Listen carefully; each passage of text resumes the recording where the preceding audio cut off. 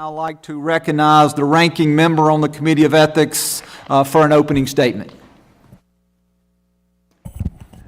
Thank you, Mr. Chairman.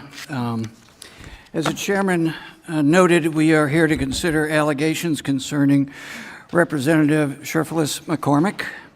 The Ethics Committee has a solemn duty under our constitutional authority to enforce standards of conduct in the House of Representatives, to investigate claims of member misconduct, and deliver accountability where appropriate. It is a responsibility we all take extremely seriously, without regard to partisanship or bias of any sort, and without the presumption of guilt before innocence. As we begin today, I want to reiterate that the process is not adversarial in the traditional sense.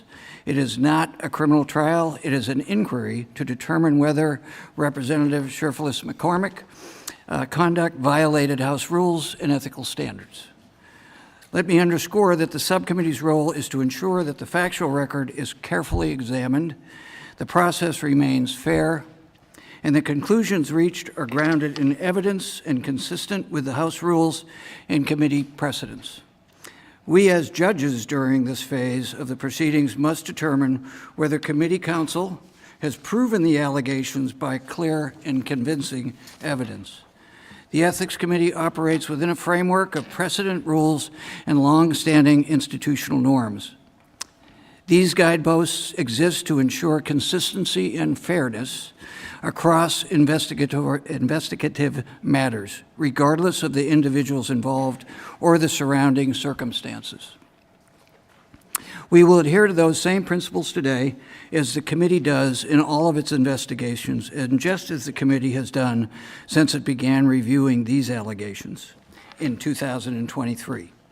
Today's hearing follows a 24-month-long bipartisan investigation by an investigative subcommittee, or ISC, comprised of an equal number of members from the majority and minority parties. The ISC received testimony from 28 witnesses and reviewed hundreds of thousands of pages of materials. Based on that record, the ISC produced a 27-count statement of alleged violations and unanimously found substantial reason to believe that each of those counts were supported by the available evidence. All along the way, Representative Cherfilus-McCormick has been afforded the opportunity to share evidence with the ISC and directly address the allegations against her. Hearings like today's are very rare, as the committee often loses jurisdiction over respondents before this phase of the committee process. And the allegations before us are extremely serious. They not only concern an individual member's conduct, they also implicate the public's confidence in the House's integrity as an institution, and if proven, they would demonstrate that the representative violated, if proven, multiple House rules and federal statutes. The adjudicatory subcommittee is, of course, aware that the Representative Cherfilus-McCormick has been indicted on federal charges, and a criminal trial is pending. We carefully considered her request to stay these proceedings pending the outcome of that criminal case. Yet we unanimously declined to do so, given our committee's independent mandate to self-regulate member conduct and the constitutional limitations the executive branch faces in investigating members of Congress. The opportunities provided Representative McCormick declined to engage with the committee's process over the last several years, and the need for public transparency around these allegations. Public office, by its definition, derives from the will of the people, and transparency is essential, obviously, to maintaining the public's trust. The American people deserve for their institutions to uphold ethical standards, and the American people are entitled to demand accountability of all of us if their elected representatives are without integrity, if they prefer personal gain over public service, and if they act in a manner that reflects discredit on the House. It is in this service of these foundational principles that we convene today. At a time when public confidence in our institution is so low, this committee's role in enforcing congressional ethics process and defending the integrity of the House could not be more important.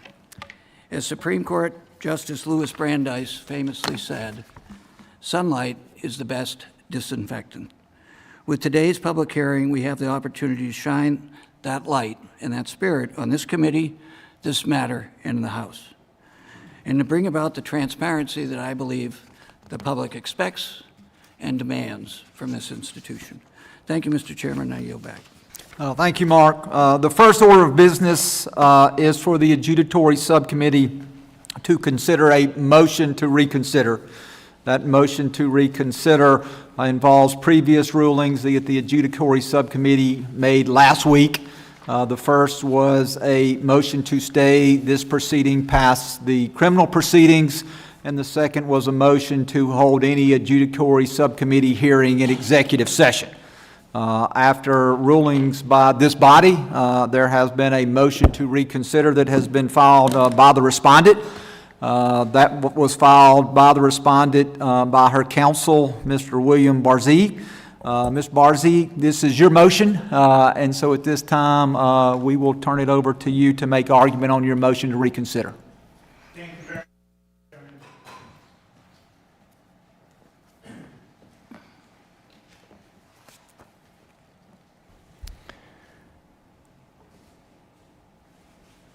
Mr. Chairman, as the ranking member pointed out, Congresswoman Cherfilus-McCormick was charged in federal court and has a pending federal criminal indictment.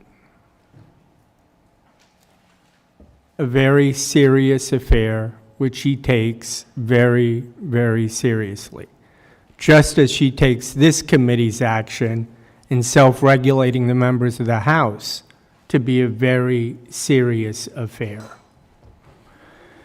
Inherently, however, there is a conflict between participating in both of those arenas at the same time.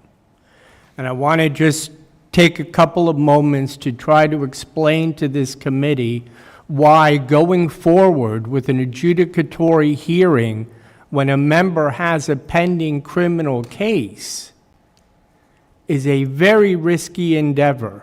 And when I say risky, the risk is to a violation of her constitutional rights to a fair trial. And I want to explain how those rights are implicated by this committee moving forward at this time. The first and most serious issue is the fact that, as the ranking member pointed out, this is not a criminal trial. And as such, it's going to have different standards of proof are going to be involved, different rules of evidence are going to be involved, and a different decision-making apparatus is going to be involved. It's not going to be decided by a jury of her peers, it'll be decided by the members of the committee and the full House. That being said, the public down in the Southern District of Florida, the pool of potential jurors who are going to be hearing this criminal case are going to be inundated with information about what takes place in this committee. They will learn about evidence related to the allegations in the criminal case from what takes place in this committee. Now, not all of that evidence may be admissible in a criminal case in federal court. It may be admissible here. You may want to call forth different witnesses to get testimony when those witnesses may not necessarily be on the stand and testifying in front of a jury. So the potential here, the difficulty here is that you are going to have members of the public who are also potential jurors in the criminal matter hearing about facts that they otherwise would never be exposed to. And those potential jurors can end up on her jury and can include those facts in their decision-making in an inappropriate way. That's a major, major risk. The other The other risk that the committee should consider is the fact that whatever this committee decides, if you decide that there was a violation of one of the rules, for example, no one on this committee has any control over how the press reports that.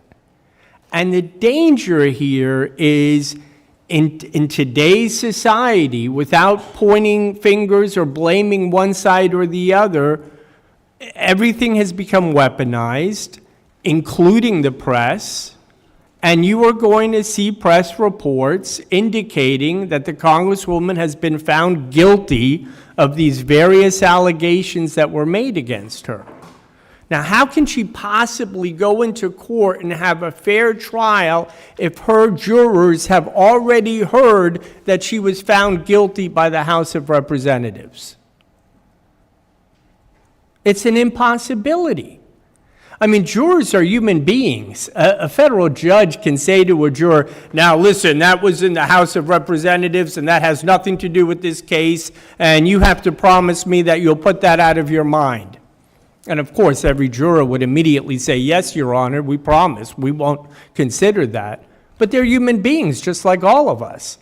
And if someone covers this, or they read a press report, and they get an impression because of the way the story is told that the Congresswoman has already been convicted by the House, how can she have a fair trial?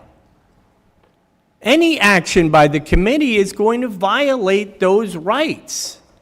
And I would suggest to you that those rights are fundamental. They're what makes this country great, the right to a fair trial. And if this committee takes action that violates that rights, then what is the purpose?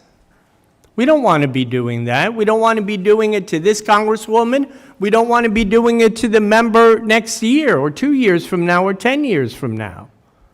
Which is why it makes sense, if there is a pending criminal case, that this committee should just simply pause. Allow the criminal case to work itself out so that there is no risk of tainting a jury. Now understand, it's not just a situation where potential jurors may read about this in the press. Everything is weaponized today. So they're going to be seeing it on their Facebook reels, they're going to be seeing it on TikTok, on Instagram. It's going to be nonstop. And assuming that it is nonstop, assuming that her political opponents use whatever happens in this committee against her in the campaign, which is fair enough, but imagine the impact it is going to have on potential jurors.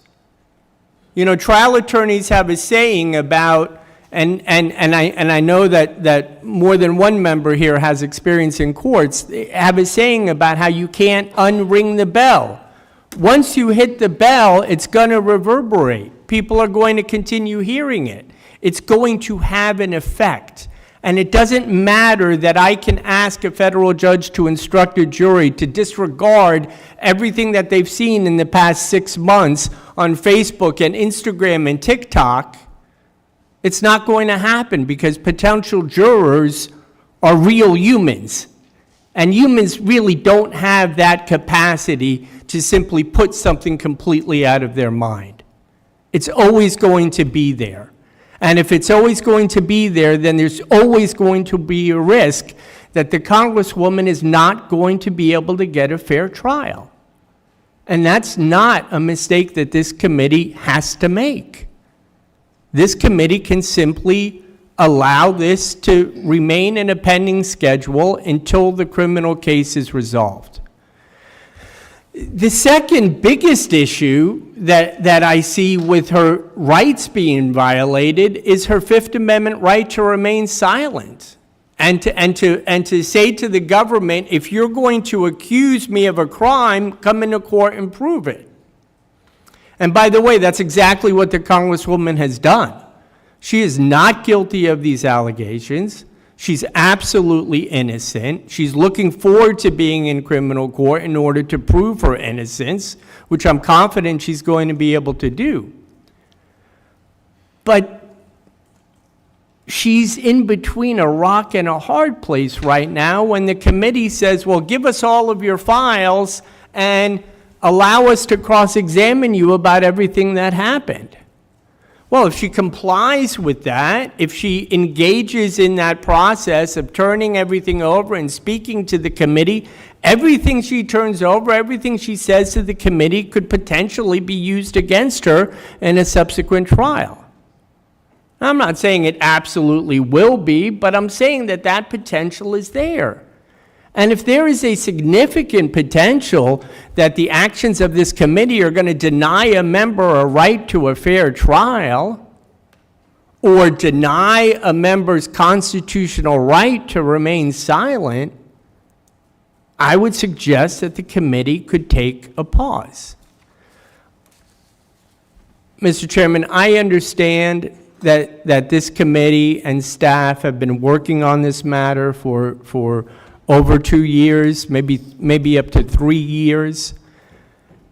I understand the impatience to get things resolved and get things accounted for.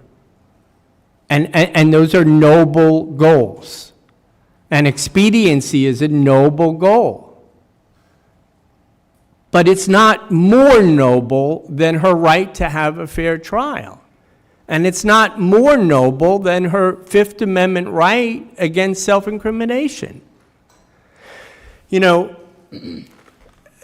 staff counsel has mentioned a few times that the only time that this committee has stayed cases was at the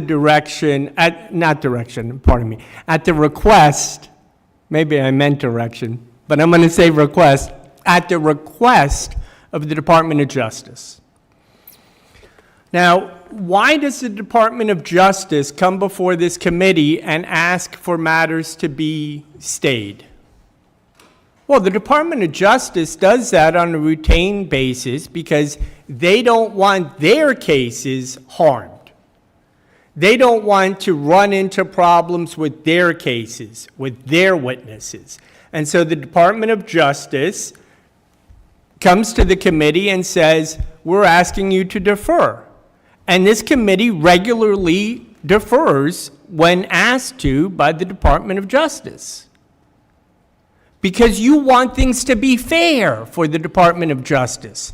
Because you don't want to interfere with the important work that the Department of Justice is doing. And those are noble and appropriate reasons to defer.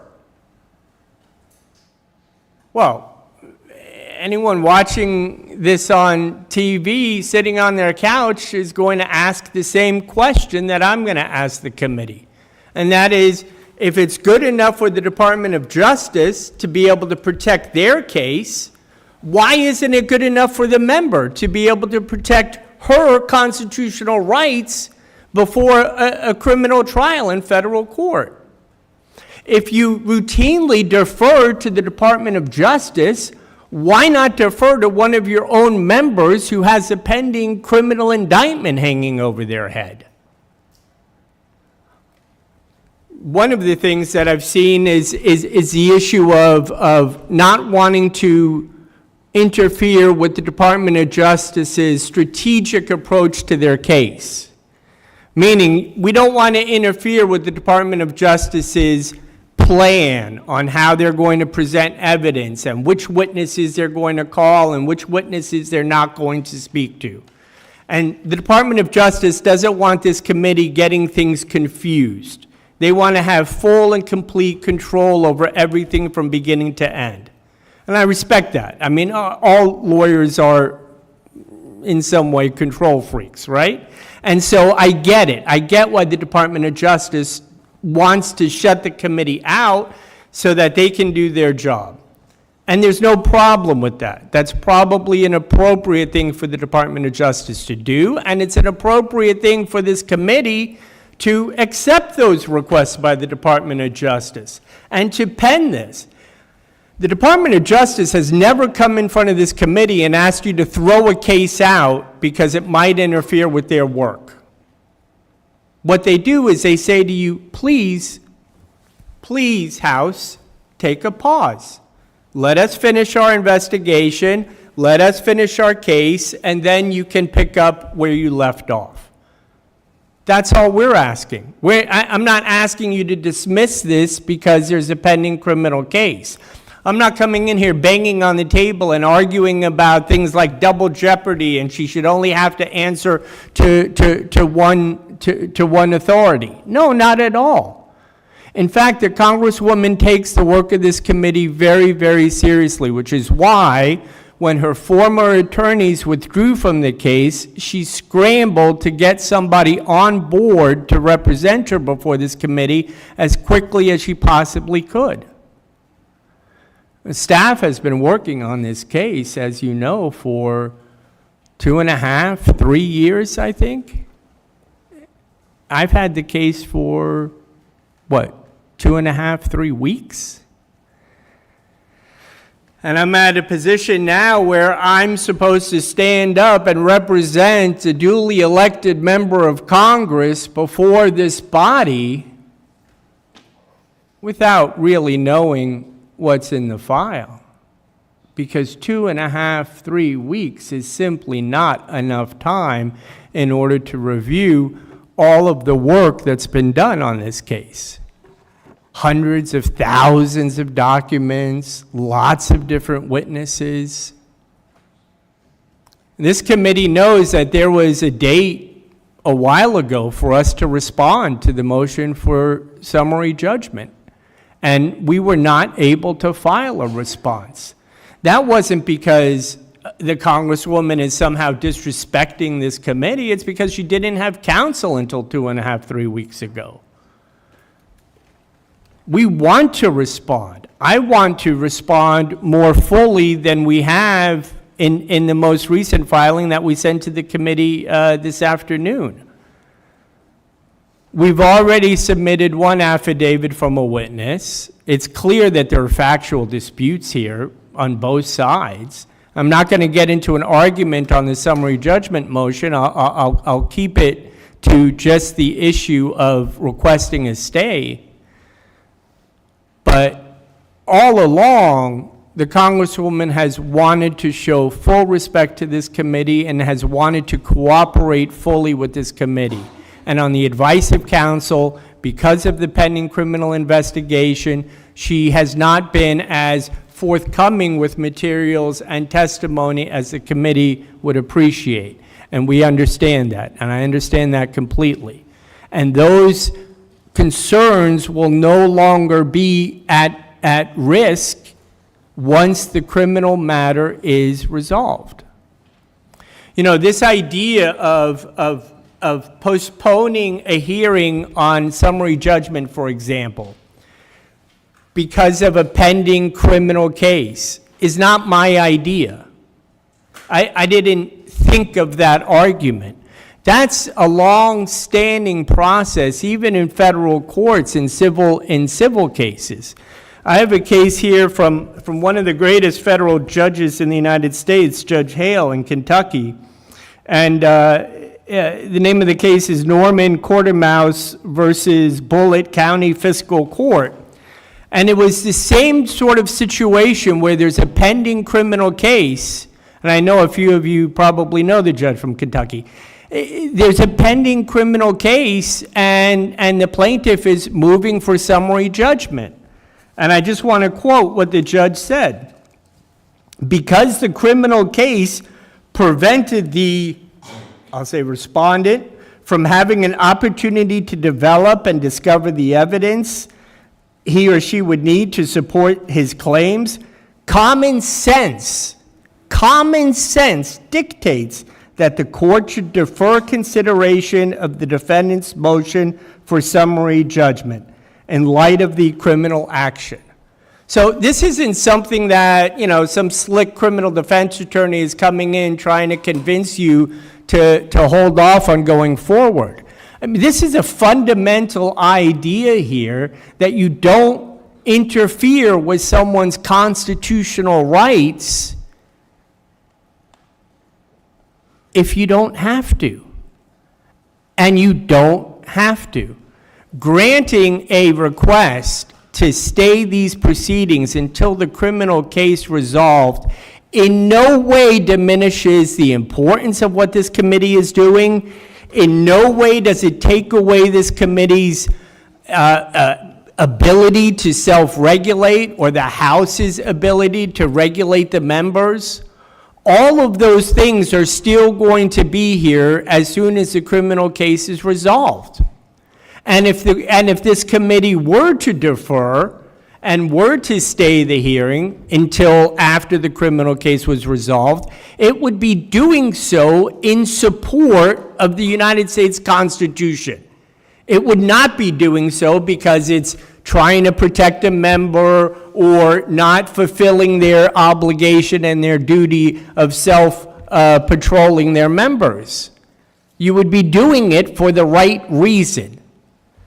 And ultimately, committee, that's why we're asking you to stay this hearing at this time, for those constitutional reasons, as well as for allowing me to have some opportunity to prepare a response for the summary judgment motion, to call witnesses on her behalf, to develop these facts that are absolutely 100% in dispute.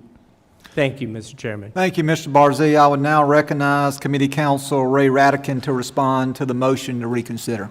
Thank you, Mr. Chairman.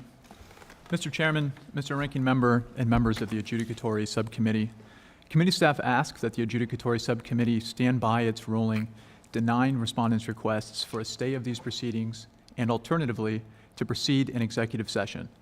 The arguments raised in respondents' motion to reconsider are the same points that were already briefed and argued to this subcommittee prior to today's hearing, and the latest motion raises no basis for the subcommittee to reverse its decision. Respondents' request to stay this matter or to proceed in executive session should remain denied. With respect to respondents' request to stay these proceedings, committee staff acknowledge respondents' pending criminal prosecution. However, under Article 1 and House rules, the House and the Committee on Ethics have their own unique authority and obligation with respect to alleged misconduct by members of the House.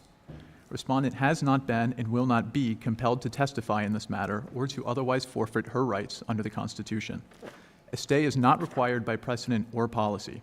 Despite being aware of this investigation for years, the Department of Justice did not request a full deferral of these proceedings, and it was not until January that the Department of Justice requested a limited deferral, limited to collecting witness interviews.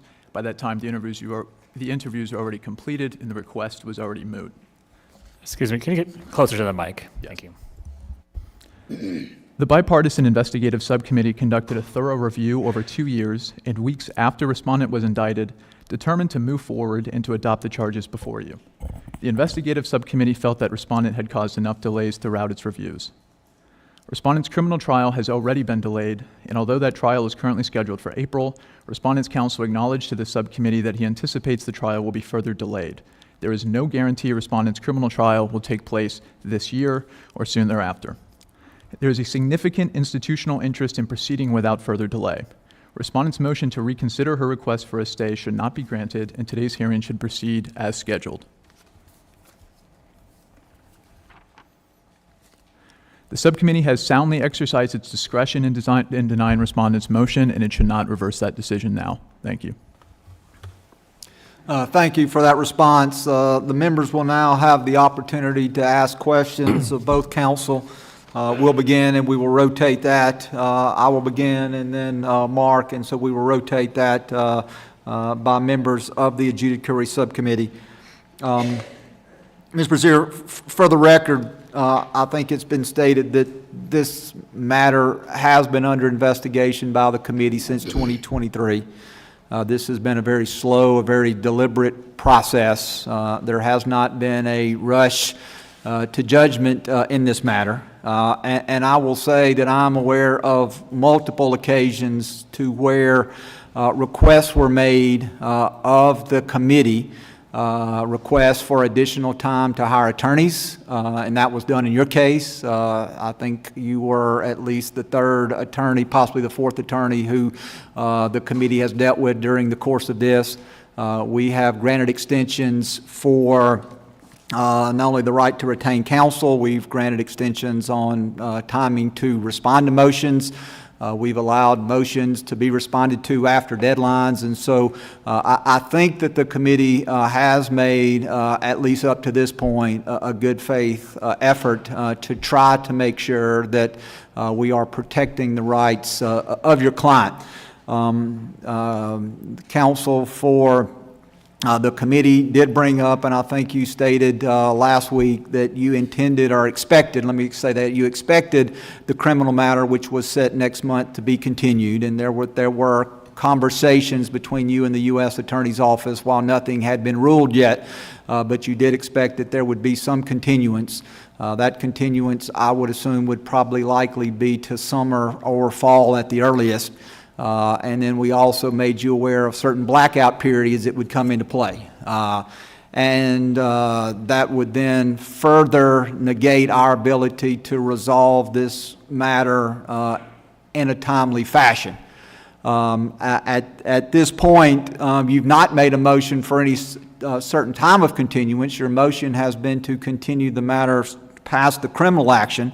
And so my question to you is, does there exist a circumstance in your mind where the Ethics Committee, not just in this case, but in any case, that we should make a finding if there's a pending criminal case? The Ethics Committee, I think, in the Santos matter, which was the most recent matter in which we had a member that was under federal indictment, in that matter, the committee conducted an investigation, the committee issued a report, and then based on the report, the House then took up a motion to expel, a motion that I sponsored, to expel Mr. Santos based on his conduct that had been found. And so you're right when you argue that we did not go through this. These are additional protections for which your client is receiving that Mr. Santos did not.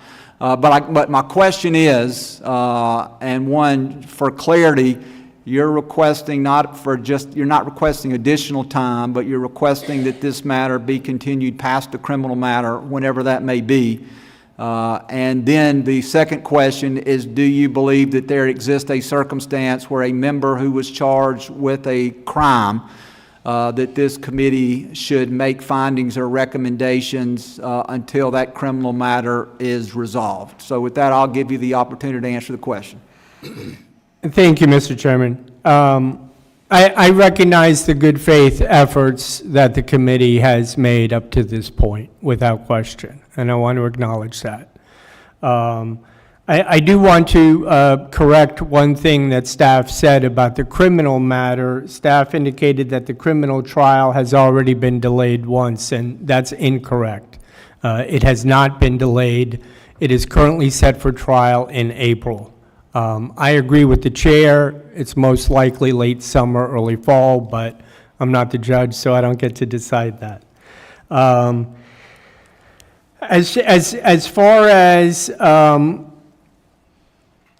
question as to whether or not it would be possible to address this prior to the resolution of the criminal trial, I would like to answer that by explaining that there's really two different major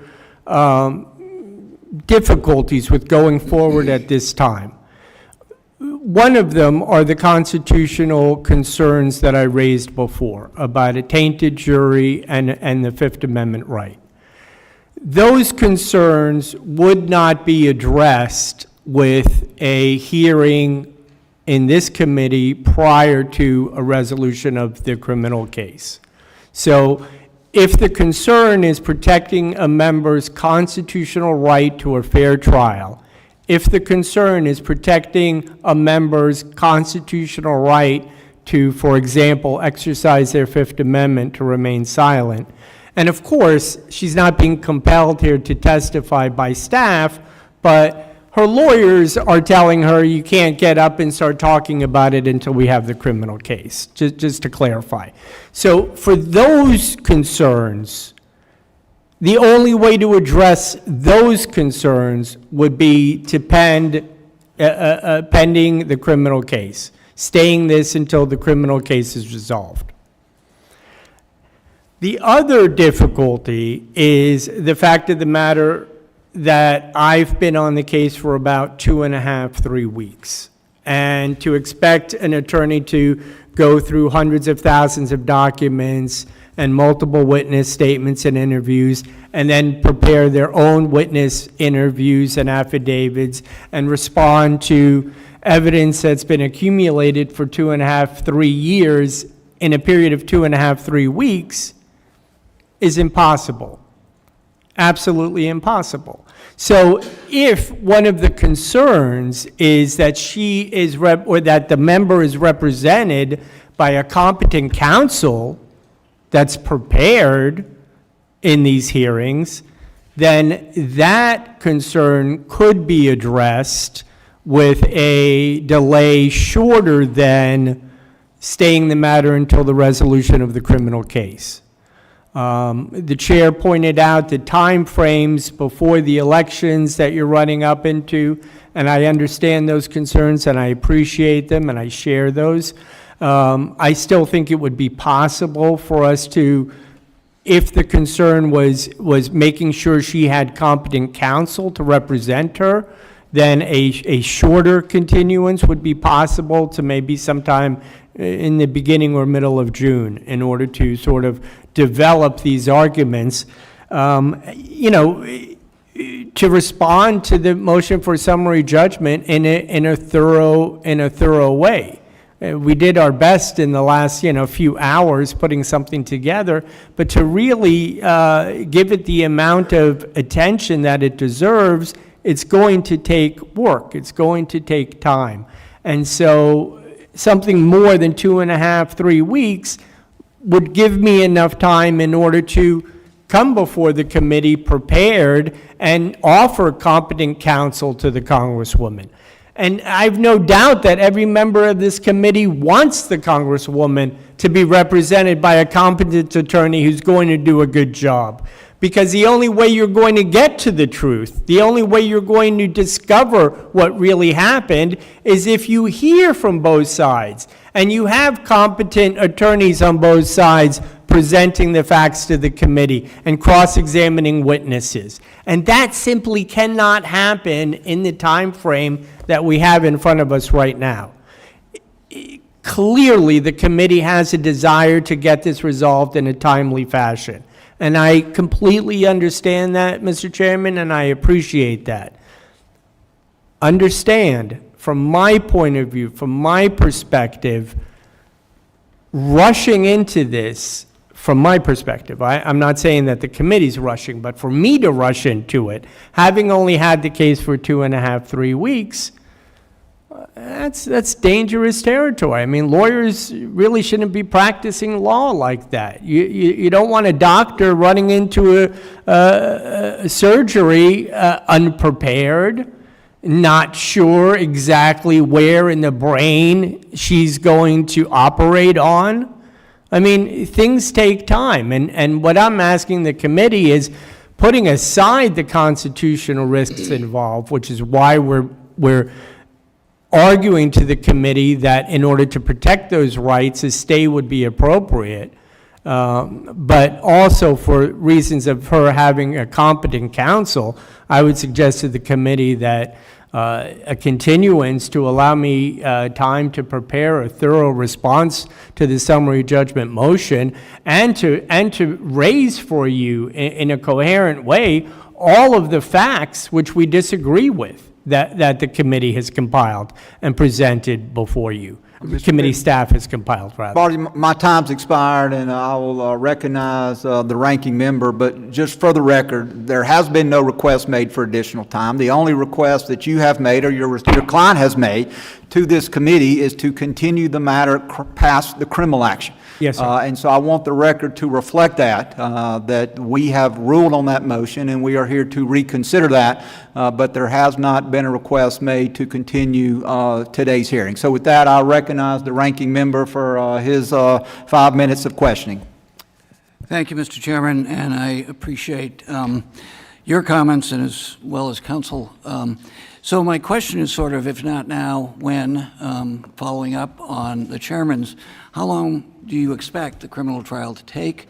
And I say this in the context as a non-lawyer, having read everything I could about this case in the public and what we have, a lot of it is already public, particularly in Florida. So while we want to be respectful of due process, when is this going to play out in your estimation, given your experience as a trial attorney? And then in the context of what I struggle with, the reason this is separate institutionally, constitutionally, is we have while we want to respect the constitutional rights, we have an obligation as given to us. And having watched the previous time we had a case like this, in the Rangel case, it was not dissimilar in some ways from the argument that he provided in this room in 2010.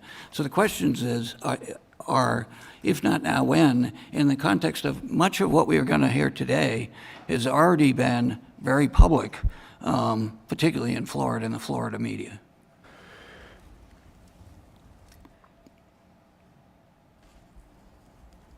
So,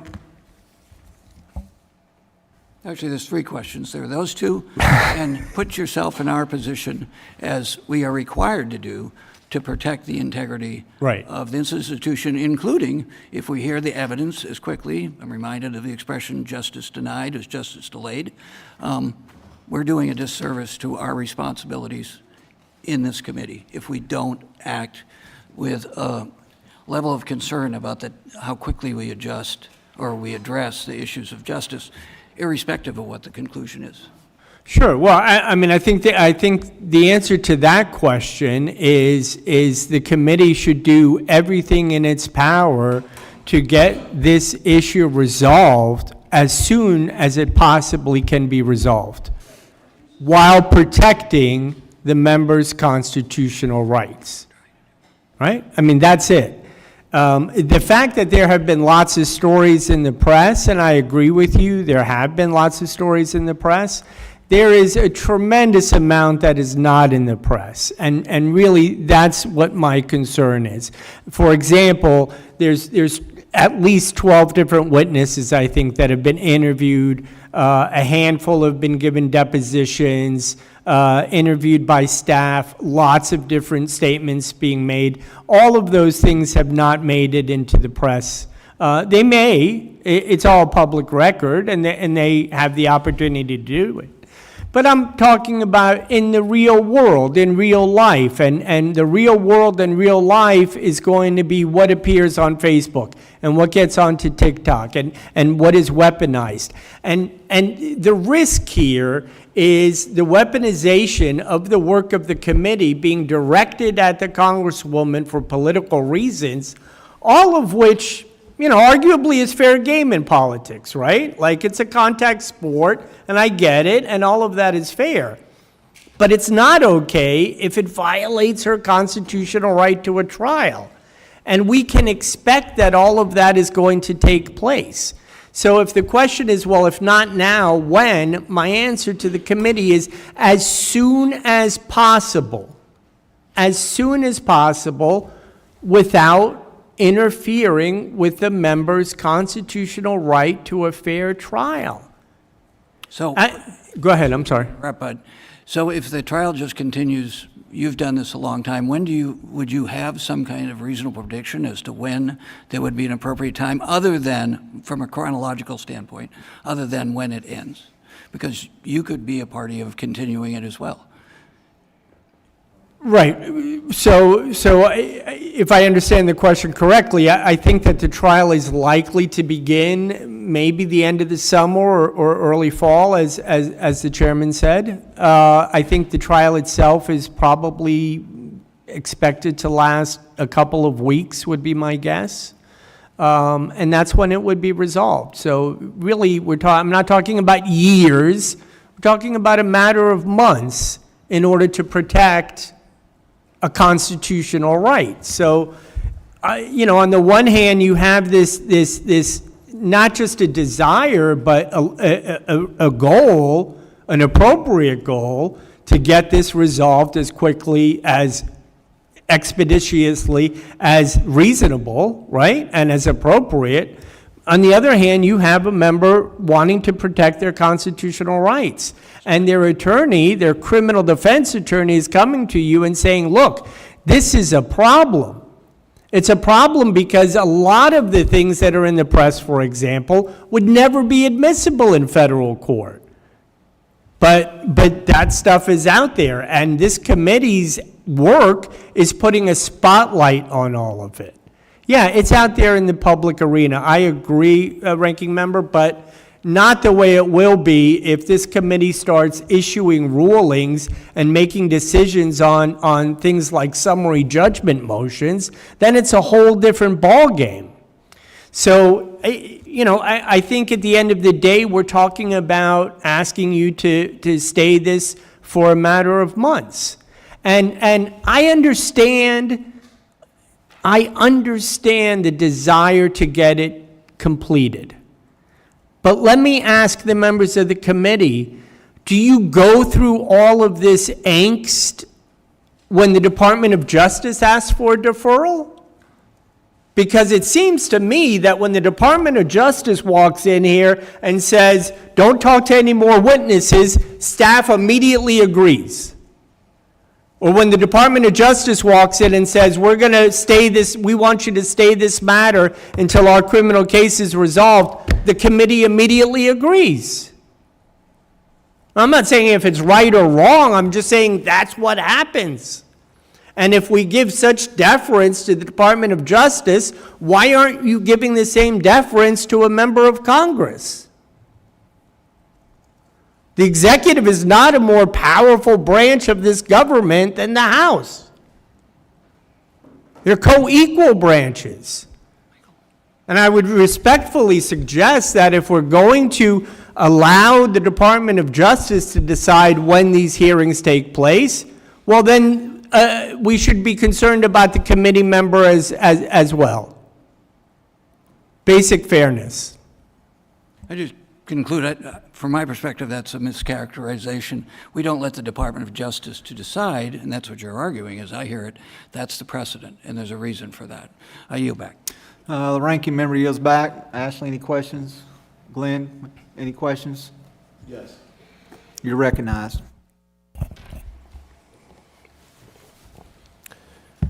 I don't know if this is on. Okay. Okay, Mr. Barzee, a couple questions for you. When we were talking about this, I guess it was last week, and you talked about needing 6 additional months. Is that a different time frame than what you're talking about today, or was it for a different issue?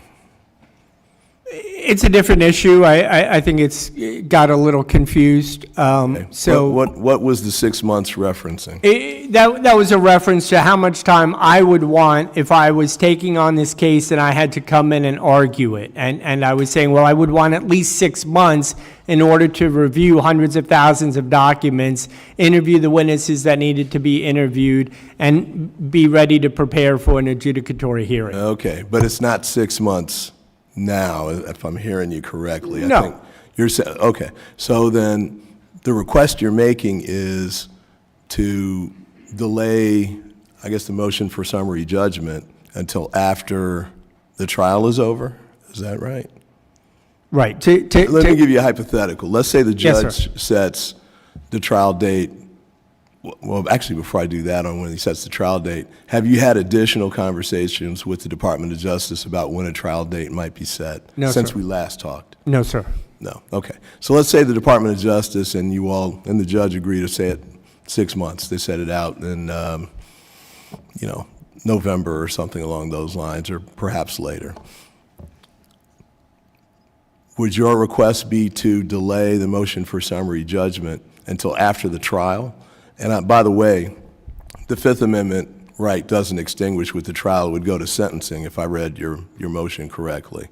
So would you want the trial, 6 months for the trial date, and then the sentencing date, which could be 2 or 3 months after that, before we would have the motion for summary judgment? Or would you be amenable to doing something sooner than that?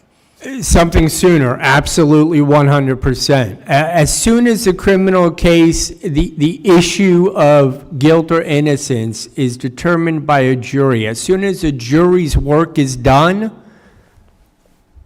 we would be completely 100% ready for the committee. So we're not asking for a delay until sentencing or appeals are extinguished or anything like that. Okay. It's just until the jury's work is done. Okay, fair Because that's enough. what we have to Let me protect. ask the next one before I run out of time. So, no offense to you. We No, no, just have you a got it. 5-minute clock, that's all.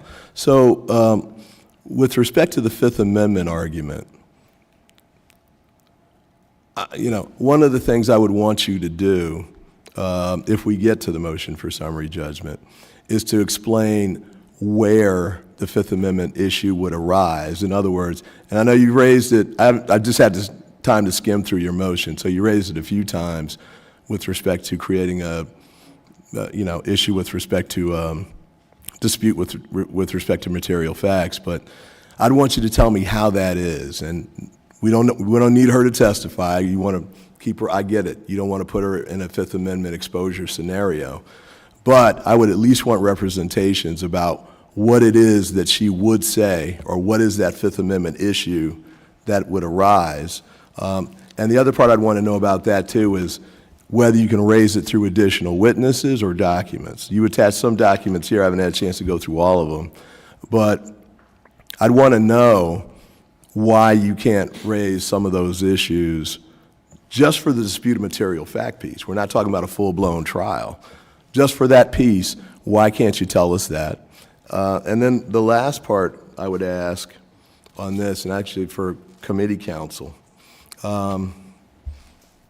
why not give them the same deference that arguably we give to the Department of Justice with respect to these kinds of issues? Department of Justice, and we don't always just agree to what they request, but are we giving the same kind of deference to the member here that we would with respect to the Department of Justice under similar kinds of circumstances?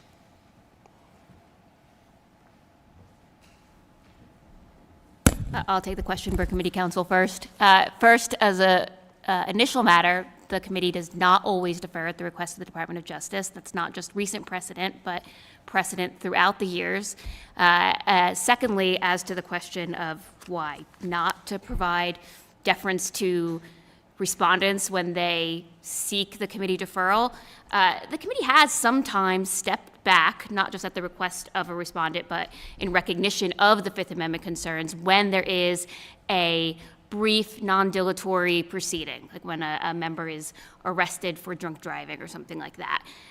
But this is a complex matter that has gone on for many years, and what's unique about this case versus many of the other matters where the committee did defer at the request of the Department of Justice is that in many of those other cases, the allegations came to light because of the indictment that the Department of Justice released. But the committee's investigation predates that of the Department of Justice. The committee has a truckload of evidence relating to a sitting member of Congress, and those same TikToks that are inundating the jurors of South Florida are affecting the American public's view of this institution, and so it is a live question now. I've run over, so I yield back. Nathaniel, any questions? Yes, thank you, Mr. Chairman. I've got a couple questions for you, Mr. Barzee. I want to go back to the second question that the chairman posed to you that I don't think you answered. You artfully avoided answering that question, and that is this: under what circumstances, if any, do you believe this body can move forward with an adjudicatory hearing while there is a pending criminal case? I thought I heard you basically say there is never that circumstance because of your perceived or your argued imposition on the Fifth Amendment right of your client. Is that correct? That is correct. It's not just for the Fifth Amendment right, but it's also because of the risk of tainting a criminal jury. So you would say to this body, anytime there is a criminal proceeding for any individual that has an ethics complaint in Congress, a person that has voluntarily submitted to those ethics rules and this body's jurisdiction, you would say, we must hold off pending the resolution by a jury of a criminal case. Is that what you would argue? I would suggest to the suggest to the committee that if you are dealing with allegations that are essentially close in nature to the allegations in the criminal case, the most prudent thing for this committee to do would be to stay its proceedings until the criminal case was resolved. Okay, you've softened your answer a little bit because now you're saying it's a matter of prudence, not constitutionality. I want to go to the one case that you cited for us, which is a Western District of Kentucky district judge saying we should hold off. That was your argument. That's what you've cited in your motion to reconsider. Would you agree? Number one, first of all, we're not subject to the jurisdiction of the Western District of Kentucky. That should be plain and easy for everybody to understand. Because they are a separate branch of the government. That's right. Number two, there are lots of federal civil cases that we could cite in opposition to say, look, many other judges, and I've been involved in some of those cases, would say, despite the fact you have a pending civil case, under the same factual scenario as a criminal case, we should proceed with the civil case. Would you agree with that fact? Absolutely, 100%. Yes, sir. All right, that's all I need. Yield back. Yields back. Sylvia? Thank you, Mr. Chairman. I don't think this is working. That's working. It's working now? Yeah. Good.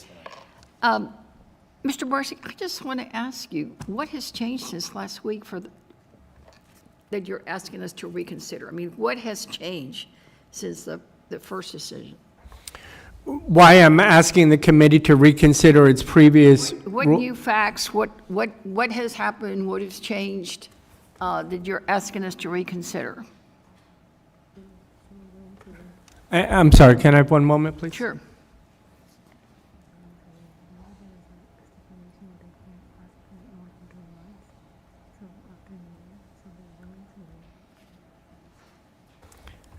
Well, one of the issues was that I'm not sure we raised initially was the committee's rule about only going back for 3 years when you're investigating the violations, and that was something I'm not that familiar with that rule.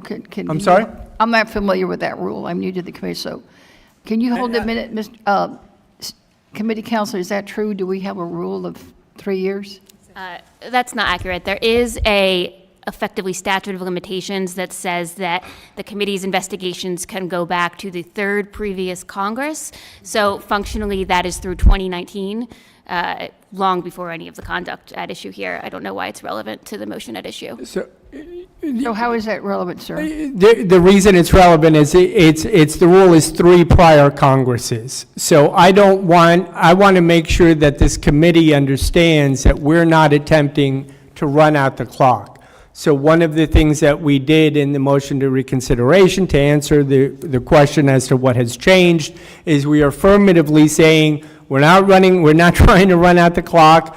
If there is a statute of limitations, if you can only go back 3 Congresses, we will waive that. We're not, this is not about us getting to 0-0 on the time clock. We want this matter resolved. We want to come in here and have this matter resolved. So you don't have any new evidence or anything to support your motion for reconsideration? I don't have any evidence to present at this time, no. No, I do not. I want to follow up on some of the questions Mr. Ivey asked about the Justice Department deference. What makes you think that we automatically do whatever the Justice Department does?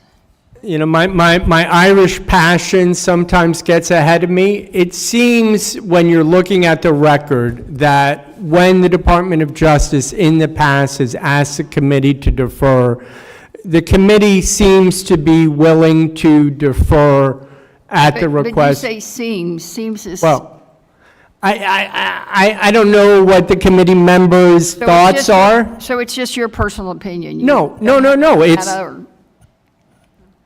I apologize. I didn't mean to speak over you. No, it's not my personal opinion. It's if we go back and look at how many times the Department of Justice has asked the committee to defer, It is my belief, based on the historical precedent, that this committee often defers at the request of the Department of Justice. I think that's factually Let me correct. move on to one last question, because, as it's been pointed out, we're working against the clock. Understood. You also kind of threw out there that you needed more time to review documents, but you haven't asked for a continuance to do that. You want a whole stay on all the proceedings until after there is a conviction. As I pointed out previously, there's really two different issues. The one issue are the So you're not constitution. asking for a continuance? I am, and I will. I will now ask the chair and ask the committee to continue this matter in order to give me enough time in order to answer thoroughly the motion for summary judgment, in order to give me more time to review the work that staff has done in the case. I have been representing this Congresswoman for 2.5, 3 weeks. And I would pray that everyone on this committee, God forbid anyone ever needs a lawyer, you want your lawyer to be prepared. You don't want them doing it off the cuff. Well, we want you to be prepared, but we don't want to face a new lawyer every time we have a hearing asking for a continuance because they need time to prepare. And I believe this is, what, the third lawyer or the fifth lawyer? Fourth lawyer? Understood. And it's a very, very valid concern, and I get it. So how much time are you asking for, sir? 30 days, 60 days? For the beginning of June, I would request. How long is that? 60 days, roughly. 60 days? Yeah. Yeah. I'm saying the beginning of June only because I'm aware of your procedures about having hearings within a certain number of days of an election, and I believe our window closes. Are you the lawyer in the criminal matter also? Yes, that's how I became involved. Okay, thank you. I yield back. Brad, any questions? Just briefly, I want to talk about, you've stated fairly authoritatively about how this would violate your client's constitutional rights, but that's a fairly broad statement in numerous respects. Would you not agree? Absolutely, 100%. If we proceed in this and we deny your motion, that is not at all a denial of her constitutional rights. That's your opinion, but that's not at all established in precedent by any means. I mean, we're not in a court of law. We're not dealing in a criminal matter. We are a body that's unique unto itself. We're dealing with rules. We're not dealing with any type of criminal adjudication. So I want to just push back on that a little bit, that we are not violating her constitutional rights if we deny your motion to continue this. I would agree 100% with the member.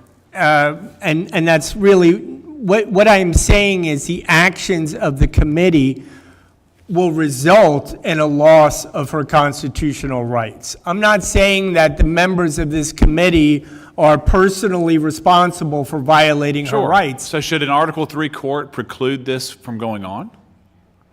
An Article III court wouldn't have authority to preclude Well, if we this. violate her constitutional rights, that would. You're not violating her constitutional rights. You're exercising your rights, Yep. right, for the House. Right. But in exercising those rights to an expeditious hearing, Sure.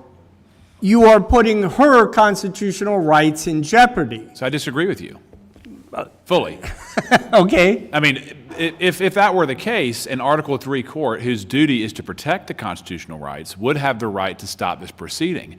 And I disagree that forcing us to go forward under a rule, not a law, under a different evidentiary standard, not proof beyond a reasonable doubt, that her rights are not violated. I appreciate your opinion. I disagree with it completely, and I'm not saying that you are the one who is violating. This committee would if we decide to go forward. Well, let me reframe it. What I am saying is the actions of this committee will result in a loss of her constitutional rights because it will be impossible for her to have an impartial jury if Well, that's what I wanna talk to everything you that about. happens here, That's the second part I want to talk to you about. You would stipulate there are criminal trials that have received far more coverage, far more attention, far more slanted receipt from the public than this if she were to go to trial, correct? not when a committee of the House... You wouldn't stipulate that? Not in cases where a committee of the House of Representatives declares guilt or innocence. This isn't about pretrial publicity. Talking This about is rules, not crime, but it's your testimony or your argument that if we go forward, that will be the most prejudiced of any jury trial in a criminal context. What I'm saying is if you go forward, any decision that this committee makes, for example, this committee says we find you in violation Of rules, of rules. correct. I know that the member is a lawyer. I know that the member worked in the prosecutor's office. I get it. And I saw defense lawyers every trial advocate for limiting instructions, motions in limine, motions to exclude evidence. There were cases that had dozens of press releases, interviews, arguments that fit exactly within what you're saying, and it's the job of the court and counsel to ensure that juries only consider what? Evidence presented in the trial, not what we decide here. Is that correct? Most respectfully, they're not robots. We're talking about No, human I'm just asking, beings. is that correct, though? Yes, everyone tries to give someone a fair trial, and that's what judges are supposed to do, and I appreciate that. But prospective that's jurors aren't robots. If they hear that she's already been found guilty, how can she have a fair trial? This isn't about pretrial publicity. This is about the House of Representatives passing on the same issues that a prospective juror is going to be deciding. She would be found in violation of the rules of the House, not the law. There is a very real distinction there. And do you think I hope you would submit that in agreement. Absolutely. And do you Okay. think the press is going to follow your admonition and say that she was in violation of a rule of the House? Or do you think the press is going to say, Congresswoman guilty? Candidly, that's the job of the defense counsel, to ensure that standard's met. I agree with you, sir. Yes, sir. And I'm doing my best. You're doing a great job. I yield back. Gentleman yields. Suhas. Thank you. Thank you, Mr. Chair. I just want to ask one other question based on something you brought up. You mentioned the tainting of the jury pool. Wouldn't you be able to, through voir dire, be able to sift out any jurors who might be biased from anything that may have seen in the news? Absolutely. I mean, that's one of the safeguards that the member from North Carolina was pointing out. There are safeguards, and I would be able to, theoretically, if the federal judge allowed me to, I would be able to voir dire members of the panel about what they heard. But my point to you is that let's be real. All right, let's not try to say, well, this is a violation of a rule as opposed to a law. Let's talk about what people are going to understand. And yeah, a prospective juror who sees on CNN the banner that she's been found guilty by the House of Representatives, yeah, maybe that juror comes into court and says, yeah, I won't consider that. But it's there. It's on their mind. It can't not be. If I asked everyone in this room right now not to think of a pink elephant, guess what everybody's thinking of right now? Pink elephants. We're human beings. We're not machines. Your point's taken. Thank you. Thank you. Do you have any other points you want to make? I think we heard a lot of this last week, actually, but I want to give you some time to make any new points or additional points you haven't made. Thank you. The additional point would be the request for a short continuance in order to give us more time to develop a response to the summary judgment motion. We filed something at the last minute, but it is not what the Congresswoman deserves.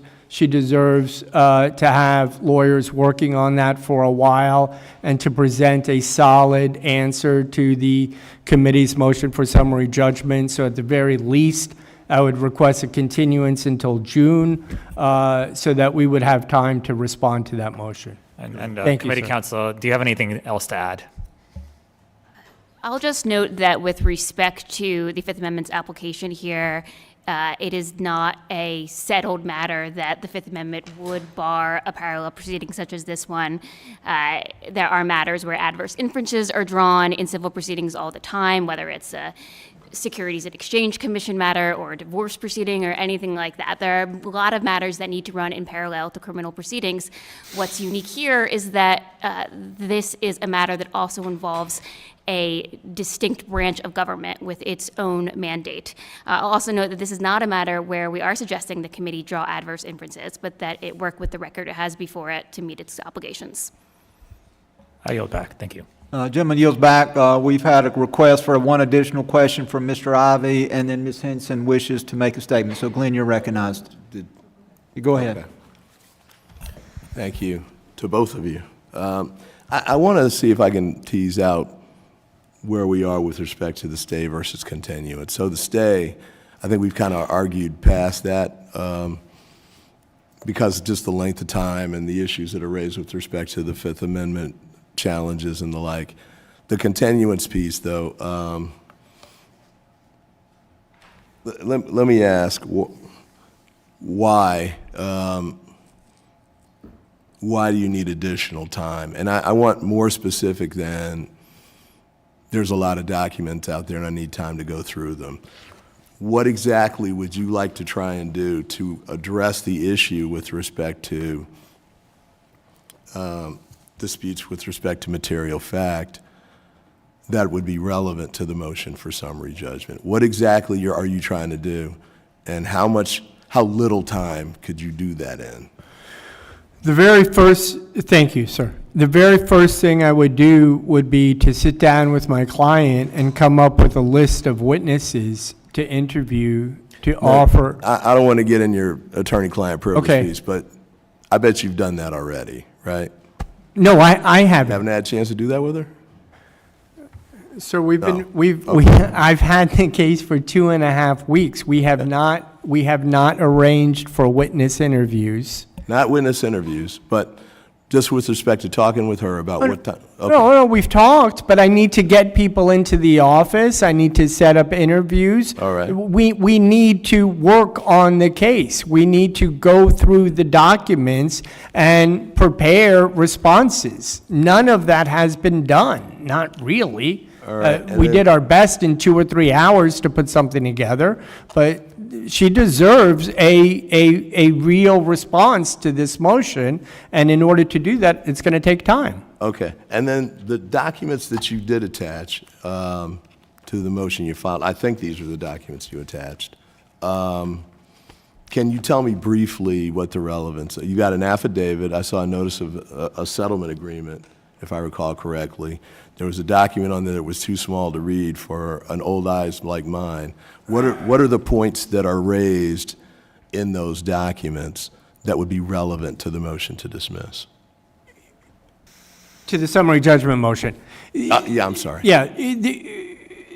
First, you have an affidavit in there that is contradicting evidence that staff was relying on in their summary judgment motion, saying that that did not happen. I was a witness to that, and I saw it differently. So that is a conflict in What is the that? the specific disagreements. I mean, it doesn't have to be all the way in the weeds, but give me a general sense of what the disagreement is. Disagreements about why money was moved, for example, from one account into another, how loans were made, who was responsible for directing those transfers of money. You have staff has a witness who's claiming that the Congresswoman purposely put money into an account and then withdrew it in violation of FEC rules and regulations. And my understanding is the witness is going to say that That's not what happened. The congressman never directed that for it to happen that way. It was done by another individual. I mean, Is that the affidavit, or is that? that's the affidavit. I mean, I don't, I mean, to be honest, you know, this is, part of this is just having the case for 2.5, 3 weeks. I'm not trying to pick it apart. I'm just Yeah. trying to figure out what the documents were and the relevance of those Well, to the motion. Yeah, the other things that we attached was the fact that many of the complaints that have been alleged by staff were also investigated by the FEC. And they had to do with the fact that this was the Congresswoman's, for example, the most recent ones, you know, maybe her first successful election, and having volunteers handle things like financial reports and not having a professional compliance team on board. So lots and lots of different mistakes were made, and a lot of those mistakes are reflected as complaints of the violations. The information. That's the settlement agreement, the FEC settlement? There was a settlement agreement where the FEC referred the Congresswoman to alternative dispute resolution, indicated that she needed to hire professional compliance staff in the future, that somebody had to undergo remedial training on the necessity to file certain financial disclosures, all of which has been done. Okay, and then that document that you have there is some kind of it's too small for me to read, but it was like a spreadsheet. What is that? It's huge. That's the most important document, and that's a document that unfortunately touches upon the criminal case, which is one of the reasons why it's troublesome for me to get into it. But one of the major allegations that staff has made is that Trinity Health Care Services funneled money illegally into the Congresswoman's campaign, and that the Congresswoman was just taking money from Trinity and using it for her campaign. Nothing could be further from the truth. One of the things that we filed, so that the committee has it in front of them, is the fact that she was entitled to a certain percentage of profits of Trinity, and the money that she was receiving from Trinity was not money that Trinity was using to finance her campaign. It was money that was legally obligated to be paid to her as part of the profit-sharing agreement, and those are the documents that were presented. And I know I appreciate the indulgence of the chair. Could I ask counsel for the committee to respond to what they've heard? By all means. I think much of what Representative Cherfilus-McCormick's counsel has raised goes towards the motion to summary judgment, and we're happy to address it in that context. To the extent that he is raising a new motion, seeking some additional time, a continuance of a couple weeks, while that is procedurally improper, we're not objecting to him raising that now. And we wouldn't object in theory to the idea of a little more time, but we would raise some concerns about that concept. It's a little unrealistic given the realities of the House calendar and scheduling things. And then the blackout period that's been referenced would start in, I believe, around June 24th, 60 days prior to an election in which the respondent is a candidate. The process that we're undergoing is more than just one day. This involves a adjudicatory hearing at this time, but provides for a sanctions hearing to follow, and then likely a resolution for the entire House to consider. I think that the reason why we are here now at this time is because this is what puts the House on track to consider this in a timely manner before that blackout period begins. Thank you, Mr. Chair. Gentleman yields back, passed over. Ms. Henson, you have 5 minutes to ask questions or make a statement. Thank you, Mr. Chairman. I just want to make a quick statement. In council's opening remarks about the motion, it was implied that this is being done for political reasons.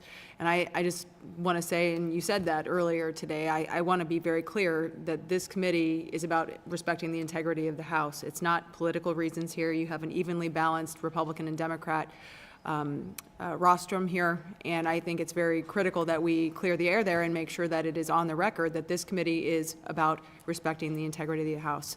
Do you dispute that you said that earlier? Because I wrote it down when you did. If I did, I withdraw that. I did not mean to make that statement about the actions of this committee. I was not at all suggesting that this was some kind of a political vendetta against a congresswoman or that the Republican members of the committee were acting inappropriately in any way whatsoever. So I withdraw that if that was said. That's not what my intention was. My point was, we live in a political atmosphere, and of course, her political opponents, not meaning the Republican Party, meaning people wanting her congressional seat, are going to weaponize whatever this committee does against her. That was my point, not that the committee was acting inappropriately in a political way. I don't believe that to be the case. Thank you for the clarification. I yield back. Yes, ma'am. Gentlelady yields back. I want to personally thank counsel for both sides for their arguments. Thank you for answering questions proposed by this body. At this time, the subcommittee, we will recess the hearing to allow us to move into executive session and to consider deliberations on this matter. Once we have reached a decision, we will return. So with that, the committee will stand in recess.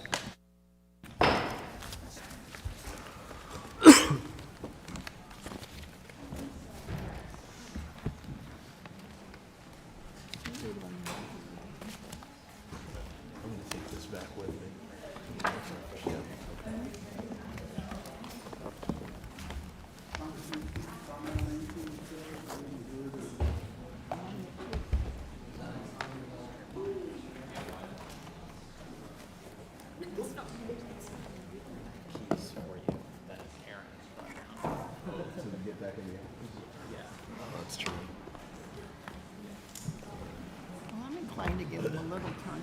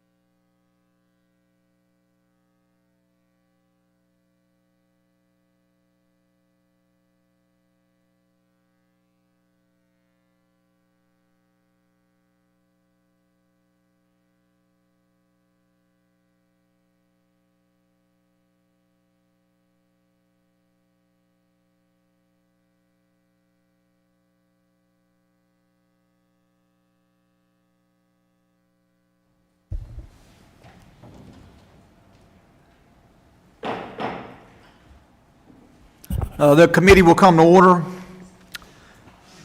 As we return from our deliberations, it is the decision of the subcommittee that the respondent's motion to reconsider is denied.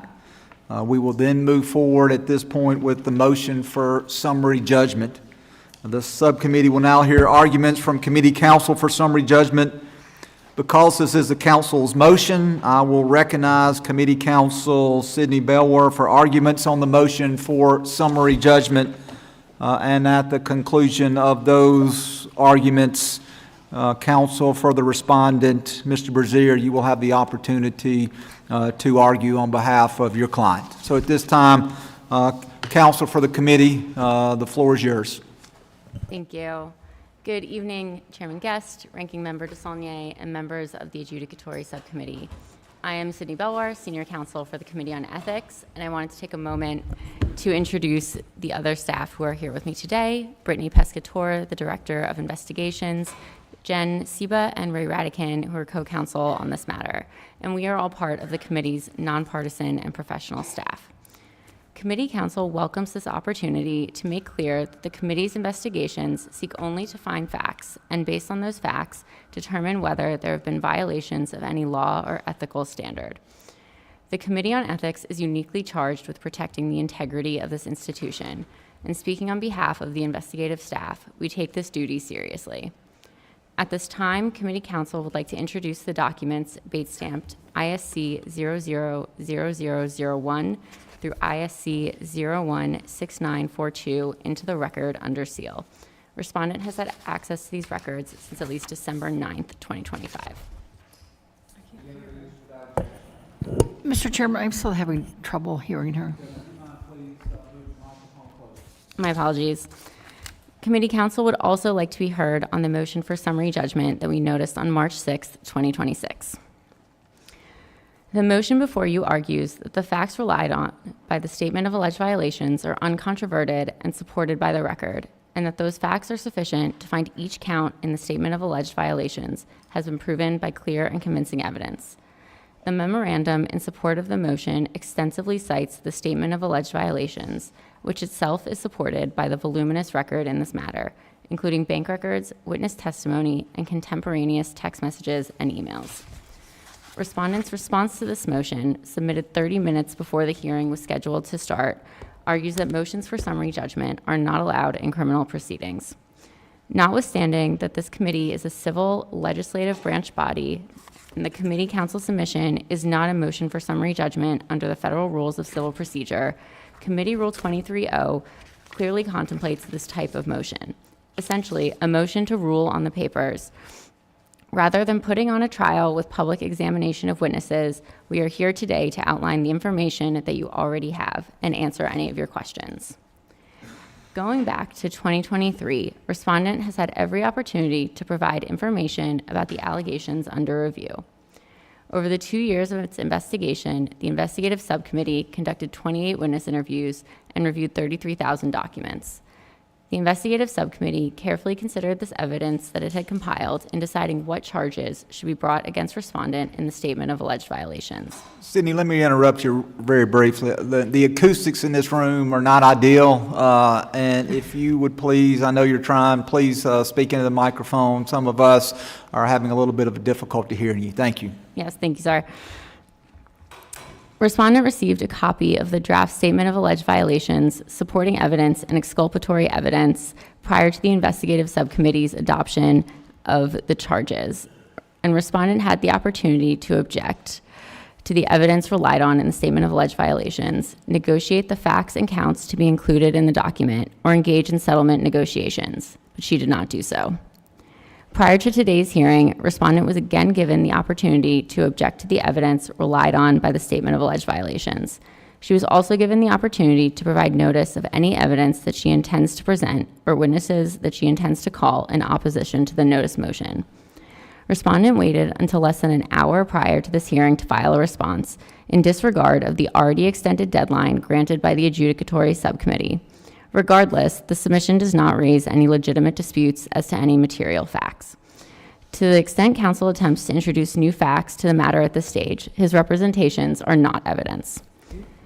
The adjudicatory subcommittee has convened here today to consider whether the record established by the investigative subcommittee proves the facts and whether those facts are sufficient to prove each count in the statement of alleged violations. The 27 counts charged in the statement of alleged violations are as follows.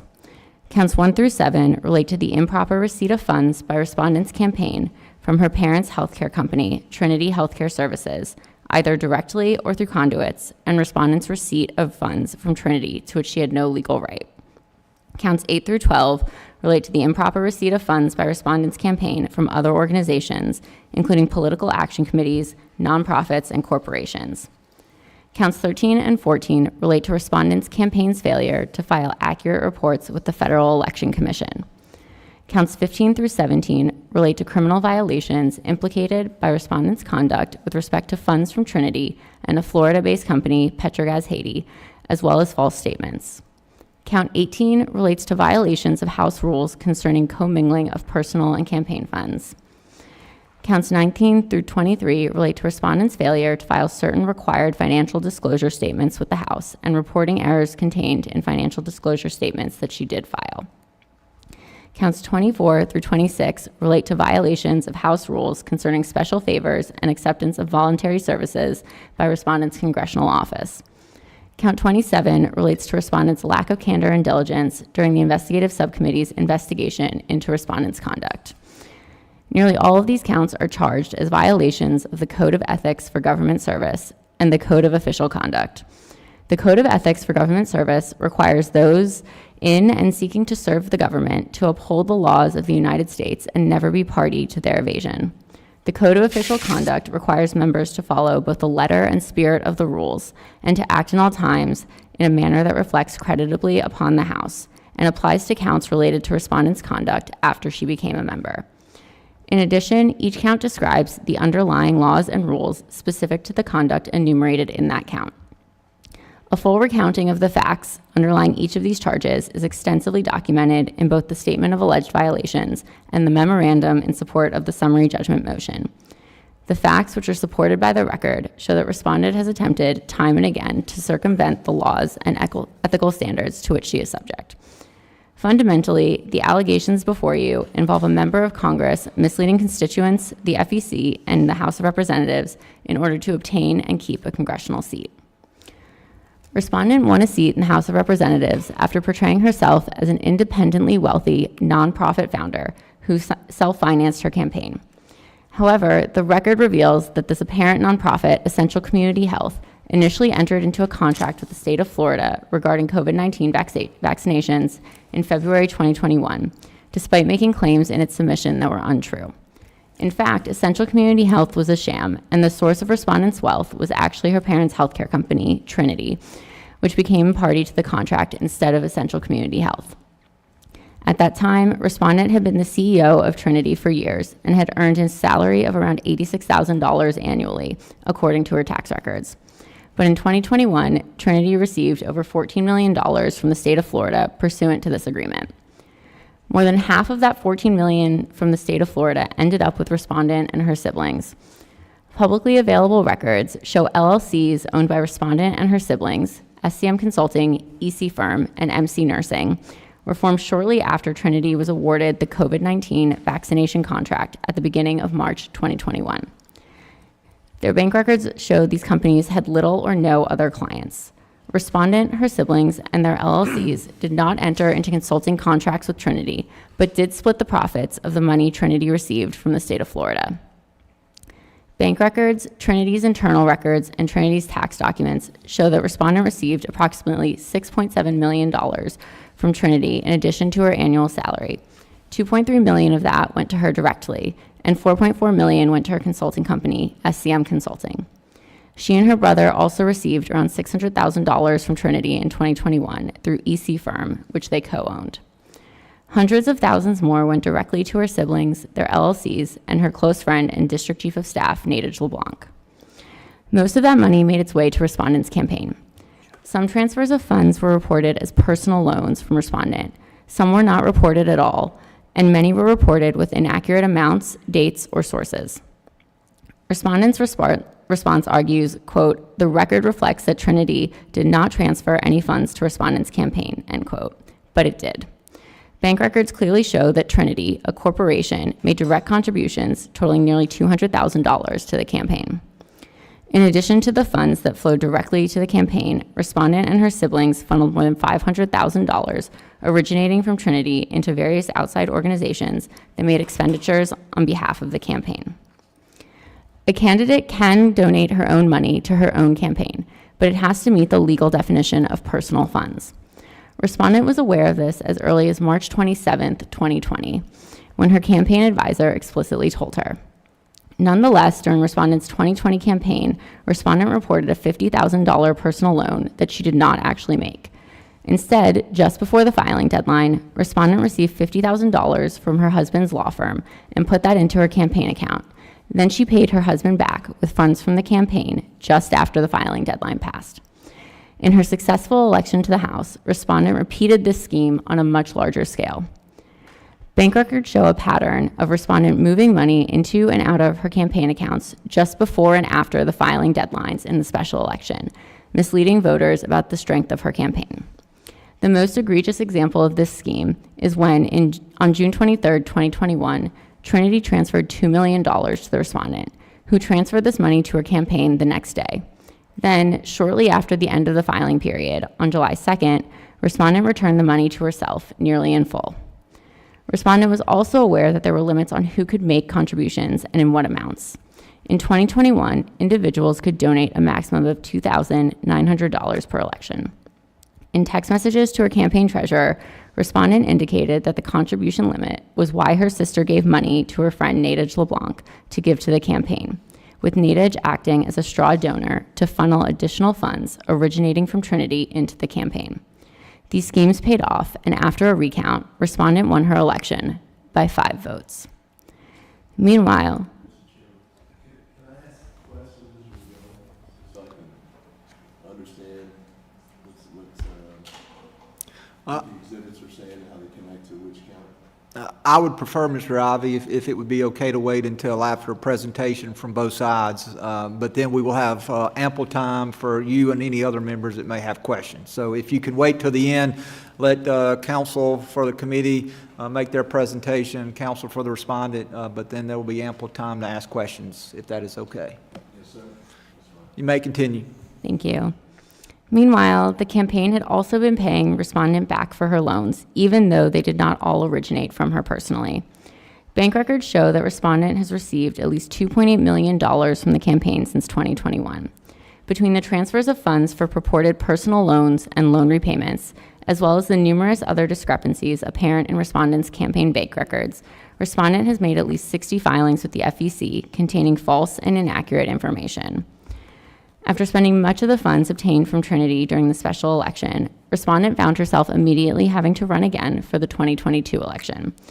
Text messages show that Respondent and her campaign advisors were concerned that she would be outraised in the first quarter by her primary opponent, who she had only narrowly beaten in the special election primary.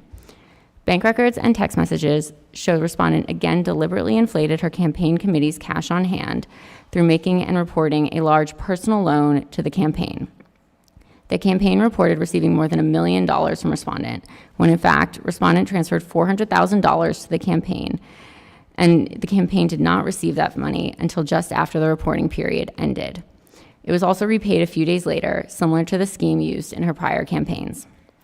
In Respondent's response to the motion, counsel asserts that, quote, "The record reflects that funds were available to satisfy campaign-related expenses from lawful sources," end quote, but that is inaccurate.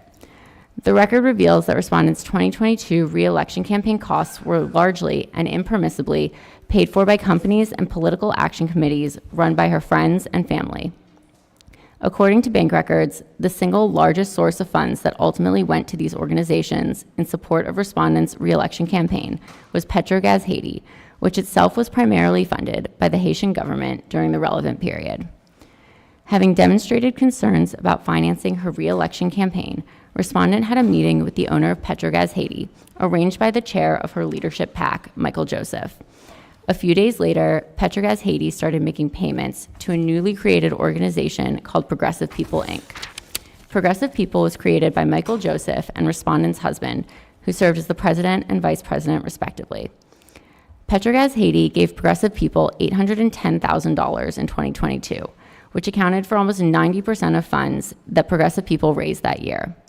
The majority of that money, $725,000, was passed on to a company called Truth and Justice, Inc., which was run by respondent's campaign consultant and spent nearly entirely for the campaign's benefit. At the same time, respondent and her siblings were also providing funds to Truth and Justice and to political action committees associated with the then president of the National Haitian American Elected Officials Network for the benefit of the campaign. Most of the arguments in response to this motion essentially suggest that there is insufficient evidence that respondent was aware that her campaigns were being financed through the very companies she and her family members were funding. That not only strains credulity, but is belied by the numerous contemporaneous emails that she is copied on regarding coordinated expenditures or messages with her campaign staff about varying payment sources. Candidates and members are also required to file financial disclosure statements with the House. Respondent was as cavalier as she was with her campaign finance reporting with the accuracy of her required House filings, if she filed them at all.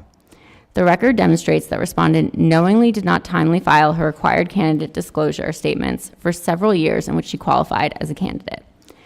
In an email to respondent from her campaign advisor sharing press coverage of her delinquent filing for the 2022 special election, he noted that, quote, no record can be found of a candidate who is not yet a member being disciplined for withholding the required pre-election disclosure, end quote. With this knowledge and her campaign's funding already under media scrutiny, respondent intentionally waited to disclose her finances until after she won her competitive primary. The evidence also shows that respondent has not filed full and complete financial disclosures since becoming a member of Congress. As a member of Congress, respondent has brought the same disregard for the rules to other ethical standards applicable to members, accepting volunteer services from a campaign advisor, including for franked communications, and using her position to benefit her allies with special favors during the appropriations process.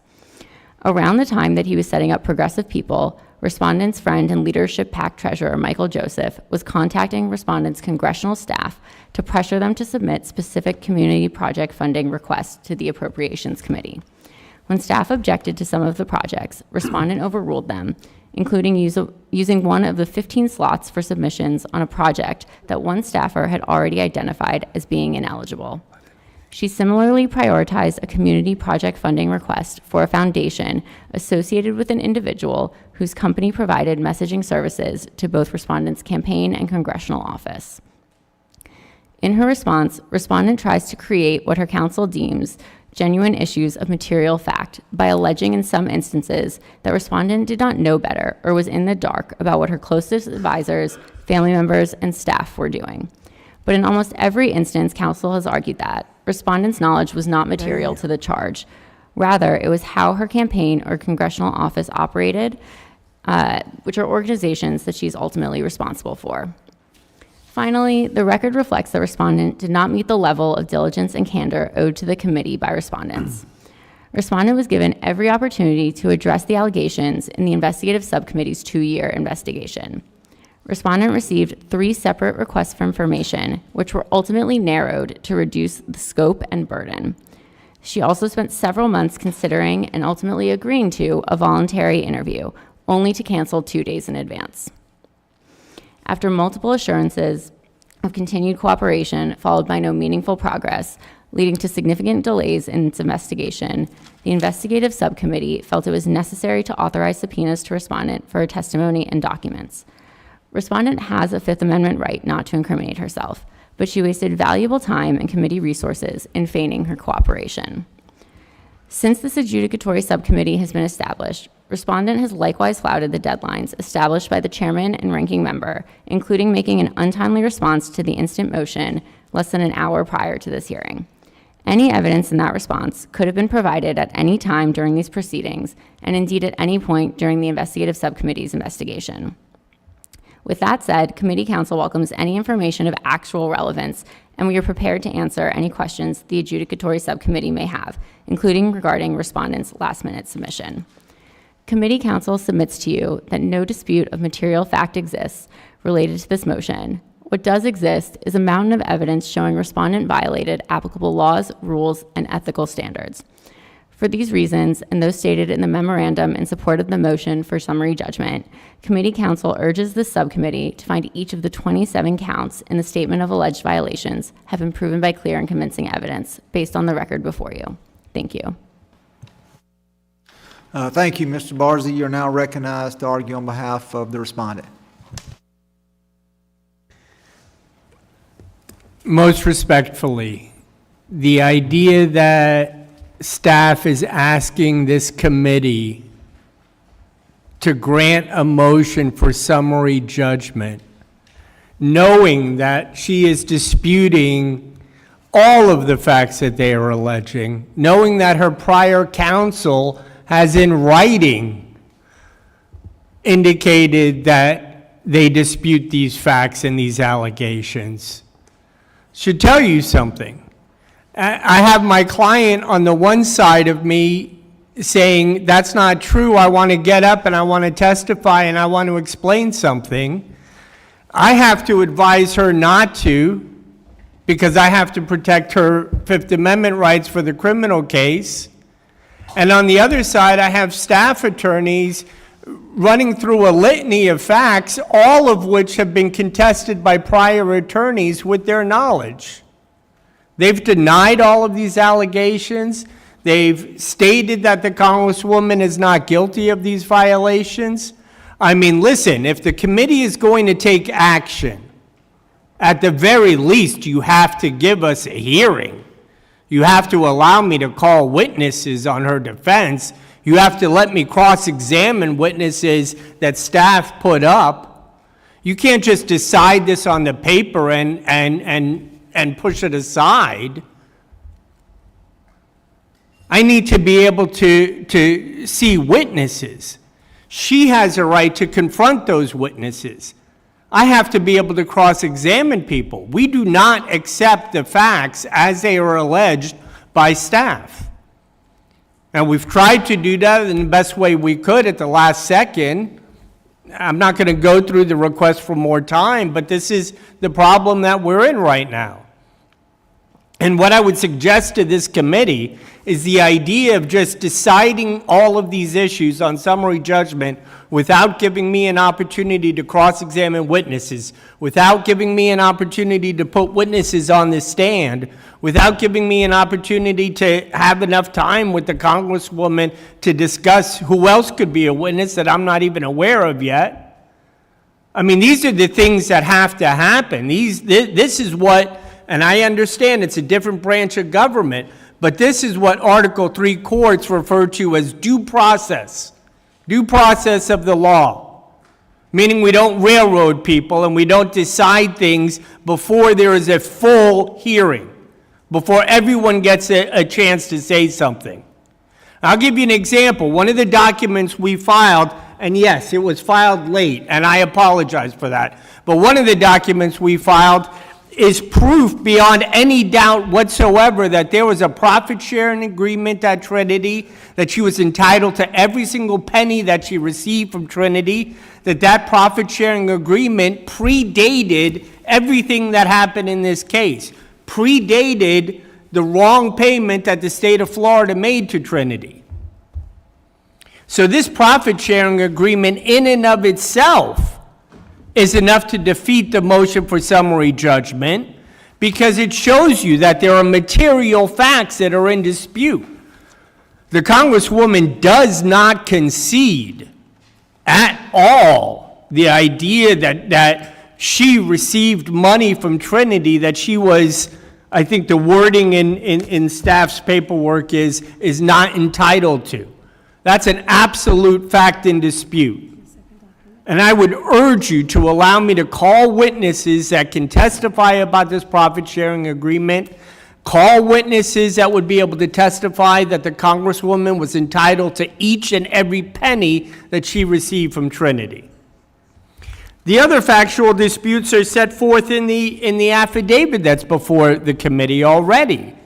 I mean, this is just scratching the surface, but you can see how obviously the Congresswoman has disputed all of these allegations and all of these facts. This affidavit points out that the Congresswoman had basically no involvement with working out those financial disclosure forms, that other people in the campaign were dealing with that wasn't her responsibility. This is what the affidavit says. I attest there are several matters referenced in the statement of violations that were solely controlled by individual one, as opposed to the respondent, and to which the respondent did not have knowledge. So if she didn't have knowledge of something, if she didn't have knowledge that a financial form that was supposed to be filed wasn't filed on time, and the Congresswoman has no knowledge of that, and this is her first rodeo, is this committee really going to just decide that she intentionally violated finance campaign law?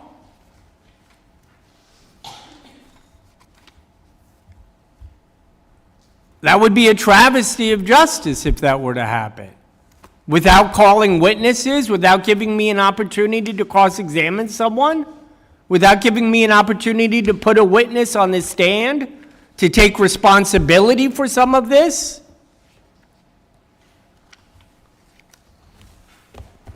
She says, the person who fills out the affidavit said, regarding campaign operations, individual one made 95% of all strategic decisions. The respondent's involvement was limited to expressing general preferences or needs. The respondent was rarely present in the campaign office and did not participate in administrative or financial tasks.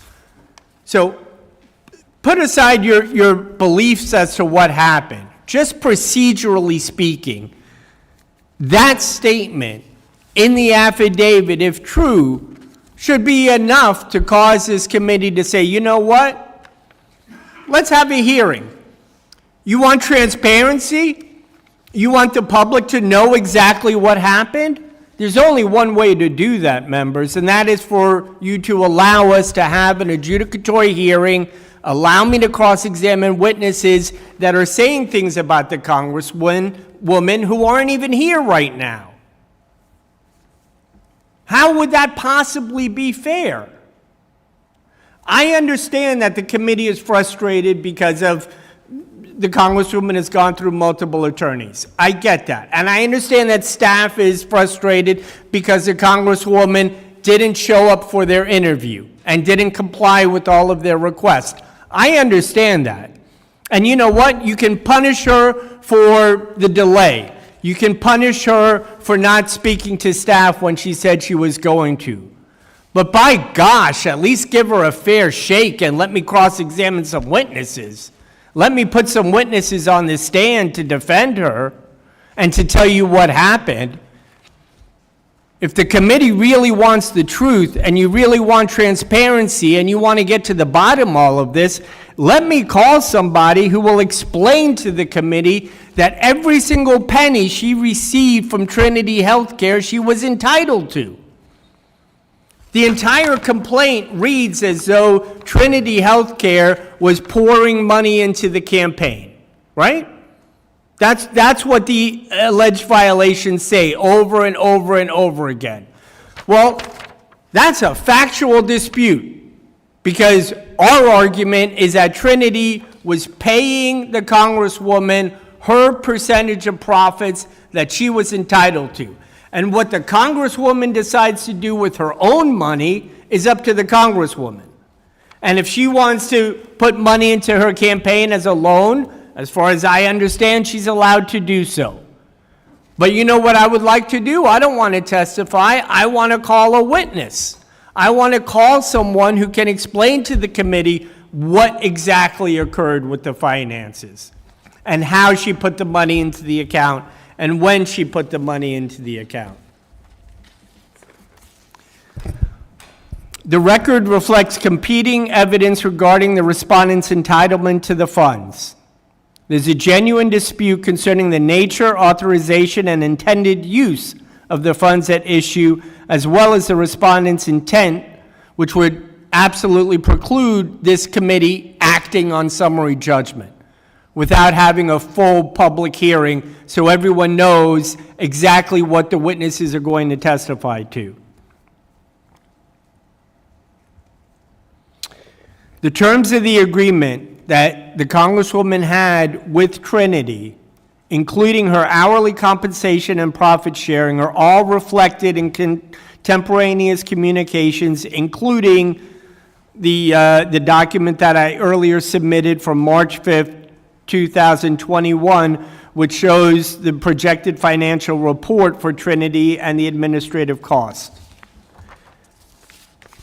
The affidavit you have in front of her says that she relegated the authority to fill out all of the financial disclosure forms and do all of the reports to someone else in the campaign.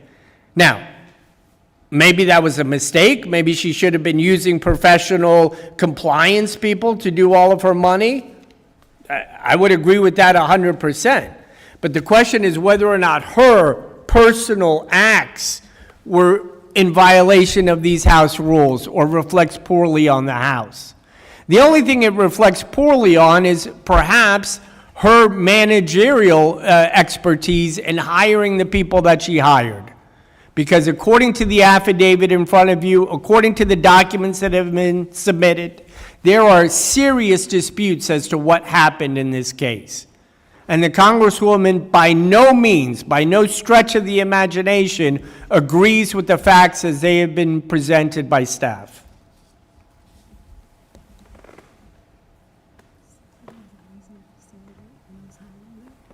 Right. That's okay.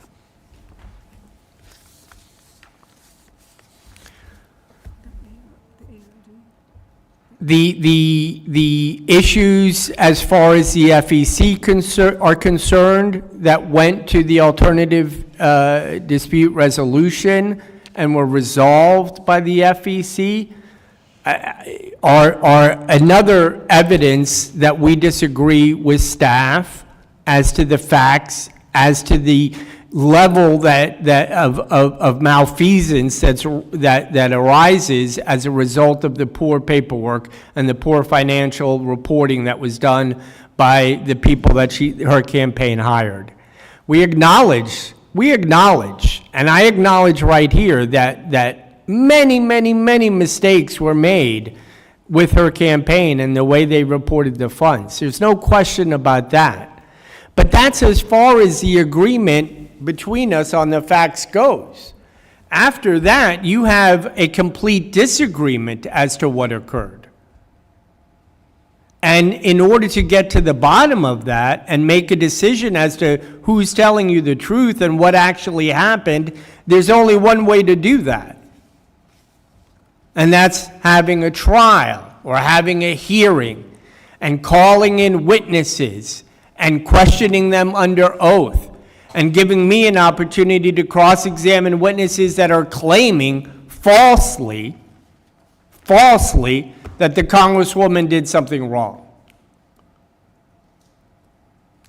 So if the committee is not going to stay these proceedings until the criminal case is resolved, which would give me an opportunity to allow the Congresswoman to address the committee, if you're not going to do that, and you're not going to grant me a continuance in order to respond to the motion for summary judgment, at the very least, now is the time to pause.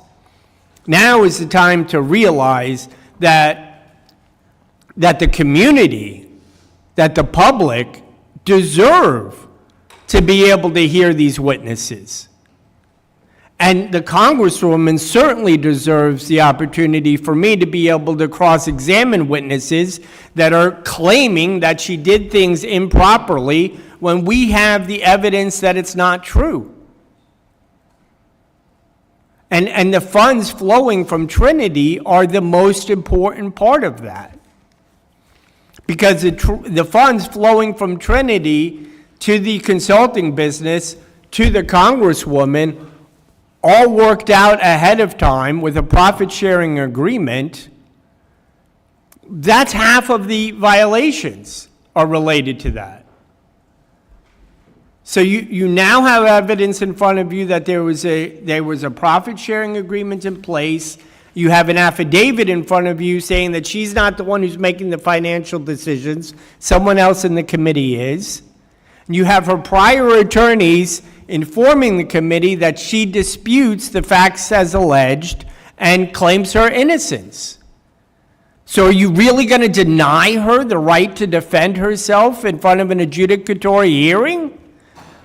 Are you really contemplating denying her the right to call witnesses on her own behalf? Are you seriously contemplating the possibility that her lawyer wouldn't be able to question those witnesses under oath to test their veracity, to weigh their credibility? If we want the truth, let's hear the truth. Let's parade the truth for the public so everyone can see what really happened here. Please don't make the mistake of deciding this based on some documents and papers that staff put together, rather than having a full hearing and hearing from witnesses and allowing me to defend this woman. Thank you. We'll now move into opportunity for members to ask questions. Mr. Barzee, you are aware of summary judgment. That is a procedure that is regularly used. That is not unique to this courtroom. And we see that happen in courtrooms across this country. And so for you to sit here and make the claim that we, the committee, is trying to trample upon the rights of your client, I take offense to that. For 2 years, and I'm going to defend the process, for 2 years, the committee has worked to gather documents. For 2 years, we've tried to get documents from your client. Not only have we requested documents, but we have subpoenaed those documents. Those documents were not provided. For 2 years, we tried to get a statement from your client, even going to the point of issuing a subpoena. She does not have to talk to us. She can exercise her Fifth Amendment rights just as she did. But for you to allege that all of this information is new, that we've not tried to gather this information for the last 2 years, I find that offensive. And I'm personally offended because I know the work that this committee goes to protect all members and to make sure that we go above and beyond to make sure that there is fairness. And in this motion for summary judgment, you have had the opportunity to call witnesses. You can call witnesses. No one has prevented you from calling witnesses. We've allowed you to enter documents as exhibits to your response to the motion for summary judgment. And so for you to claim that we are doing something that is improper, that is wrong, we are following the same procedure that this committee used 16 years ago in the Rangel matter.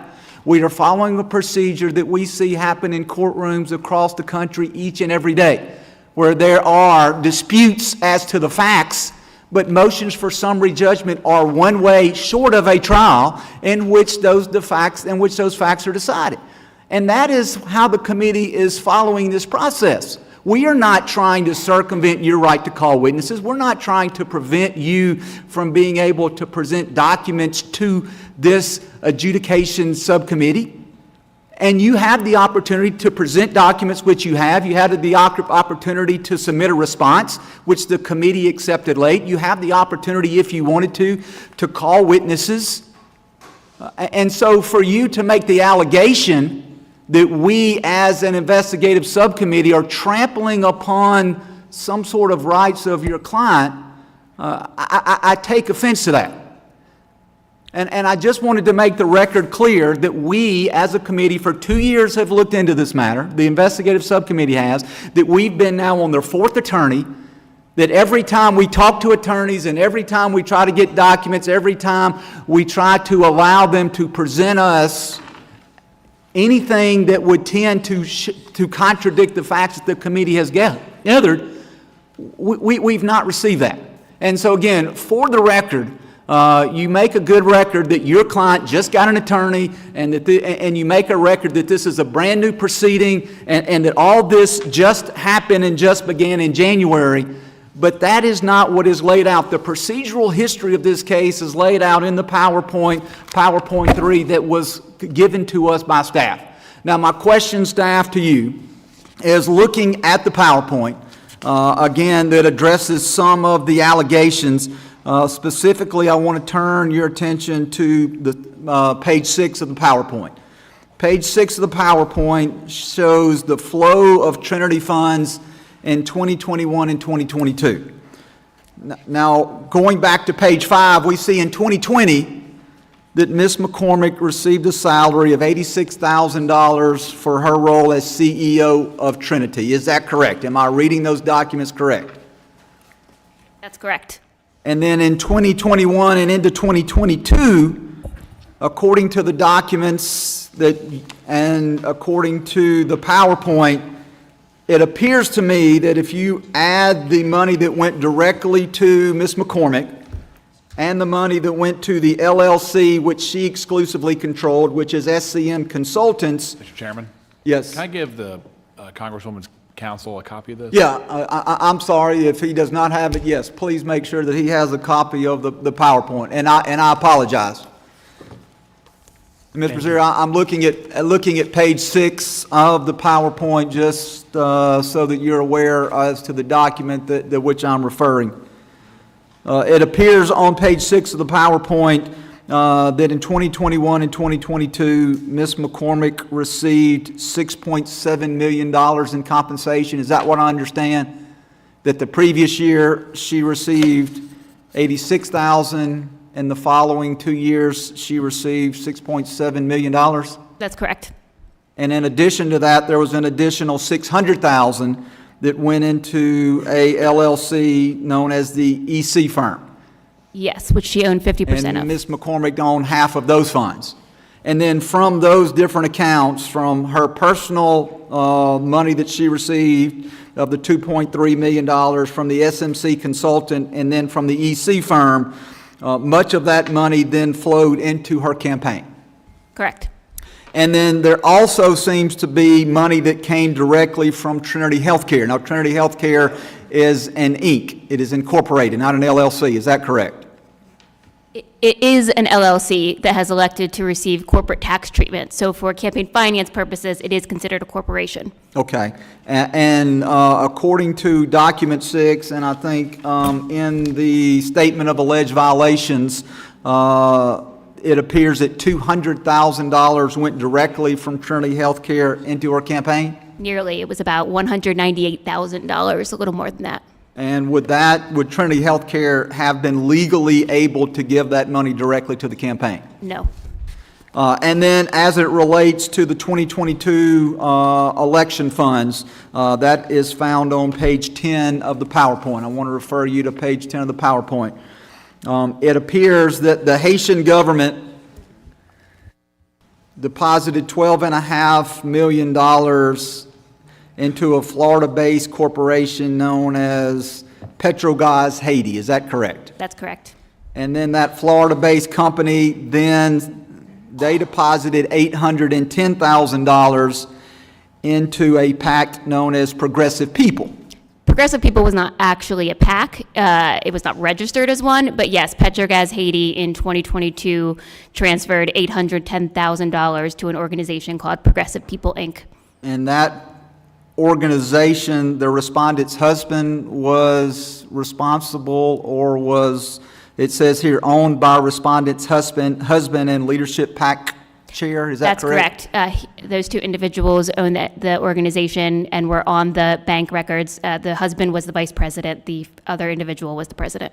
And so then of that $810,000 that Progressive People received from Petrogaz Haiti, who received the money from Haiti, it then goes into I guess a third account, which is Truth and Justice. That's correct. And Truth and Justice was run by the respondent's campaign consultant, is that what I understand? That's correct.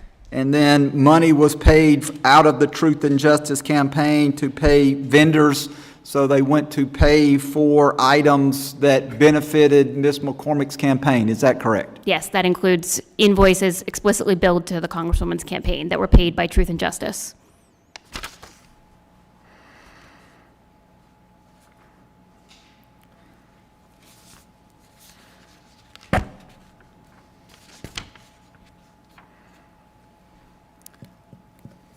It's the only questions I have at this time. I yield to the ranking member for questions of either council. Thanks, Mr. Chairman. First to our council. The FEC settlement agreement, why is intent important? We all have to do these. We sign that we're personally responsible for it. Could you respond to that? So to the extent there has been an assertion that the Congresswoman was not the one filing her FEC reports and was perhaps not aware of every FEC report that was filed, she is still the one responsible for that under the law, the rules and precedents of the House. There is also ample evidence that she was aware of at least some of this activity, most notably the millions of dollars that came out of her own bank account and others that she had access to. And are you aware of, I am not, there are mistakes, naturally, with as many people running for Congress, but of this scale, it just seems sort of extraordinary. No, I'm not aware of something on this scale. I mean, we have precedent where similar schemes were conducted and they were 10% to 1% of the amount of money involved here. Right. I mean, just personal experience, I think we've all had this with, if we have compliance, and I do, the mistakes when somebody, a friend is their treasurer or something, tries to do this, it's not of this scale, even remotely. It's my experience. You're not aware of. The amounts that, this is to committee staff, the amounts that Trinity Health Services received from the Florida Department of Emergency Management, these were federal funds, taxpayer funds, granted to the state of Florida to support COVID vaccination registration programs, correct? That's correct. And as noted in paragraph 106 of the SAV, page 17, at least $3.6 million of the funds paid to Trinity under the FDEM contract made their way into the respondent's campaign for at least some period of time, correct? Yes, that's a generously conservative number. Could you extrapolate? Well, as seen on the flow chart that we were looking at earlier, we had about $8 million going from Trinity into the accounts of the respondent and her family members, and the vast majority of that, approximately $6.5 million, if not more, made its way into the campaign. So some of it did make its way back out through repayments to the Congresswoman, which some of which was then put back into the campaign, which is why we went with the conservative number. So as far as admission goes, there was a settlement with the FEC, going back to that? Yeah, so the FEC did issue a reason to believe finding at some point during the campaign relating to some problems on the face of the campaign documents. And there was a settlement recognizing that the kind of typical campaign finance issues that you guys know better than we do, where the cash on hand wasn't adding up, or there were excessive contributions that needed to be reattributed and refunded. And there was a settlement entered into because it was a pretty widespread issues, but the findings of the ISC go far beyond what the FEC looked at. The FEC wasn't looking at her bank records, which bear little resemblance to her FEC reports. In terms of the movement, all of these movements from account to the campaign, clearly they were preceded by a movement that was taxpayer funding. Yes, very quickly proceeded. There would be a large transfer of funds from Trinity to the respondent, and then immediately from respondent to the campaign, if not through one of her siblings or their corporations. I know this isn't completely in front of us, but just as a cash flow thing, as a former small business person. So that money went to services and profit sharing, but then there was a settlement with the Florida Department to repay that. So I think the average person would go, well, if all of this is factual, where is the money now? And there was a settlement to repay. Is that an accurate description? And I'll let you respond to this as well, Mr. Yeah, President. so there was a little more than $14 million paid by the state of Florida to Trinity Healthcare. Mm-hmm. Some of that was paid to by Trinity to nurses, a few $100 paychecks to administer some vaccines, but more than half of it was paid to the Congresswoman and her friends and family, and of that, the vast majority went into her campaign. Subsequent to that $14.5 million being paid out, it was discovered that at least $5 million of that was an overpayment on an invoice for $50,000 where the decimal point was moved. And I understand has been a settlement between Trinity and the Florida Division of Emergency Management, but that the Congresswoman is not a party to that settlement. I'm not aware of any process in place for her to pay back the money that she received from Trinity That's enough. Yeah. I'll give you, if the chairman will indulge me, Counsel, you want to respond to my line of questioning? Yes. I think let's just sort of back up a little bit and begin with the understanding that the state of Florida was sending Trinity Healthcare funds. And I think that over the time period that we're discussing, they sent approximately $14 million. At some point, the state of Florida said that they had made a mistake and had overpaid $5 million. Let's be clear, there's no suggestion that the Congresswoman did anything inappropriate in order to try to steal the state of Florida's money. They sent it to her, to Trinity rather. And then Trinity did what businesses do when they get a large influx of money, and that's they often pay it out in profit to their owners. And she had a profit-sharing agreement where she receives a certain percentage of the profit. After the monies were all paid out, Trinity entered into an agreement with the state of Florida to pay back the overpayment of the $5 million. Trinity is on the hook for that money because Trinity is the entity that received the money and Trinity is the legal entity that dispersed it. The Congresswoman is not on the hook for that money, Trinity is. Now, Trinity may decide to go to the Congresswoman and try to seek reimbursement for whatever money she received under the profit-sharing agreement, but legally speaking, the overages that were paid to Trinity, that's a contract between Trinity and the state of Florida. Now, this flow of quote-unquote Trinity funds on this flow sheet from page 6 doesn't indicate how the money ends up in the campaign because it's suggesting that the money is flowing directly through Trinity through some kind of false shell corporation. And that is just simply factually incorrect. The monies that were paid from Trinity were paid, much of it was paid to her consulting corporation, for example. And the consulting corporation took on a much broader scope of work than Trinity had under the contract, under her agreement with Trinity. So it was work that's not covered by her salary. It was outside work. And this, you got to remember, this is happening during COVID. And the Congresswoman is driving around the state of Florida trying to get unrepresented communities vaccinated from the COVID virus. That's what she's doing. And that work is what the consulting work was doing, and that was what Trinity was paying. I understand, Mr. Chairman, that this committee has a right to decide issues on summary judgment, and I also understand the frustration the committee has with the way the case has evolved, and I acknowledge that. My argument isn't that the committee is doing... Counsel, with all due respect, you've already answered those questions. Okay. I wanted you to have time to respond to my questions, and we've gone over. Thank you. Just follow up with counsel. Do we have a valid profit-sharing agreement? I don't know which document counsel is referring to, if it's something that has not yet been provided to the committee. I do know, I am not familiar with any document that appears to even resemble a profit-sharing agreement with Trinity Healthcare Services.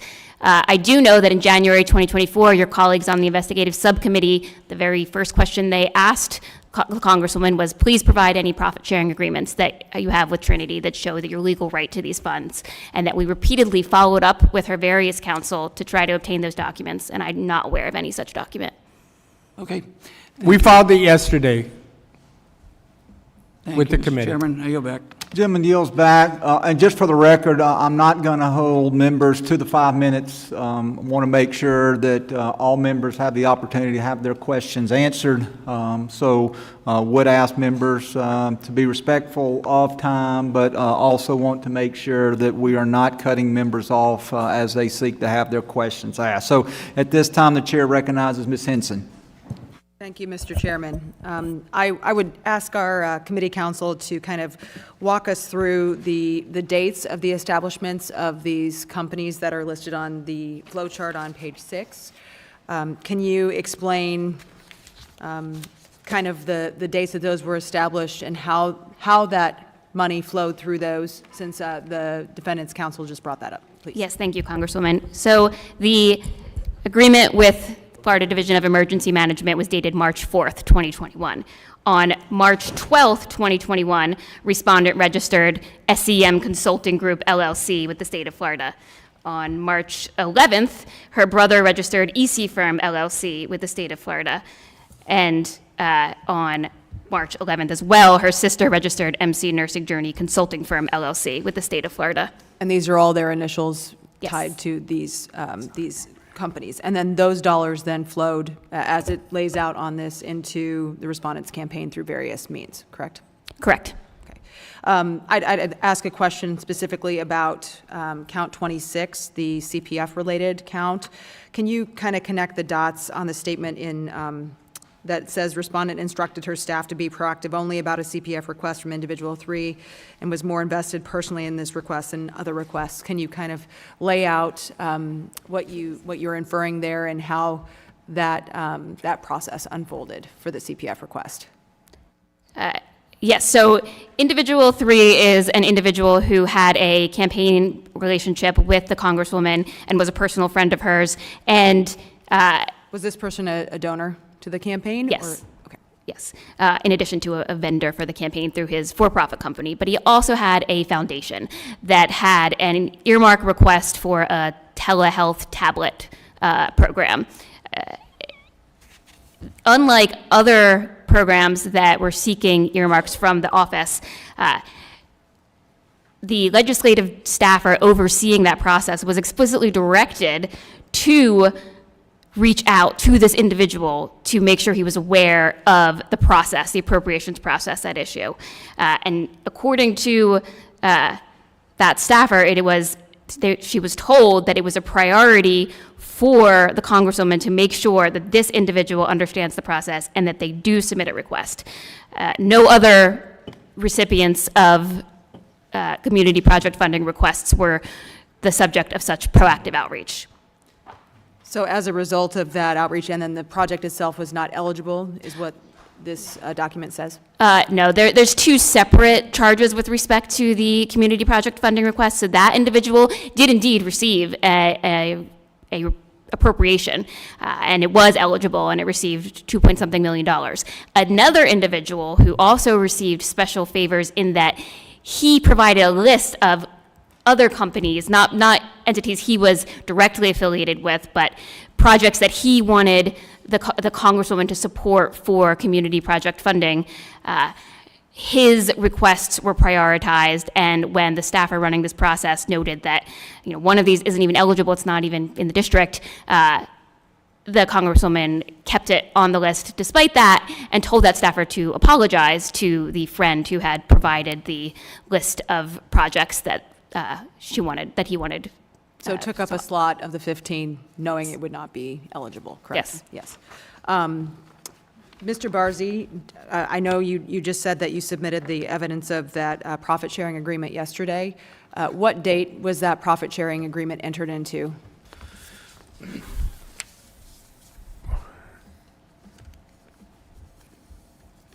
Do we know what date it was entered? That's the date that it was sent. This is the week. This is starting. I don't know the date. This is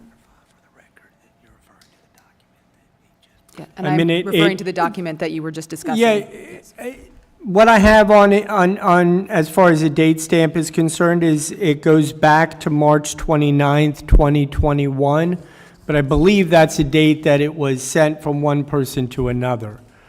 As far as the date that it was entered into, the agreement was entered into,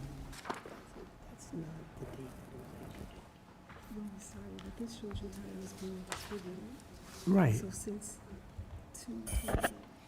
Of what year? Mr. Chairman, I don't believe we have that document he keeps referring to. All right, so, Is this the document you're referring to, this chart with the hours of service and? it's a document, the document I'm referring to right now is titled a projected financial report, and it was filed along with the summary judgment response. And it indicates that there was a profit-sharing agreement in place as far back as February of 2021. But I don't have the date that it was actually entered into. I can get the committee that date, and I can call a witness to testify about the profit-sharing agreement and how it included work that the Congresswoman was doing separate from what she was contracted to do for Trinity. Does committee counsel have any response to that? Have you reviewed this document? I'm not familiar with this document. I don't believe we have seen it. We're not aware of a document that meets that description. The inability to identify the date of it makes me question to what extent it is an agreement. It sounds like there aren't necessarily dated signatures on it. To the extent what's being referred to is the projections document, which 110% of the profits divvied up between the respondent and her siblings. I don't understand why that would be considered an agreement with Trinity, but regardless, it's immaterial to the question of whether the funds that respondent and her siblings received from Trinity were those that they had legal title to, or whether she intended to funnel that money into her campaign. Okay, thank you. That's all my questions, Mr. Chairman. Gentlelady yields back. The chair recognizes Mr. Ivy for his questioning. Thank you, Mr. Chairman.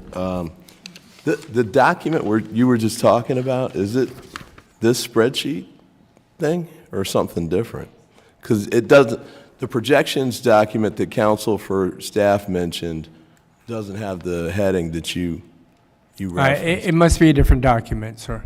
Okay. The document in front of me is titled Projected Financial Report, and it has the corporate administrators, the different sites, and it has under the column for bonus amount, it shows what the profit-sharing agreements were. And I could bring a witness. I don't want a to the witness. I want your representation. All right, just well, to my representation is that she was entitled to a certain percentage of profits, and Trinity paid those profits out when it received monies in, and that there was nothing nefarious or improper about that. But if you look at the staff's complaint, I mean, everything related to count one, basically, from paragraph 306, 307, 308, is all suggesting that whatever came from Trinity is tainted, and it came directly from Trinity. Well, and neither one of those are factually accurate. Let me give you a chance to refute those point by point. But with respect to the flow of Trinity funds flow chart, 2021 to 2022, page 6. Okay, yeah. Okay. So, and I guess this is aimed at capturing what you were just talking about. Staff counsel, which counts is this supposed to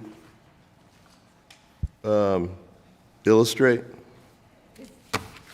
This relates to several of the accounts. To the extent that the issue is the funds that went through Respondent or SCM Consulting, the notion that they're not her personal funds because she did not have legal title goes more towards count 2 and only a small portion of count 1, because as indicated by the flow of funds directly from Trinity, from EC Firm, which she only had 50% title to, from her brother and from her sister, those were excessive contributions that could not be made, that were funneled through those individuals into the campaign. Counsel is mistaken. Okay. It's not all Does it cover through. other counts? Other than Okay. count 1 and 2? Yes, it What also else does it covers count 5, 6, and 7. And those are 5, what? 6, and 7. So count 5 charges her with acceptance of improper campaign contributions from her brother, Edwin Cherfilus. Count 6 charges her with acceptance of improper contributions from her sister, Marjorie Cherfilus. And count 7 charges her with acceptance of improper campaign contributions from Nadege LeBlanc. They don't make up the entirety, but yes. Let me go to counsel for the Congresswoman. What do you dispute on those points? How is that an illegal contribution? If her brother is paid by Trinity and does work for Trinity, and the money is his because Trinity pays him for it, why can't he contribute to his sister's campaign? Well, a couple points on that, I suppose. The amounts and staff counsel, I guess these are pink, the amounts of money that flowed into the respondent's campaign from SCM Consulting, respondent EC Firm, respondent's brother, respondent's sister, and MC Nursing are $3.4 million, $350,000, $2.2 million, $390,000, $5,800, I guess is the one you're talking about, $2,800 and $5,800. So with respect to the larger amounts that would be over what an individual contribution could be, is there, and that would be let's take the 3.4 million or the 350,000.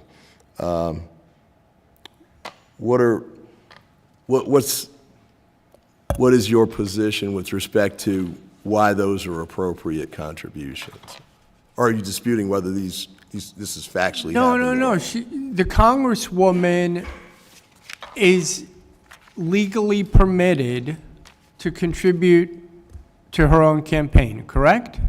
She can use her own money. Right, and did she do that in the form of a loan or a contribution? Well, I'm not entirely certain. That's one of the things that we could figure out if I could bring a witness in here to testify as to who was filling out the financial affidavits and those forms.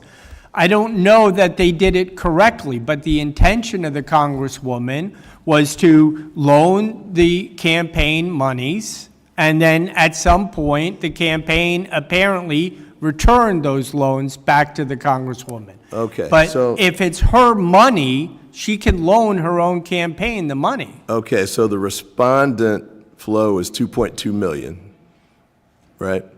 Or are you disputing that? From altogether, you're saying? No, so you see the pink boxes? Oh, yes, I see it, I see it. Okay. Yes, sir. Got it. So that would be the amount that she contributed or loaned to her campaign? Correct. All right, now with respect to the 3.4 million, if you go over and that goes to the box, joint account, respondent, and brother, what's your position on that one from a factual standpoint? That's her money. I believe that they owned that account sort of joint and severably, that they both had access to it, but I believe that that's her money as well. Yeah, it's her, thank you. Factually speaking, it's actually her account. He was a signature on it, but all of the money in the account was hers. So And you- I would bring him in to testify No, to that. So the fact that it's a joint account, in your view, makes it permissible under the campaign finance? The money belongs to her. Well, if He it's a- was a if- signature on it. Is it a joint account or not? I'm not sure what the bank itself called it. Okay. I'm not trying to be clever. No, I no, honestly okay, don't know fine. what the bank That's fine, called that's it. fine. What about SCM Consulting and the 350,000? That's her company. That's her consulting company, which I don't believe the consulting company put that money into the campaign directly. I believe the consulting company gave it's a sole proprietorship, so it was able to do that, yes. All right. And that's Well, let me- hers. Let me pause there for a moment and go to staff. So just to go through those three, the 3.4 million that came, you've got here listed, it's a joint account, respondent and brother. Is it a joint account under your understanding? Yes, that's my understanding based on the bank records. All right, and would it be permissible for the joint account to make that contribution to the campaign? It would depend, no, because of the way that the campaign finance rules operate, it would only be about half of the amount in the account could be donated onto her. But I do want to make clear, the subcommittee did not charge that as an improper contribution from her brother. It focused on the more clear examples. Okay. Then what about the 350,000 from SCM Consulting?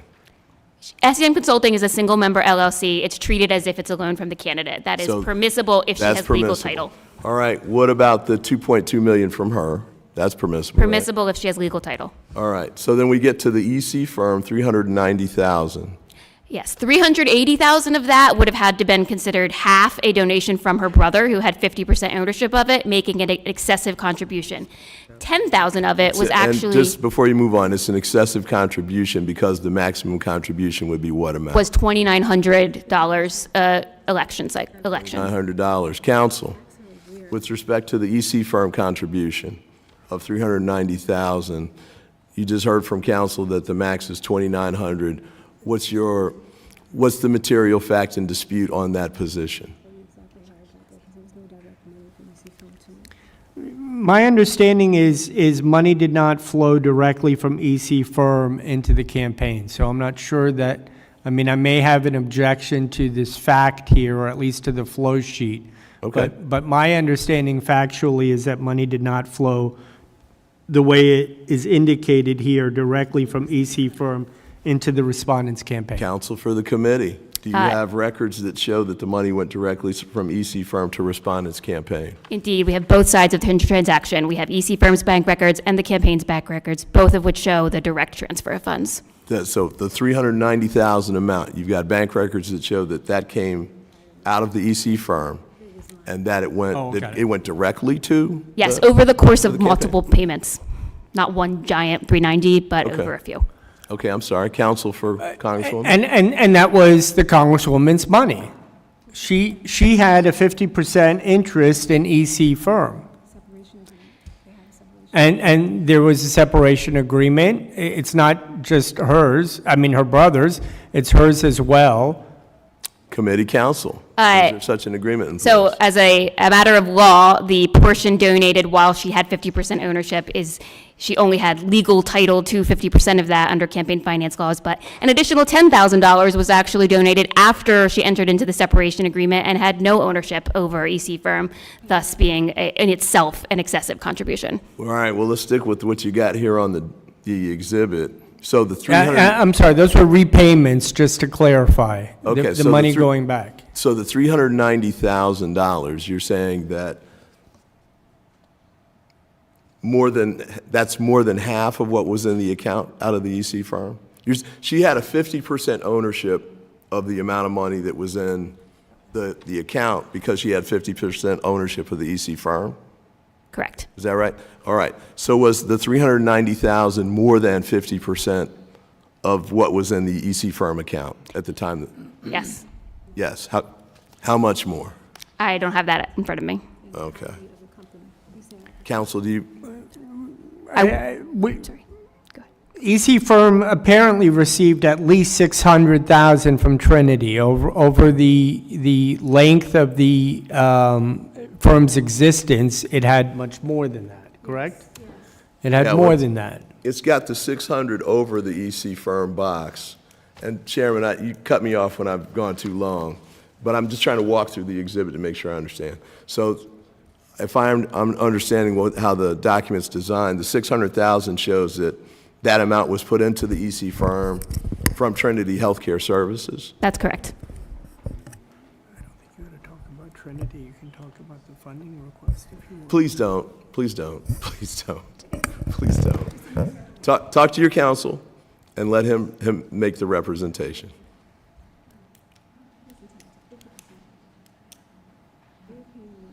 That was good of you to do that.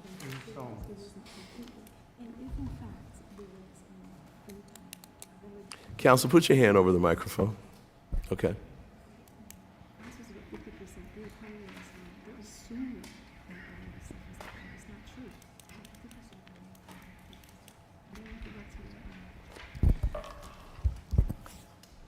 As I said earlier, the Congresswoman was entitled to 50% of the EC firm, and they were paying out over time in installments those payments.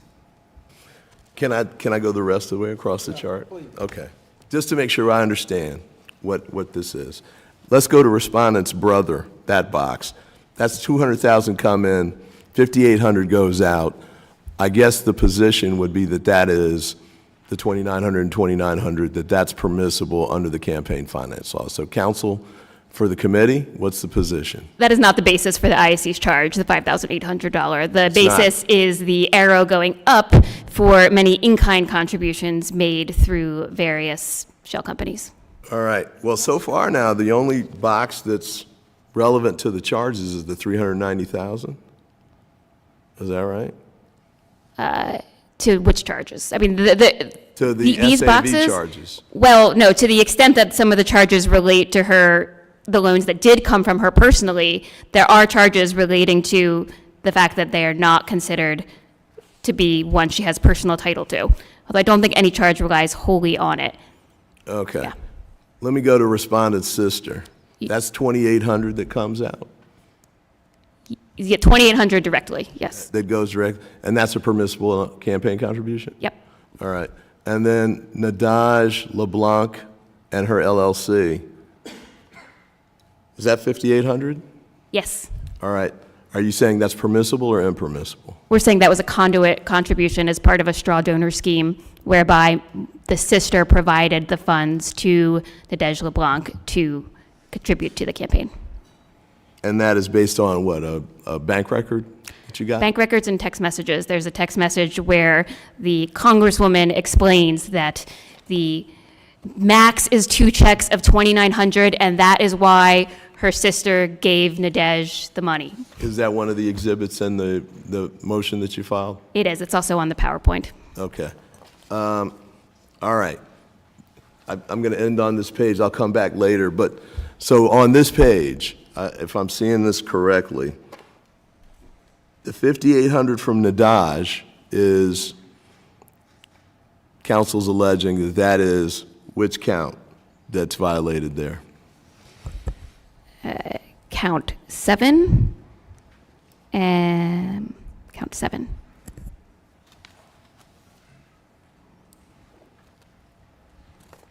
And I'm going to come to the other one too, so you can look that one up. That's the 390,000, I guess. Which count does that go to? The 390, which one is that part of? That is from Apologies. EC Firm. That's the one where you're saying that it was more than half of the amount that the firm had. Which count does that go to? That goes towards count 5, but it's not the only basis for that count. Count 5. Okay.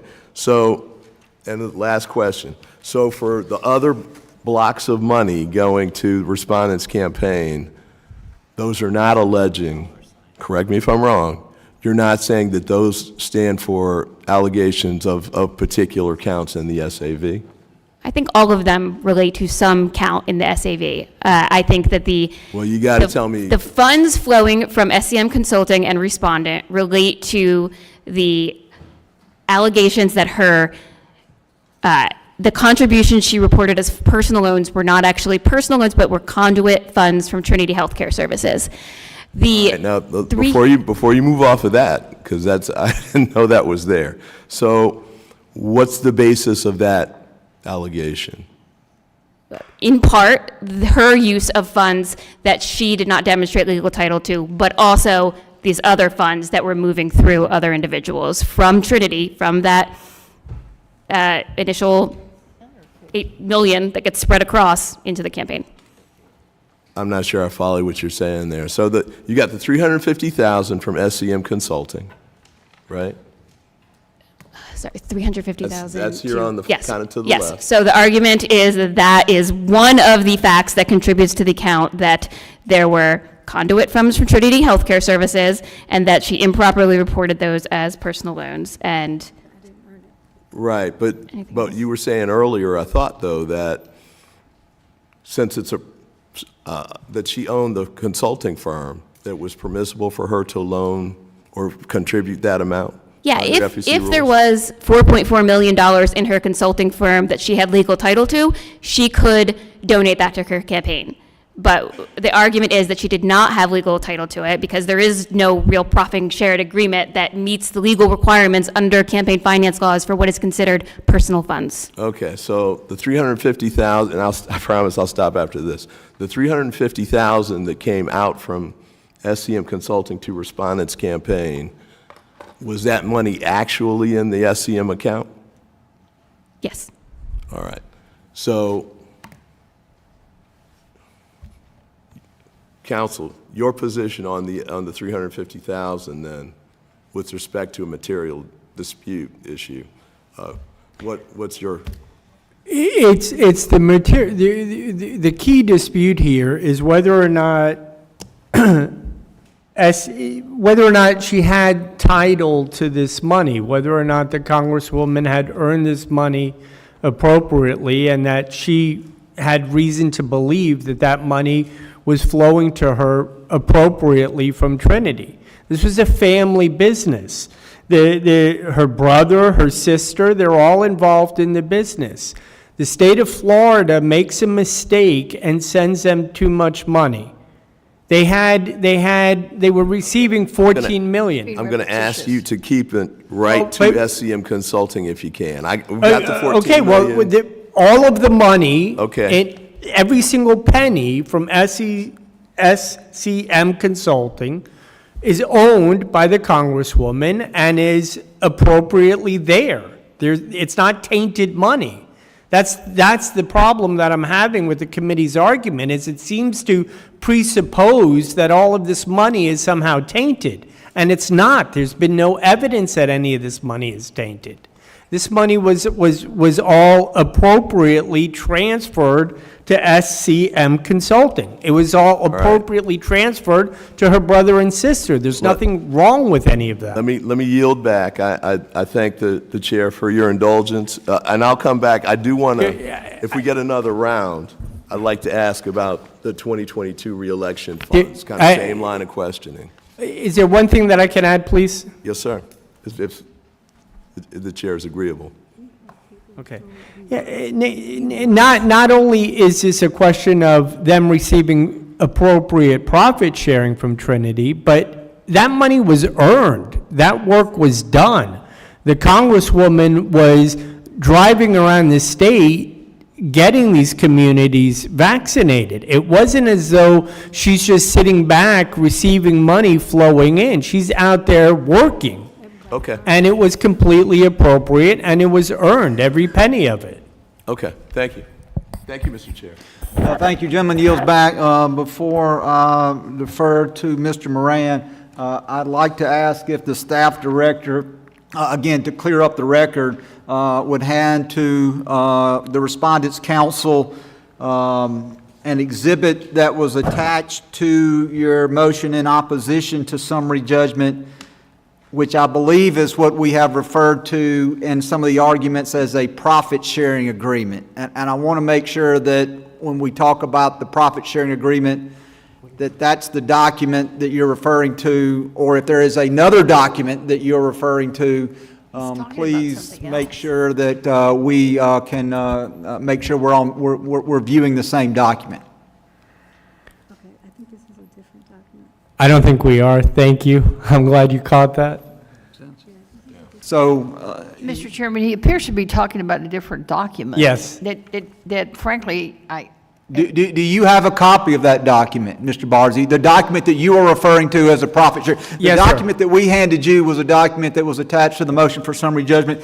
Do you have a document that's referred to as a profit-sharing document? Yes, sir, and I'm passing it to staff counsel now. And are you agreeable to us distributing to members of this committee? Yes, sir. Yes, all right. Thank you very much. I just well, wanted to clear. Mr. Chairman, if you'll indulge, so could he identify what this is? The document that was handed to you, which There's is no at the title, top no labeled date. projections, Mr. Barzee, can you please identify the document that the staff director handed to you and which is attached as an exhibit? I believe that document was, These are the I'm same- sorry.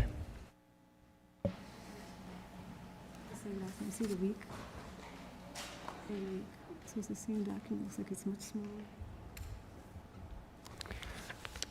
Congresswoman, I'm not entirely sure right now. It's not the document that I was familiar with. No, I realize that, sir, but this one has no title, doesn't tell us Yeah. what it represents. I There's don't- I no don't- date. We don't know who prepared it. I agree with you, and I'm not sure, and I can't even read it. I'm going to need a magnifying glass to get to Well, it. we blew it up. Oh, the new one? Yeah, I think they handed you that, didn't they? I handed him the original document, but if you want to hand him the blown-up copy so that he That may was can... attached to your motion for summary judgment. I understand. We couldn't read it, so some staff blew it up for us. Understood. Thank you.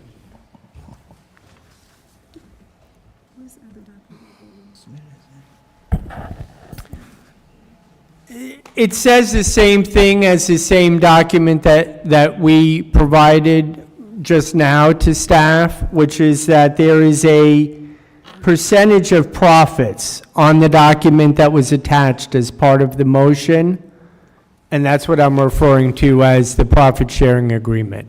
Well, I'll ask more questions about that when it's on Yes, ma'am. my turn. No, go Understood. back to the Thank you, judge. and I think they're making copies of the document that you provided. Once that document is returned, we will distribute it to members of the adjudicatory subcommittee and also make sure that committee counsel receives a copy of that document as well. So, Mr. Moran, you are recognized for your questioning. Thank you, Mr. Chairman. I'm going to start where you just left off because I had this as my number one question. You had referred to a profit-sharing agreement early on. Now we know what you're really talking about is a chart. Is that correct? Correct. Well, they were both. Right. It's an unsigned chart. Correct. All right. I will have to say I did a lot of business transaction law for a number of years before I came to Congress. I drafted a whole lot of profit-sharing agreements. Never saw one that was just a chart that was unsigned. All that you've been able to produce at this point is that unsigned chart that you contend is a profit-sharing agreement. And you've made a lot of argument about the fact that your client was entitled to the funds that were flowing through Trinity Healthcare Services, at least adding up to $6.7 million to her directly and to SCM Consulting, which she owned wholly. Am I correct about that? I'm not sure of the $6 million figure that you're referring to. All right. Well, that's what the evidence shows that that council has produced. That's what's on the chart. That's what we've been referring to the whole time. Right. But nevertheless, whatever the number is, you've said, and we know it's in the millions, you've said she was legally entitled to that money and that she could loan that to her campaign if she wanted to. Correct. So the legal entitlement is, you've made a really big deal of today, but you've based that on a chart that's unsigned that you say is a profit-sharing agreement, correct? Correct. All right. So that's very interesting to me, and I think should be instructive because considering that we've been undertaking this investigation for more than 2 years, I would think that if it was my client, day one, I would say, you know, a whole lot of the magnitude of the allegations here is wrapped up in whether or not you had an entitlement to at least $6.7 million worth of money flowing from Trinity Healthcare Services that you say, quote, are appropriate profit sharing, and which you also argue is she's entitled to for driving around the state talking to people about vaccines. I wished I'd had a job like that. It was more than that, sir. Much more than that. And frankly, that's offensive to suggest that all she was doing was driving around talking to people. No, actually, that was exactly what you suggested. And you was a also lot more than suggested that I think it's frankly offensive that you would suggest that an unsigned chart actually qualifies as a profit-sharing agreement. Now, let me move on and talk to you more about that, because if in fact your client was entitled to that under a profit-sharing agreement, I would think day one I would say, hey, give me the signed profit-sharing agreement, let me turn it over. And your client in 2 years has not done that, even though she was asked by counsel to do that at the very beginning. Now, I'm going to come to counsel here in a second and ask us... May I respond to that? Sure, go right Please. ahead. Congressman, this is a family business. Not every family business in the United States hires lawyers and puts everything in writing and creates corporate documents. Sometimes family businesses are decided around the kitchen table, and there's an agreement and there's an understanding. If you're I'm getting, not if you're getting saying that this is a profit if you're getting sharing. near $7 million, actually you're getting $14 million from the state of Florida, and you're then taking at least $6.7 million of that for yourself, I would think that you would want to document that. I want to come to counsel for a second and ask you about the statement you made at the very beginning, because You talked about opportunity for the respondent to clarify, to provide a list of witnesses and exhibits that might exonerate her or provide facts that would contest the facts that you were looking at. Talk a little bit about the timeline and the opportunities that respondent has had over the past couple of years to provide a list of witnesses and exhibits that she could then rely on to provide some kind of contest to the facts today. So Congresswoman's opportunities have been myriad. Most recently, in connection with this hearing, there was a pre-hearing schedule set by a certain deadline. She could provide a list of witnesses that she wanted to call here today. She did not submit a list of witnesses. She could have provided any information. She could have sought subpoenas, and she did not do that by the deadline set in the pre-hearing schedule. But that's just this most recent adjudicatory phase. She has also been provided with every opportunity throughout the 2-year investigation, because the investigation is not a prosecution. It's an effort by her colleagues to understand what happened. And I think something that has not come up yet but is notable is this investigation came from a referral from the Office of Congressional Conduct. And when the Office of Congressional Conduct makes a referral, they write a report with their findings, and we give a copy to the respondent. And we say, please respond to this. Tell us if they got anything wrong, anything you want to add. Counsel has made some reference to her prior counsels denying the allegation, but that's not an accurate representation of the responses that her prior counsel submitted on her behalf. It really sidestepped a lot of the allegations that were put forth by the Office of Congressional Conduct. And then subsequently, when we followed up through requests for information in the normal process, seeking information about what was in that referral and other allegations that came to light, her responses were limited. We did not get profit sharing agreements. We did not get direct responses. And at all times, she was free and often encouraged through her counsel to provide an explanation for what was going on here. We never got one. Thank you, counsel, for that clarification, because I think that's what's most telling to me is if we were really dealing with a contest of fact, those facts would have been presented in documentary form by the respondent at some point over the past 2 years, or at least provided by her counsel over the past 2 years, and they have not been. I want to also reemphasize something that you mentioned earlier. I want to be sure that this is clear for the record. If a member delegates authority for filing her disclosures, managing finances, can she delegate legal responsibility for compliance?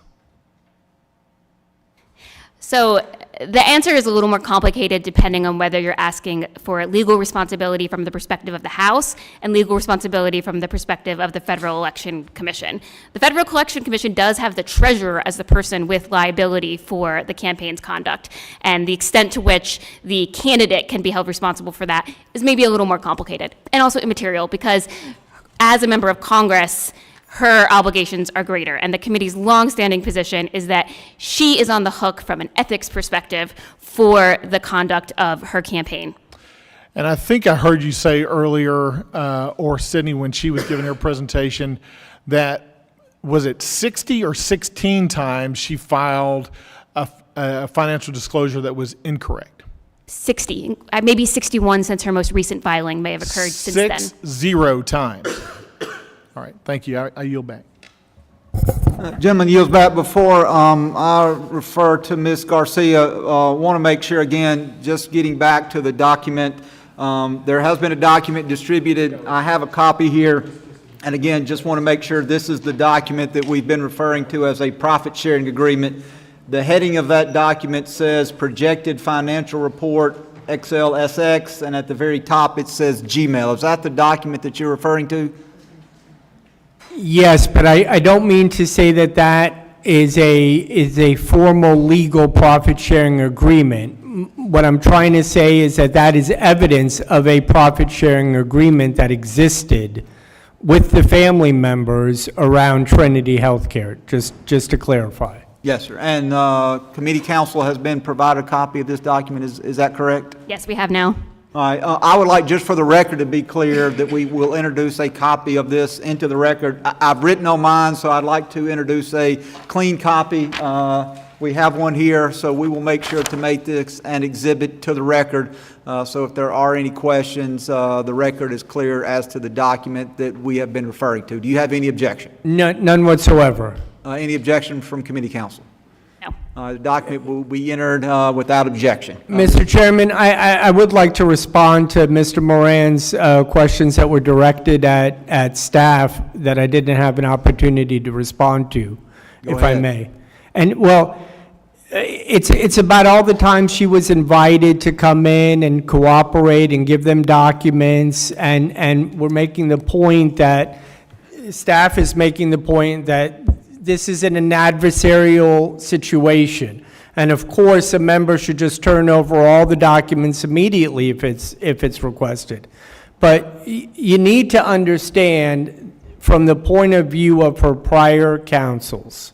And her prior counsels are receiving requests for documents and receiving requests for interviews at the same time that they're aware of the Department of Justice doing a criminal investigation. And so her prior counsels did what prior counsels will do in that type of a situation, and they will advise the person that they have to be careful, that they have a Fifth Amendment right to protect. And so I don't want it to sound like she was ignoring this committee, because that's not what was happening. There was no disrespect meant to this committee. What she was doing was following the advice of following the advice of counsel that was based on those attorneys' beliefs that whatever materials she was turning over, whatever she was going to say to the committee, could turn around and be used against her. There is no secret here that the Department of Justice has a very close relationship, working relationship, with committee staff. For example, when the Department of Justice decided that they didn't want committee staff interviewing witnesses because it might interfere with their strategies, they didn't put that in writing. They didn't send that to the committee. Someone from the DOJ picked up the phone and called someone on committee staff. So you can understand why her prior attorneys would be a little reticent to turning over files and documents, knowing that they're all going directly to the DOJ, who is in the process of investigating her. Why would her prior counsels allow her to just give up her Fifth Amendment right automatically? There's no disrespect to the committee, sir. She's cooperated, she's had attorneys. I understand it hasn't gone quickly. I get that. But with all due respect, this is what she was advised to do. Mr. Moran wants to follow up with that. I would like to add that documents that we obtain as part of our ethics investigation, those documents are not shared with the Department of Justice. That has been standard procedure of this committee, and we have actually fought the Department of Justice when they have come in and tried to obtain documents that we obtain as part of an investigation into an individual member. So I understand that that might have been what her attorney believed would have been the free flow of information. But for the record, we have repeatedly denied requests from the Department of Justice, and we have fought subpoenas from the Department of Justice when they have attempted to obtain information from this committee previously. I appreciate that, but I hope the committee appreciates the concern her prior attorney would have, knowing that the relationship between the DOJ and staff is so close that all they have to do is pick up the phone and say, stop interviewing witnesses, and the committee staff immediately would agree. Well, Now, I understand that's not exactly what happened in this case, because they had already done the interviews, but the point is, you can see why her prior counsels were concerned about turning over documents. It's an understandable concern, especially when you have a client who's facing a federal indictment.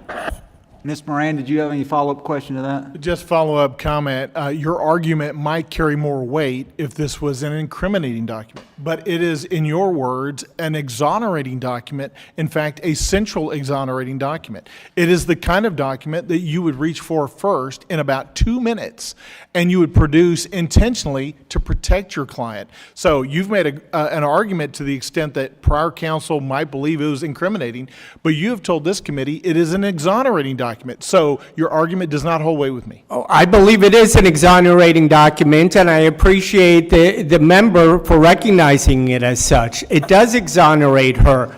prior counsel was concerned about a violation of her Fifth Amendment rights. And that's why they don't turn anything over, because they're afraid and they're scared. And I understand that, and I'm asking the committee to understand it, because that's what happens in the real world.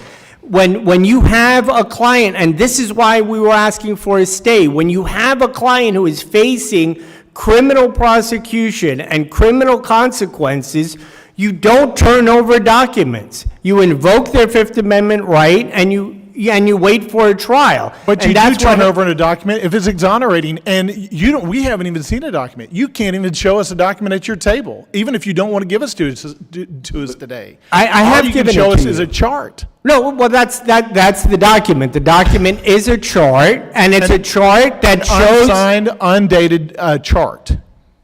Sir, this is a family business who make agreements around a kitchen table, and there's an agreement that mom's going to get 10% and brother's going to get 20%, and you're suggesting somehow that that's nefarious. That's how family businesses work. They don't always run downtown to get a lawyer to put everything and memorialize everything. I showed you this document in order to support the idea that there was a profit-sharing agreement. Gentleman yield.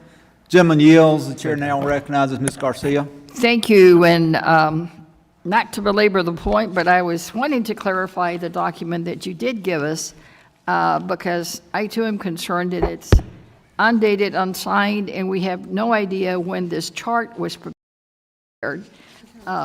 So do you happen to know, counsel, when the family got together and formed this agreement?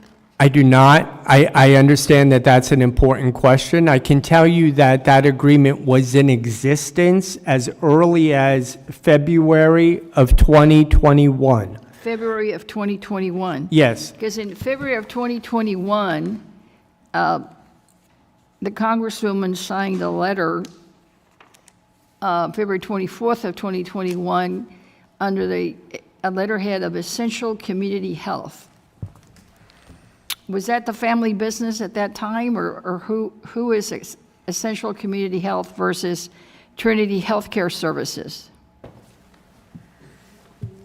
That's a different corporation. That's a nonprofit corporation that you're referring to, I believe. Well, I don't know. I'm asking you, sir.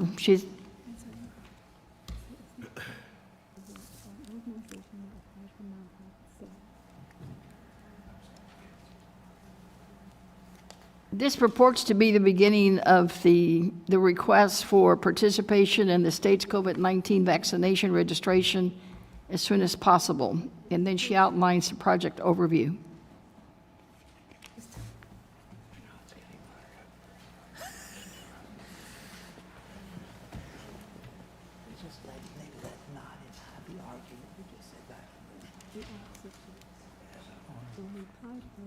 They said that we were doing licensing, the same licensing at Trinity, so they requested we switch to Trinity because of the licensing library.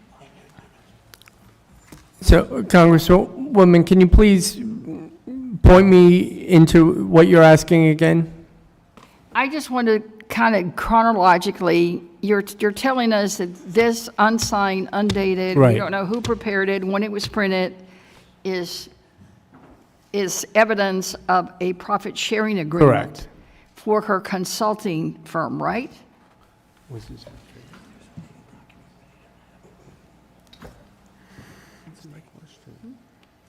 Trinity. This is how Trinity was divided into a consulting group. Trinity. Okay, because the document I have is dated February 24th, 2021, from Essential Community Health. It says Sheila Cherfilus-McCormick, JD, co-founder. That's the letterhead. She signed it as co-founder, and it's suggesting that Essential Community Health is ready to participate in the state's COVID-19. Oh, I understand now. Yes. Yeah. No, originally, the state asked. ECH or whatever it was applying for these contracts to do this work for the state. They weren't able to do it because they didn't have all of the correct licenses, but they entered into an agreement that they were going to do it. When they discovered that there was a licensing issue, the contract got transferred over to Trinity, is my understanding. All right, and then Trinity, she signs it as CEO Trinity Healthcare Services, Correct. LLC. Correct. So is she the CEO of Trinity Healthcare, or is she the consulting group? She was the CEO of Trinity Healthcare Services. But she also had the consulting group? She also had a consulting group for tasks that were outside of what her designated job duties were at Trinity. Okay, because your projected financial report lists her as executive director, not as CEO and not as co-founder. She's the executive director of SEM Consulting.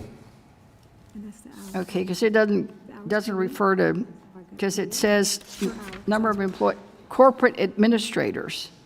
I thought she was an LLC and not a corporation.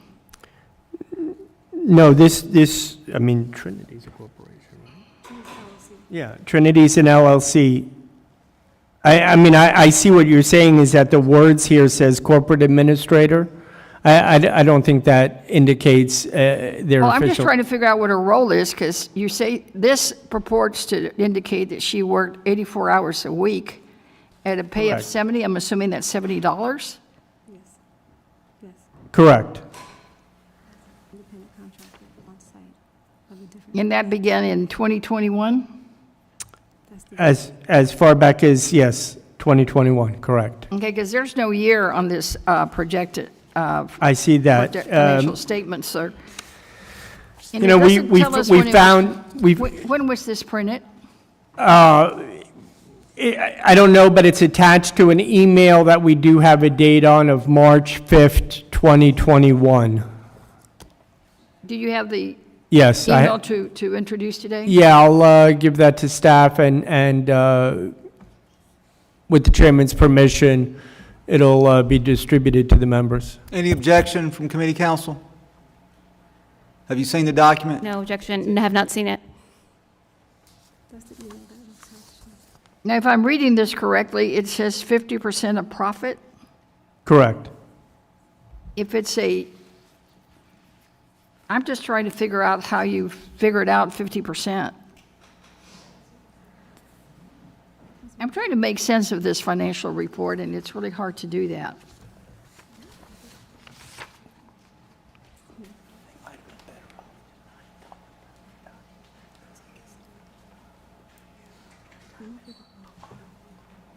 Each site had a different amount. Some sites, my other site, each site had different ones. So we can look over and with my dad asleep. Okay. And this is how we were gonna expedite it, or we would execute. I mean, the document in front of you is not intended to be a contract or a legal document. I'm offering it as evidence to show. Well, I understand that, sir, but you've maintained throughout this hearing that she had a consulting firm, that Correct. she was entitled to all these dollars, and that it was Correct. solely hers. But this suggests that she was an executive director, there was a program operations director, who was Edwin, a program manager, Nadej, an administrator, Marjorie, and Marie Smith, and they all have profits in there, and it totals 100%. Yeah. But I don't know that all those are the family members that sat around that table to make this agreement that you keep talking about. Right. Are all these people the relatives? Yes. Except for, Who is? Except for, wait, I'm sorry, one of them is not. Who's not a relative? Nadej, Nadej is not a relative. that's my mother. So we had an interloper at the family table? She's like family. All right, I'm just trying to make sense. No, of the I get it. document, I sir. get it. This is not how business is generally, usually conducted in big corporations. Usually when you're dealing with multi-million-dollar. I don't want to get into that, sir. I just want to understand this document. So in the federal funding world, I mean, I don't see a profit. It's usually work done by nonprofits that get federal funds. What do you what was considered profit?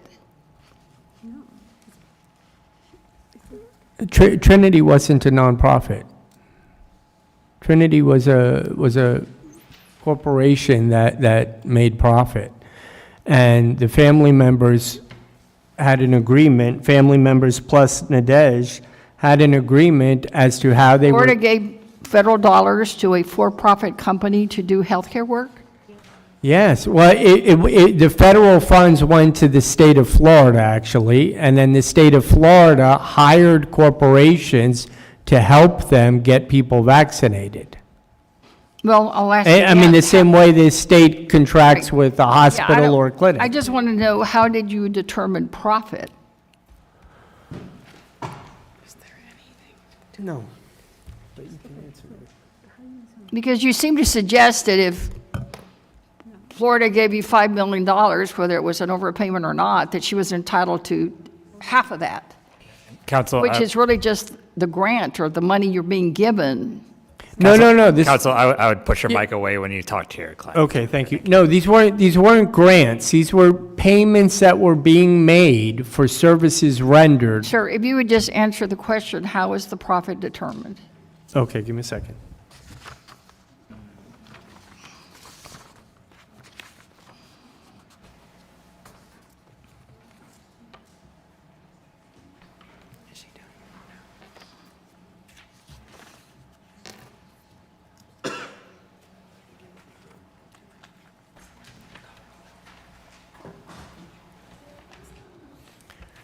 Profit was determined the same way every company determines profit. They get the money in, they pay the You're being expenses that, disingenuous, Counselor, I'll just move on.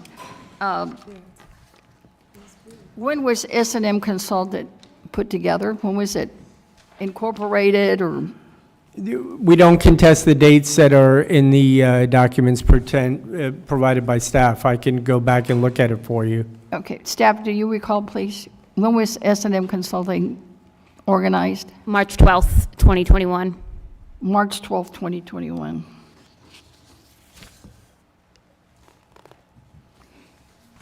And this work was being done in February, and Okay.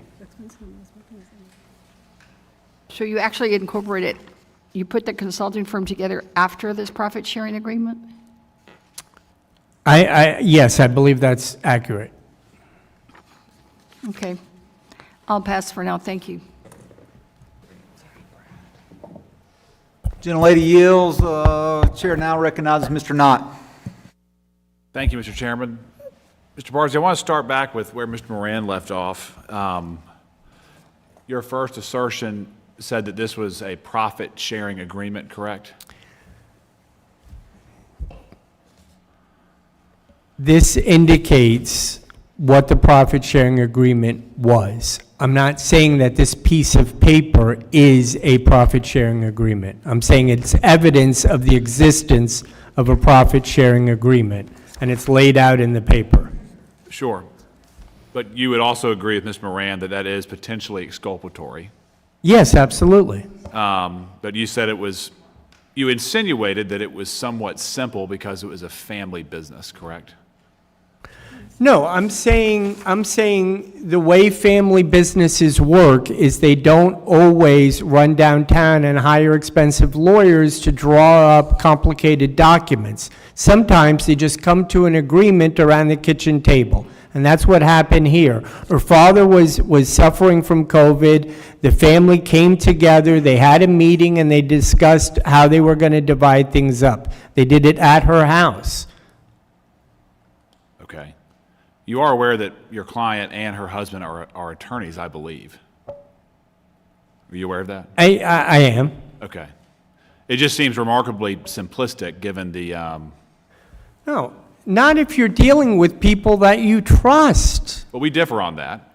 But Well, I wouldn't make my sisters sign some kind of agreement with me. If I borrowed $50,000 from my sister, there wouldn't be a contract. We wouldn't agree to it in writing. We would just agree. You're making a lot of references about the family business and corporate structures, and so on and so forth. I'm just making the point, it seems remarkably simplistic given the structures that you've referenced, but we'll just agree, we will agree to disagree. I want to go back to the second point you made, that the reason why this was not turned over beforehand and the reason why there was not any compliance with the request for supplemental information from staff is because she was advised by counsel, your Fifth Amendment could be compromised, do not turn this over. Correct.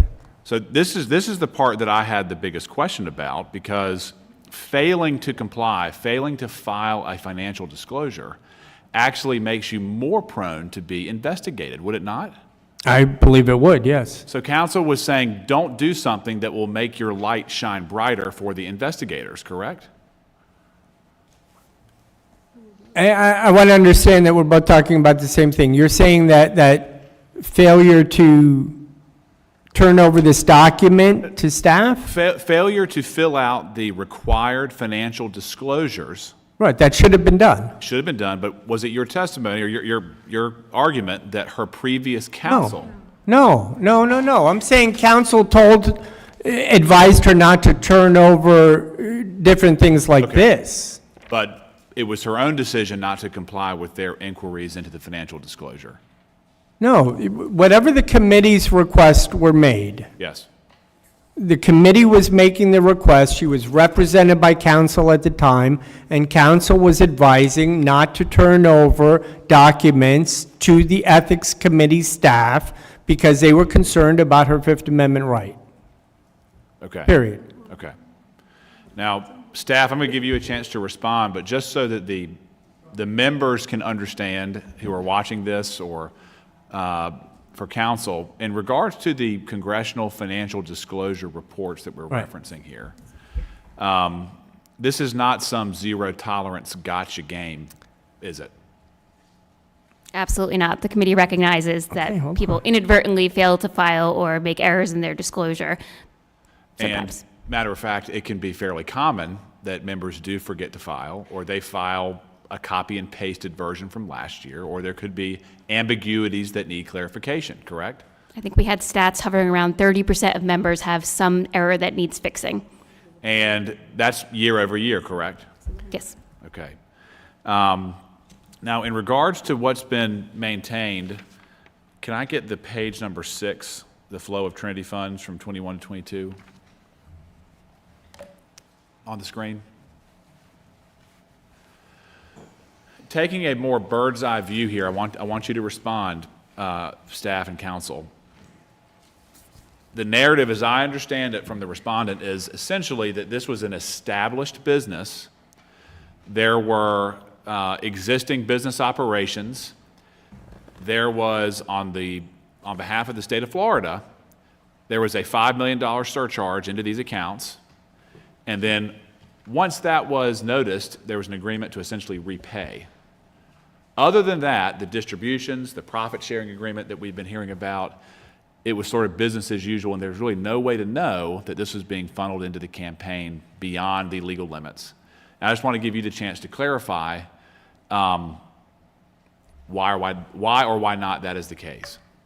I'm not sure I fully understand the question, but to the extent that, at the time that these large loans were being made to her campaign, there was some press reporting saying, well, where did all this money come from? And recognizing that there was evidence of this COVID contract. And some questions were raised about that.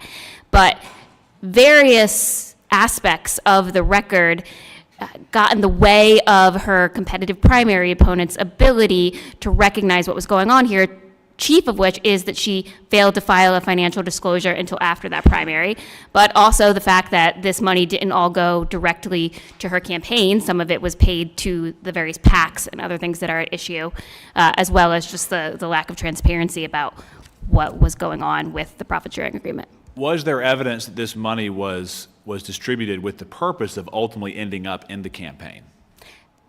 There is evidence, and that is the investigative subcommittee's conclusion. The sheer timing of the payments, I think, is the most noteworthy evidence. The money would come in, it would go out to her, and then it would go into their campaign, or it would go out to someone else in her family. And in a few instances, it went directly from the healthcare company to the campaign. But beyond that, the Council has suggested at some point that this profit-sharing agreement sort of predates the scheme to get money into her campaign, but it's all part of the same campaign. And if you look at Exhibits 2, 3, and 4 to the motion for summary judgment, that first Exhibit 2 is an email from Can we pull that up on the January screen? 2nd.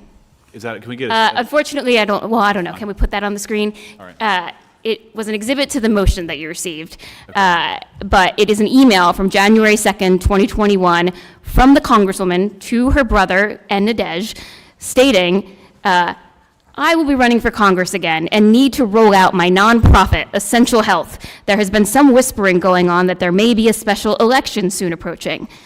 It even notes that the colors for the Essential Community Health letterhead should be the same as the campaign colors. And then Essential Community Health submits the proposal for the COVID funds that Congresswoman Garcia was talking about earlier. Later, that is converted into a request from Trinity. But it all flows from this initial plan to launch her campaign, set up this intended nonprofit that she never actually sets up, and then she starts receiving this money from the state of Florida that immediately goes into her campaign. And there is, legally speaking, no basis to conclude that she had a right to that money because we don't see a consulting agreement. We don't see any basis on which to say that she had a right to that. She was previously earning $86,000 a year, and suddenly there is an overflow of money, and it all goes to her for reasons that are not articulated. Other than on that page number 6 of the packet, did you have reason to believe that any of these entities were set up exclusively for funneling money to the campaign? Yes, based on the times that they were set up and the lack of other action in their accounts or relating to those companies, all of these sibling LLCs, SCM Consulting, EC Firm LLC, and MC Nursing Journey LLC, do appear, and the evidence is clear and convincing that it was set up for the purpose of receiving these funds. And again, why do you say that? Because each was set up in the same week after she received the funds. So again, that was my earlier question. I'm sorry it wasn't clear. This chart has a lot of different entities, and it was insinuated that all of these entities predated the money, were operating on autopilot, so to speak, and there was really no interruption other than the $5 million drop that was ultimately repaid. That's not the case. These are not all independent and functioning entities apart from the campaign. That's the conclusion that I'm trying to reach. And just for the sake of the record, this was not some sort of, we got $5 million, let's pay it back immediately to Florida, was it? No, it was not. First of all, it has not been repaid. There is a settlement agreement that was entered into following litigation for Trinity to repay it over many years. But there was a lawsuit to reclaim the $5 million Yes. that they accidentally gave to the McCormicks. That's correct. Okay. No further questions, Your Honor, or excuse me, Mr. Chairman. May I respond to some of that? Yeah. First, there's some confusion about the financial disclosures and what her prior lawyers were advising her to do. Her prior lawyers weren't advising her not to file financial disclosures.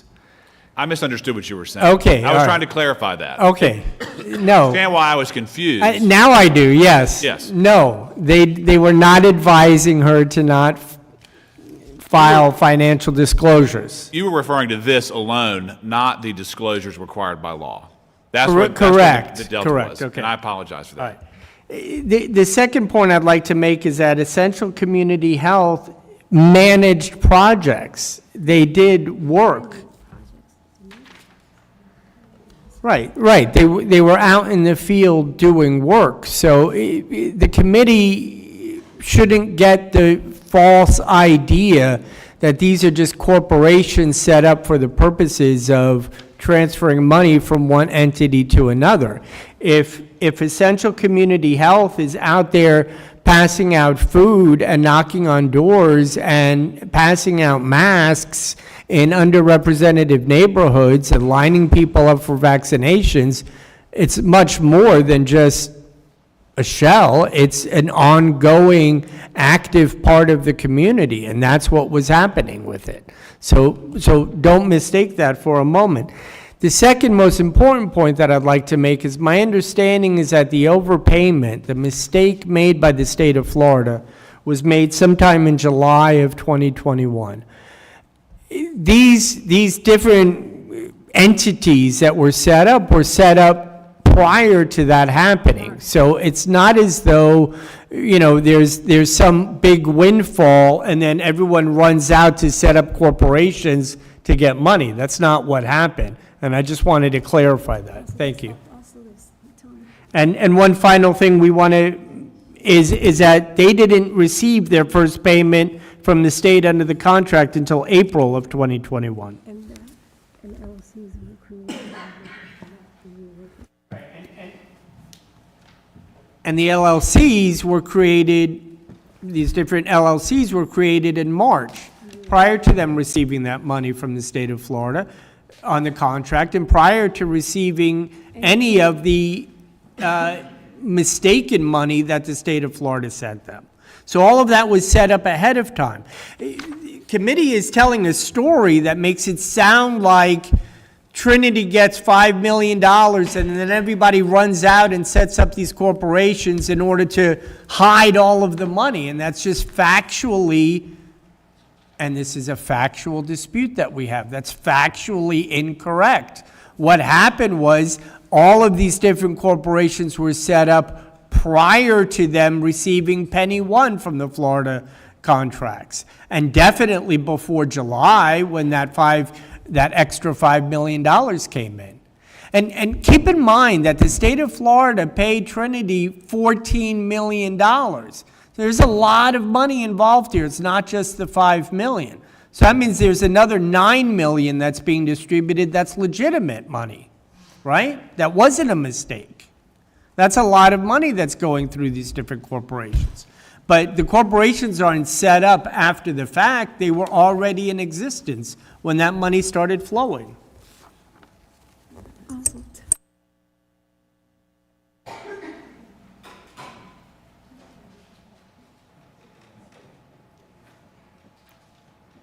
Mr. Nani, follow up to that?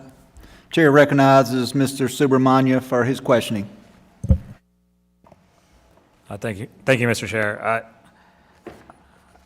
Counsel for the committee, I was wondering if you could bear with me, if you could actually go through sort of the mens rea, where intent is required through some of these counts, or through many of these counts. If you could just walk. Sure, I'll ask our clerk to return us to the PowerPoint slide that listed all 27 counts so that we can talk through them individually. So the first 18 counts are the various campaign finance related counts, and some of them have mens rea requirements that require the knowledge and willfulness of the Congresswoman, but many of them do not. Can I get a copy of this, please? This document that's... It's page 4 of the PowerPoint document you've been provided. Thank you. And it's just a list of the counts in the statement of alleged violations. Let's not make an issue of that. So with respect to the charge that there were conduit funds from Trinity Healthcare Services, in order to find that that was a violation of federal campaign finance regulations, it is not required to find that she had knowledge of that. With respect to the fact that there were improper contributions that were falsely reported as personal loans, to the extent that is charged and is in the statement of alleged violations as a reporting violation, her personal knowledge is not essential to that charge. For failure to properly disclose the loans and to disclose the payments from the campaign to the respondent, those are reporting errors.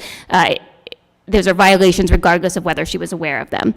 For the acceptance of improper campaign contributions from her family members, her friend, various PACs, et cetera, to the extent that those contributions were intended to benefit her campaign, they were improper contributions. I do think that in order for her to be held to account for those, while they are impermissible contributions that would need to be returned if she didn't realize they were happening, I think for her to be held to account, the argument that the investigative subcommittee has put forward that these in-kind contributions she did have reason to know about. I don't think that's essential to finding that there was a violation, but I do think that is what the charge is. The improper the conduit funds, similar to the conduit funds from Trinity, to the extent that is charged and is charged as a campaign finance violation, her knowledge and intent is not required. Same thing with the additional reporting errors, and the false reports filed with FEC generally. That charge is meant to capture the systemic reporting errors and repeated loan misstatements. Now, charges 15, 16, and 17 are based on criminal statutes, and they do require some level of mens rea where she was had the requisite intent to engage in this activity. So the investigative subcommittee has charged her with knowingly engaging in money laundering with respect to not just the funds that went from Trinity into her campaign and were funneled through myriad different entities, but also with respect to the funds that went from Petrogaz Haiti through the various PAC-like organizations into her campaign. And then finally, the false statements charge, that does refer to the false statements made to the FEC in the reports. A single charge of false statements was brought in recognition of the fact that the ISC found there was clear and convincing evidence that she would know that the millions of dollars that were moved into her campaign were not actually transferred as reported. And then the commingling of campaign and personal funds is a House rule that definitely does not require her personal knowledge, but in that it involves her personal funds, certainly by nature of that would involve her having some awareness. The financial disclosure accounts, on their own, they do not, to be a violation, they do not require any personal intent or knowledge, but the committee's longstanding precedent has been that it will not take enforcement action against members for inadvertent failures to file or errors, provided that when they are made aware of such errors or delinquencies that they remedy them. And then the House rule charges do not require, and the Code of Official Conduct charge don't have any specific mens rea requirement. Those are more generalized ethics standards that have the requirements you read into them. So you're saying that only counts 15, 16, and 17 require proof of intent? Those are the only ones that require proof of intent. I think there was intent for others, but those are the only ones that require it. And what evidence did you draw upon to prove intent in those counts? Yeah. In some instances, there is documentary evidence going towards that. So for example, the money laundering of the Trinity funds. We see the text message in which the Congresswoman discusses the money that her sister is giving to her friend that is then going into her campaign, and that is money that her sister had just received from Trinity. And then also the timing and nature of the contributions we think goes to that. I mean, we're not talking about a $5,000 contribution that you may not have noticed in your campaign. We're talking about the bulk of her campaign finances. I think Of course, that's not money laundering if that money was her sister's and her sister had a right to it. The staff has presupposed that all of this money is somehow tainted. And that's where we have the biggest factual dispute here. And that's why this is silly for us to try to resolve this with a motion for summary judgment. We need to have a hearing so that you can determine whether or not this money was tainted or not. If it's not tainted money, then none of these counts should be held against the Congresswoman. And you can't determine whether or not it's tainted without taking some evidence on it and giving me an opportunity to call witnesses as well. I understand, yeah. And I do want to get to your response to this as well, so thank you. Could you keep going? Corporate contributions are impermissible campaign contributions. To try to obscure the source of them by sending them through various individuals to be made at the max amount that individual contributions have is an intent to conceal the unlawful contributions. And then the false statements, 17. Yes, that relates to the repeated false FEC filings regarding her loans. Just a moment.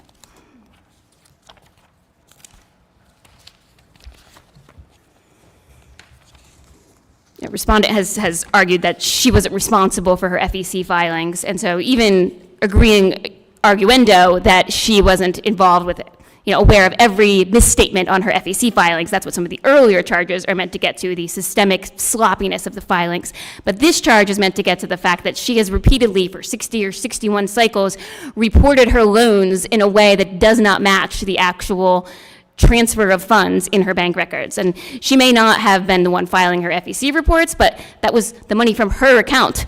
What her counsel has argued was her personal funds, and what we have argued was impermissible corporate funds. Okay, I wanted to give counsel to respond to especially 15, 16, 17, where there's an intent requirement. And I think those are some of the more serious charges as well. Right, and excuse me.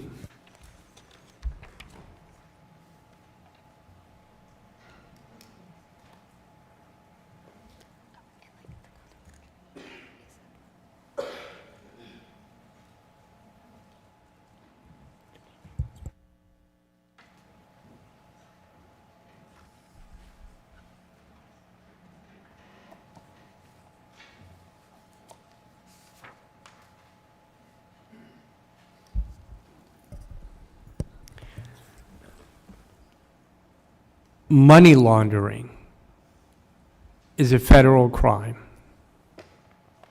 and it presupposes that there is a taint on the money. The money is ill-gotten gains, or the money has been flown through or transferred through some account in order to conceal its source. That's what money laundering is. Every single penny that went into Trinity came from the state of Florida. All of that money was paid by the state to Trinity. Trinity has that money.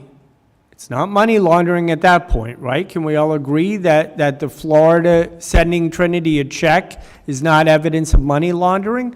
Trinity then takes that money that they receive from the state of Florida to do all of these different vaccination projects, and they pay out their expenses, they pay out all their employees, and then if there's money left over, it is distributed pursuant to their family agreement, what I call the profit-sharing agreement. Every individual that received funds worked for those funds. There was nobody, and I don't think the committee has competently suggested that there was somebody getting money who wasn't working, who wasn't doing something in return for it. So the idea that the Congresswoman is somehow guilty because Trinity paid out money to those different corporations in the flow sheet is absurd. You would have to come into a courtroom and argue that the money from Trinity was somehow tainted, that it was illegal, or that none of these groups deserved the money, and staff hasn't even made that argument. The Congresswoman was out there working. Everyone else, all of the individuals, including her brother, including her sister, including Nadej, they were all out there working all day. They deserved a piece of whatever, they deserved to be paid for their work, and if they were part of the leaders of Trinity and everyone agreed, then they deserved a particular profit sharing. That's what was happening, and to call that money laundering is based on a false premise that this money is tainted because Trinity didn't deserve to get the money from the state of Florida. And it may be true that Trinity did not deserve to receive that extra $5 million, but Trinity didn't cause that to happen. The state made a mistake. Now, we can talk about whether or not Trinity should have caught it immediately, should have given it back immediately, whether or not it was improper for Trinity to hold on to it as long as they did before entering into an agreement to prepay it, to pay it all back. Like, we can talk about those things, but When that money flows from the federal government to the state of Florida, from the state of Florida to Trinity, that is all 100% legitimate and above board. And when Trinity distributes it to the different family members and different organizations that the family members are doing work for, that's completely appropriate also. Another member said, well, the dates that these corporations were open, it's problematic. Well, they knew that they were going after these contracts. They knew that all of this work had to be done in the field. The corporations were set up prior to them receiving the money, prior to them being paid. There's no way that this committee could grant a summary judgment motion on these kinds of counts when there is no intent that's been proven. In fact, it hasn't even been proven that the money is tainted and would fit under the definition of money laundering. I understand that there were significant problems with filing the proper paperwork. We get that and we understand that. There's an affidavit from somebody saying someone else was handling 95% of the filings with the FEC. Now, do the committee rules require staff to prove by a clear and convincing evidence that the Congresswoman had the intent to file the wrong FEC files? I don't know. Maybe it does or maybe it doesn't. That's really not the point. The point is she wasn't the one doing that. That was somebody else. We have a factual dispute on that, and I would like an opportunity to be able to flush that out for you, to call in witnesses and to cross-examine witnesses to determine who actually filed these FEC forms that were wrong. Were they doing it under the direction of the Congresswoman, or were they doing it under the direction of somebody that was working for the campaign who claimed they knew how to fill it all out, and it turns out they lied? There's a big difference there. And the only way we can get to that kind of nuanced decision on any of these issues is by having a full hearing. That's what trials are for. That's what adjudicative hearings are for, so we can get to the truth of all of this. Right now, on this record, there's not enough. And especially when you have me now telling the committee that we are factually disputing all of these issues. Thank you. Council, how does for the committee, how does the straw donor scheme fit into the counts themselves? Do you know which ones those cover? So the straw donor scheme is not unrelated to the Trinity Funds money laundering scheme because, as I mentioned earlier, the funds that were moved into the sister's account to the friend's account into the campaign originated with Trinity, and that sort of moving of it was intended to hide the fact that it was an unlawful contribution. It also goes to the false statements piece because that is one of the clearest pieces of evidence that she was aware of the fact that things were being reported as coming from a source other than who they actually came from. And counsel for the defendant, how would you respond to that? The money flowed appropriately from Trinity to her sister, to Nadej, to her brother, to other people, and then those people wrote campaign contributions because they wanted to contribute to her campaign. And that's perfectly permissible. Do you see the text messages? I saw one text messages that referred to the limit is 2,900. That's why she the max is 2 checks of 2,900. This is why sister had to give money to Nadaj for her to make another donation. So when you give money to another person, that's generally to make a donation. Right, and if we were to read that text message alone, without any context and without hearing from the person who wrote it and the person who received it to get a little context, I could understand why somebody would misinterpret it. But the fact of the matter is, I would suggest that the committee needs to take some evidence on that. You need to bring these people in, and the committee can subpoena them. I can request a subpoena to bring them in myself, but let's air this and let's find out what really happened, because that text message should not be read alone. We should know what they were discussing. We should be able to put it in some kind of a context. And then the other string of text messages, efforts to inflate FEC reporting numbers with loans. Would you say that the same thing about those text messages as well, that we need more context for that?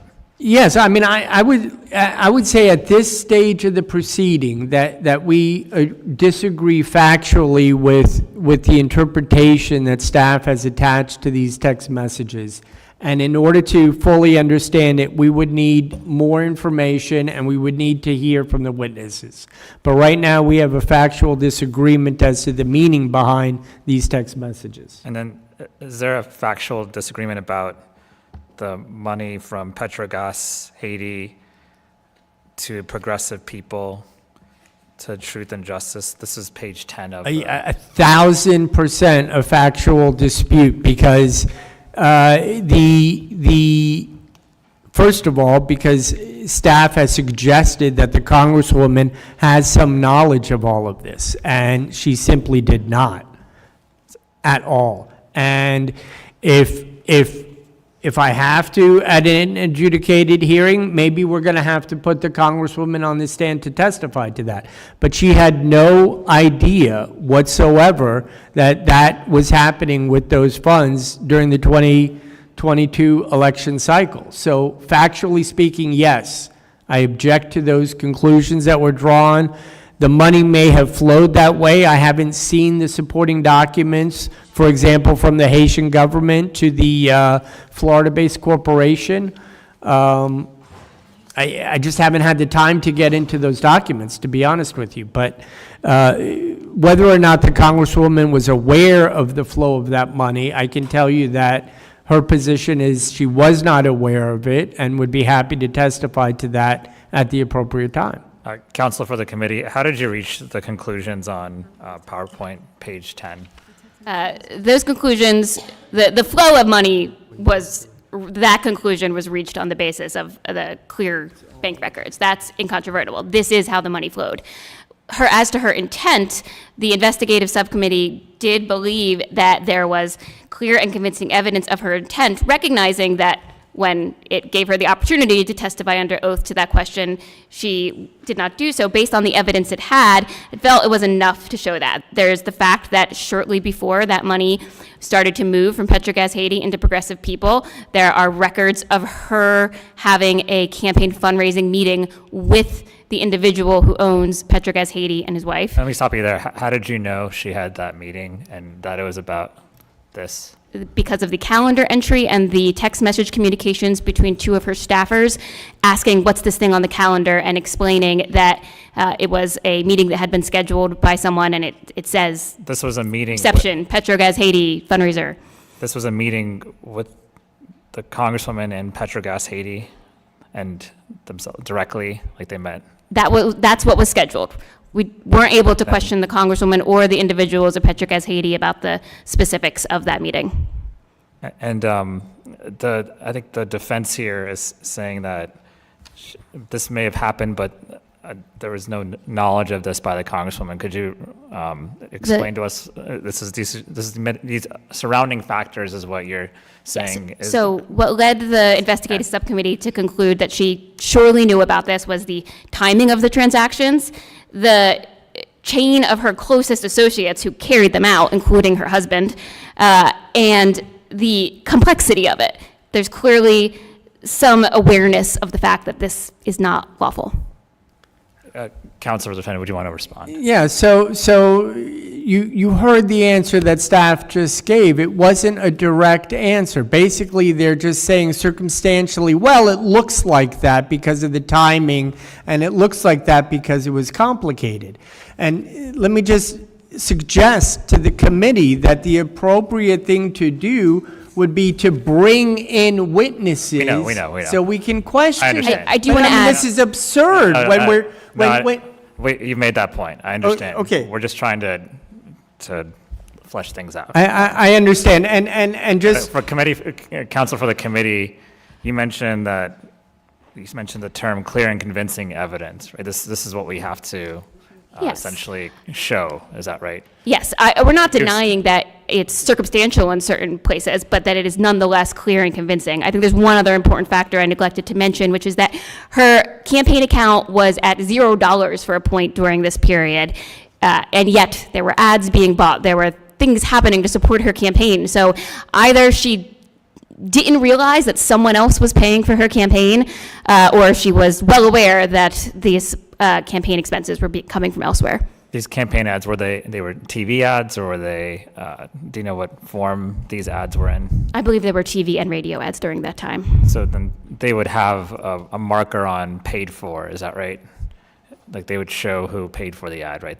They would. I believe that's right, and part of the record is that Truth and Justice paid for ads that had markers that they were paid for by the Congresswoman's campaign. Would counsel for the defendant want to respond to any of that? I think it's a question of knowledge. You have an affidavit saying that decisions were being made by other people in the campaign. Give me 1 second, I'm sorry. And just to be clear, I don't know if it's a question of knowledge on all of these counts, but we're talking about, I think, the most serious counts here, right? As far as the element of truth and justice, regardless of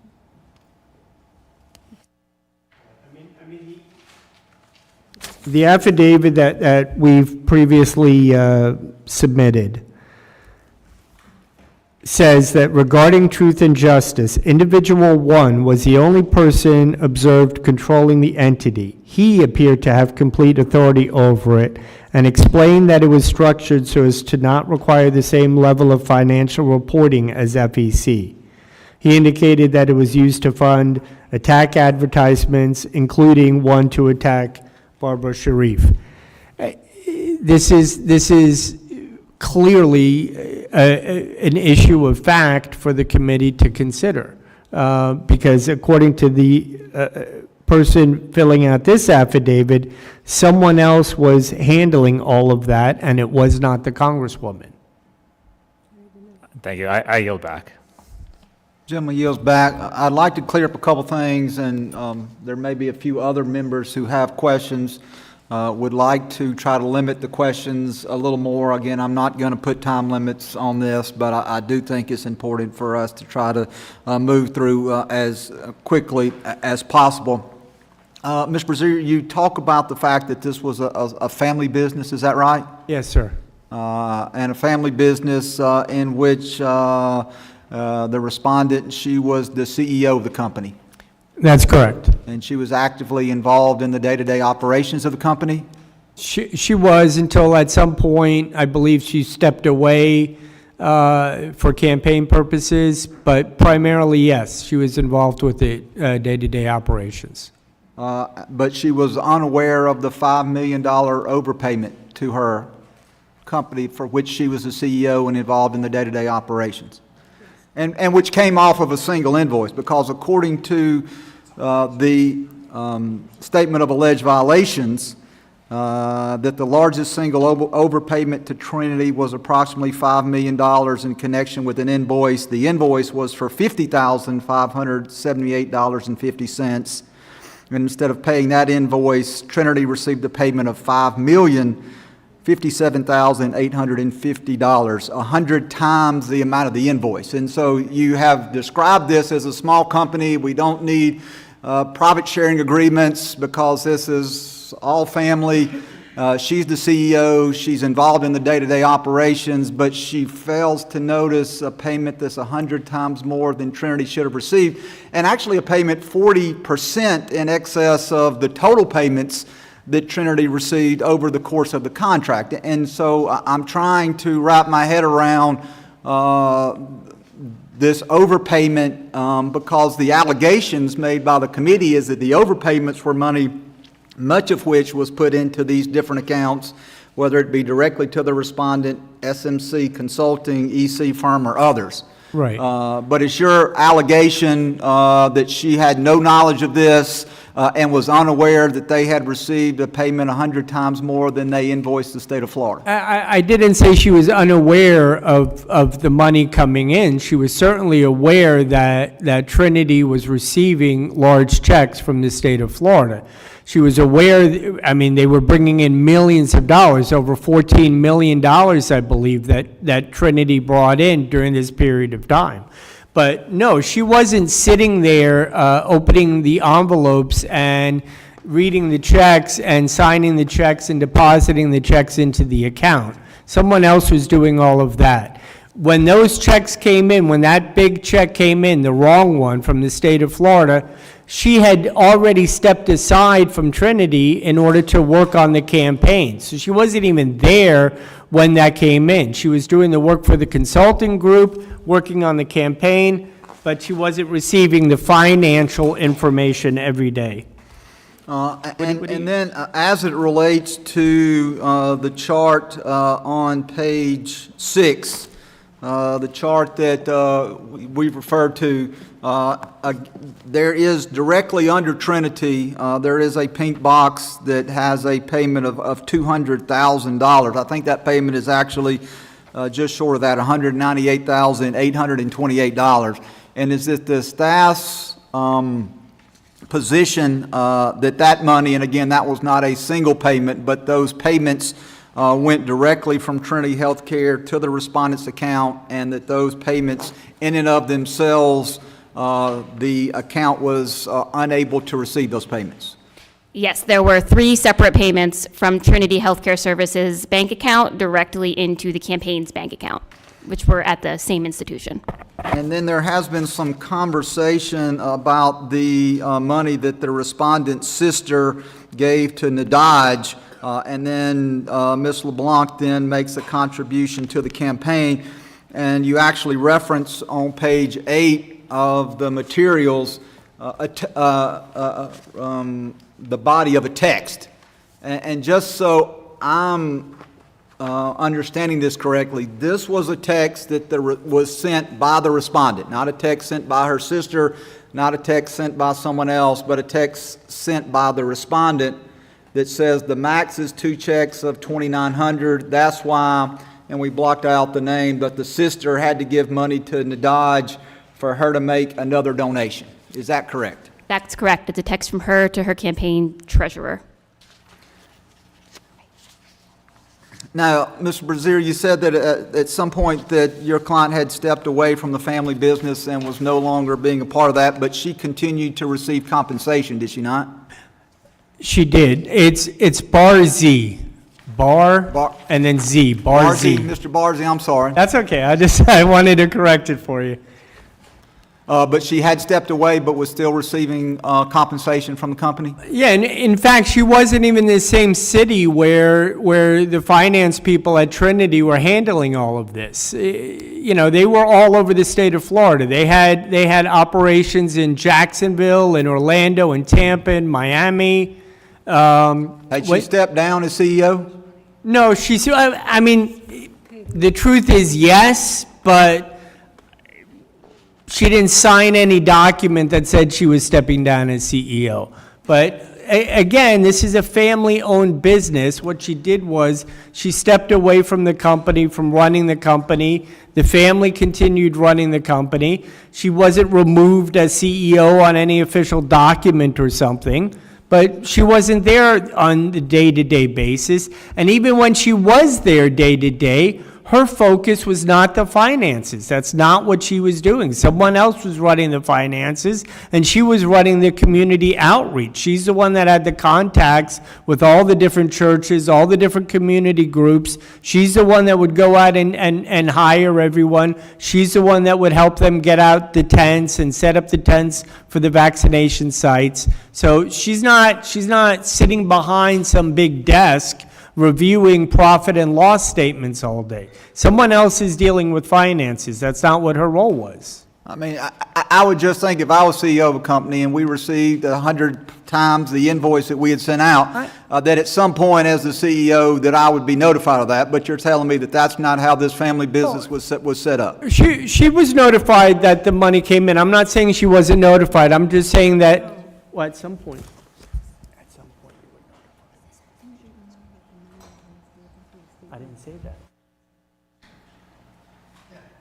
There's, just to clarify, she was aware that money came in. She wasn't aware that the money that came in had come in because of a mistake from the state of Florida until much, much later. Do you understand? So that, I just needed to clarify that. And last question, and then I'll turn it over to the ranking member. As it relates to slide 10, which we've talked about, which was the money that flowed from the Haitian government to Petrogaz Haiti, to Progressive People, to Truth and Justice. The flow chart there lists those dollar amounts that came in first from the Haitian government, which was $12.5 million. It then it was then deposited into the Petrogaz Haitian account. They then took a portion of that money, $810,000, they deposited in an account entitled Progressive People, which was an account that the respondent's husband had control over. He then took $725,000 of that and deposited in an account known as Truth and Justice, a campaign account that was controlled by her campaign consultant. And then on the statement of alleged violations, if I'm not mistaken, page 27, there is a chart showing where much of this money went. And it includes vendor one, payment $18,000. Her brother received a check from that account for roughly $180,000. Vendor two, $150,000. Vendor three, $24,000. Vendor four, $4,500. Vendor five, $17,000. Vendor six, $45,000. Vendor seven, $96,000. And then her campaign manager was paid $25,000 out of that account. And is it the position of the committee staff that these vendors provided services to the respondent's campaign, and that those services that they provided to the campaign were paid not by the campaign account, but were paid out of the account titled Truth and Justice? Yes, to some extent. Some of those vendors were also paid by the campaign for certain amounts, but other campaign expenses incurred by her campaign were paid by Truth and Justice to those vendors. So some were paid duly. Some were paid by her campaign and then also paid by Truth and Justice. Yes, particularly once she ran out of money in her campaign account. And were those invoices, from your viewing the invoices, were they billed to her campaign? Some of the invoices were billed to her campaign. Some of them didn't involve formal invoices, Okay. like her brother. With that, I will yield such time as the ranking member may consume. I'm sorry, can I just respond to something that staff said? I apologize, just quickly. The important thing here is that Progressive People, there's no evidence that Progressive People is right now in the record before you. We have not heard from the respondent's husband related to what his knowledge was of where Petrogaz Haiti received those funds. So to put this on a chart saying that the money is coming from Haiti and suggesting that the congresswoman who's 6 or 7 steps down somehow has knowledge of that is absolutely unfair. We need to get somebody in order to establish whether or not Petrogaz understands where that money is flowing from, whether or not Progressive People PAC knows that the money from Petrogaz was originated in Haiti, and that evidence is not before this committee right now. Finally, the money going into Truth and Justice, which is being run by a campaign consultant who the affidavit tells us was handling 95% of all of this. So as far as the congresswoman is concerned, whether or not these things factually happen the way this flow chart suggests, I'm not sure. But did she have any knowledge of it? And did the people in the flow chart who were receiving the money know where the money was coming from upstream? We don't have an answer to that without calling witnesses. So if the committee wants a finding on summary judgment to suggest that the congresswoman has violated some law or some rule of the House, at least let her talk to these witnesses who are making these claims. Allow us to cross-examine them to determine what the truth is, because the fact of the matter is this flow sheet on page 10 doesn't show anything other than some pretty boxes. It doesn't tell us what anybody knew. It doesn't tell us about the knowledge of where these funds were coming from.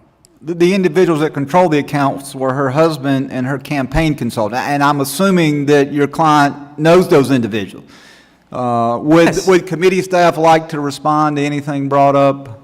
I would like to note that I would refer you to pages 23 to 27 of the statement of alleged violation, which lays out extensive evidence of how the scheme was carried out, including details of her husband's testimony that he just couldn't remember why the 90% of his company's funds went to this organization, Truth and Justice, and where it came from or what it might be going towards.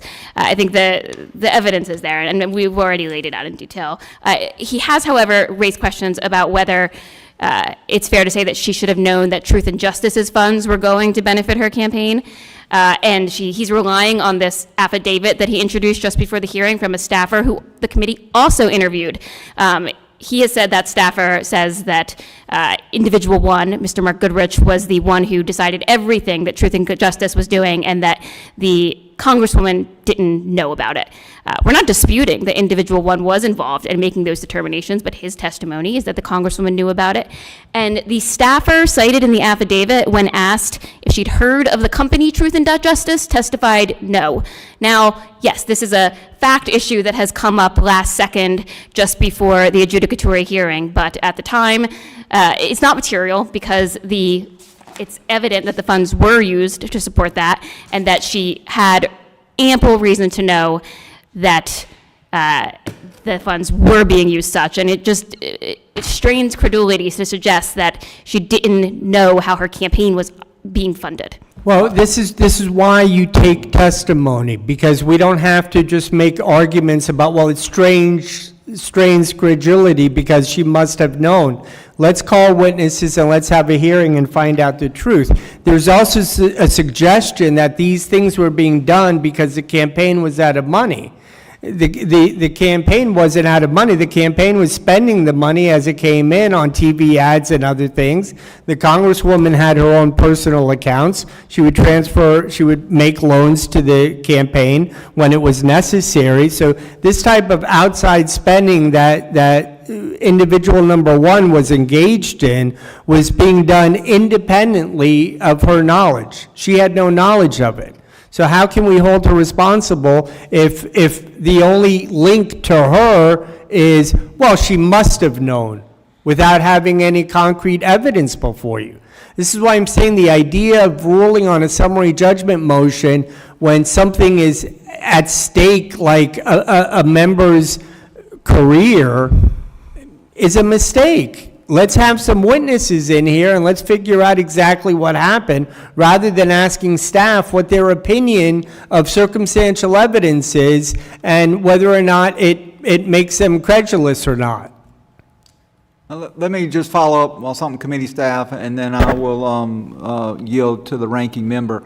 You talked a little bit, Brittany, about this affidavit that Ms. Luster filled out. And then you also talked about the fact that the committee staff had interviewed individuals with Truth and Justice. Was Ms. Luster one that, has she been interviewed? Ms. Luster wasn't with Truth and Justice, but yes, she was interviewed, as were the two individuals involved with Truth and Justice. All right. And when you talked to Ms. Luster, what statement did she give the committee, if you recall? She did not know what Truth and Justice was, is what she told us. All right. And then you interviewed two other individuals who were associated with Truth and Justice? Yes, we interviewed the individual who is listed as sort of the president of Truth and Justice on the filings with the state. He indicated that he just understood it was a vehicle to make expenditures for her campaign. We interviewed individual one, who was her campaign consultant, and he indicated similarly. The SAV discusses in detail some of his testimony, and he also spoke to her direct knowledge of what was going on.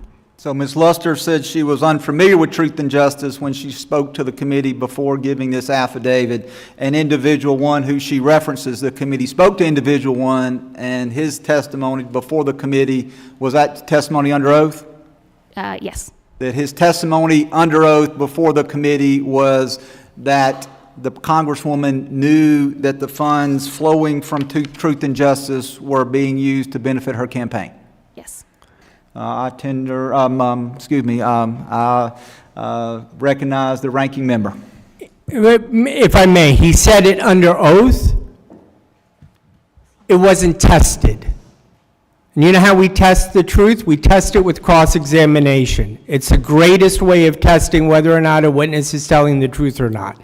You haven't even had an opportunity to ask him any questions. I did not serve on the investigative subcommittee, and so that is the staff and the members of the investigative subcommittee. But I wanted to make the point that he was placed under oath, and so he is subject to perjury. Now, could he have lied? Clearly he could have lied. But if he lied to the committee and now comes and makes a contradicting statement, he would be subject to perjury. And so it's not just a statement where we called someone on the phone and they gave that statement. That statement was actually given under the penalty of perjury, and that individual gave a sworn statement under oath before the committee. And so I do think that that is important, and an important distinction when we're talking about statements that are given.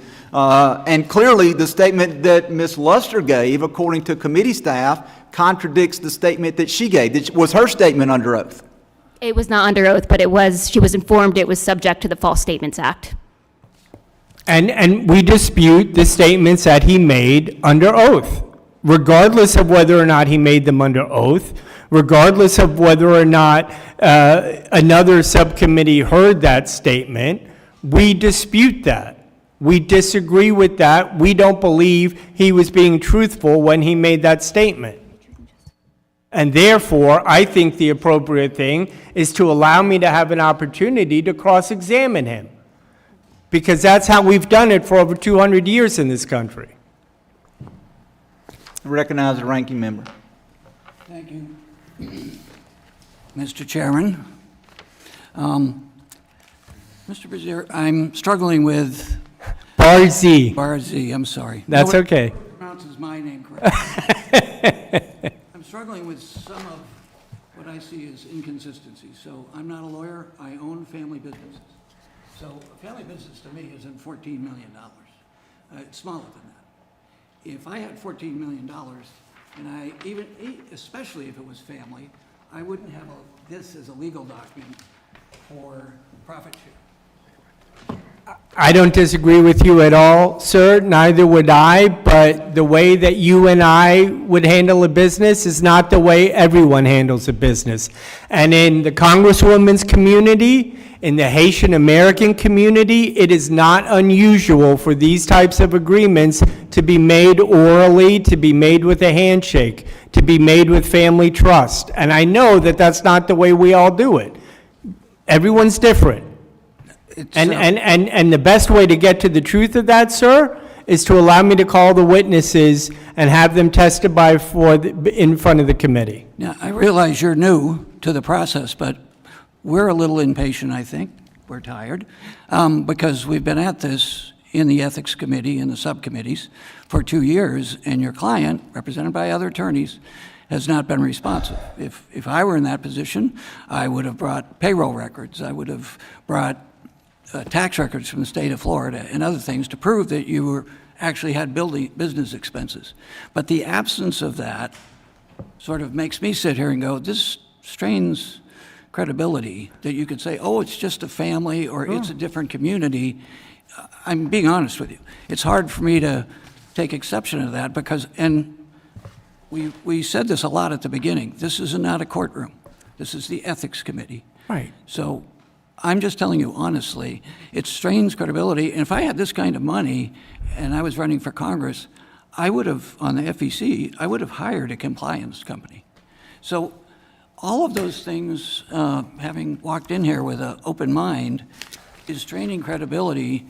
And if I was looking at a financial statement in a family business, I would notice $5 million Right. worth of, if it was the other way, I'd sure as heck notice it.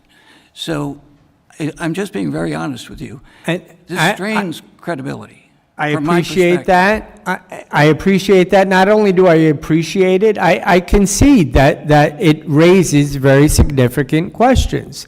And my point to the committee is, instead of guessing as to what actually happened, instead of guessing what these motivations were, just give me an opportunity to call witnesses and to have them address you. I understand the impatience. I understand it's been going on 2 years. I understand that the other counsels handled the case differently than I would. But if you give me an opportunity, I can call these witnesses and we can answer your questions and have them explain it to you. I'm explaining it the best I can, third hand, based on what I've learned in the past 21 days. And what I'm saying to the committee is, if you want to really understand all of this, if you really want to understand it and get to the truth of it, there's only one way to do that, and that's by calling in these witnesses and questioning them under oath and giving me an opportunity to cross-examine the staff witnesses and giving staff an opportunity to cross-examine my witnesses. And that's how the truth will come out. I would agree with that, but part of our charge is to protect the reputation of this institution. And it's already been eroded by your client's action, at least in the public perception. If we're being honest and truthful and we're trying to give her the benefit of the doubt, we're already eroding that trust that we have a responsibility to adhere to. So I'm just being perfectly honest with you. It's not making sense to me at this moment. And in the context of, just let me explain now. Hold on. What happens if this happens again? If we were to have granted the continuance, I don't know. I just assume that we're going to be back here in 6 months going through the same thing. So that's just my observation. It's more of an observation. I'll give you a second to respond, but only a few seconds, please, because I know we're all tired. I mean, one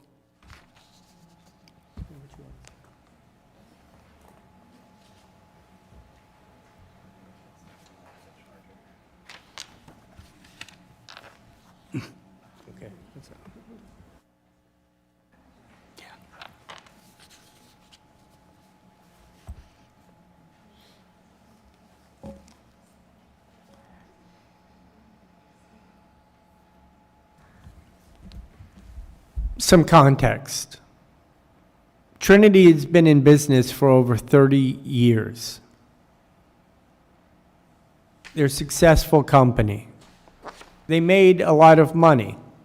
Some years, 1 or 2 million, other years, 4 or 5 million, sometimes more than that. But it's a corporation that has been in existence for a long time. It's an old family company. At some point, her father gets COVID, he gets sick, other people are moving in to take over things, and they come to an agreement. We're going to start dividing up the company. We're going to divide up profits. And that's the profit sharing, what I called evidence of the profit sharing agreement.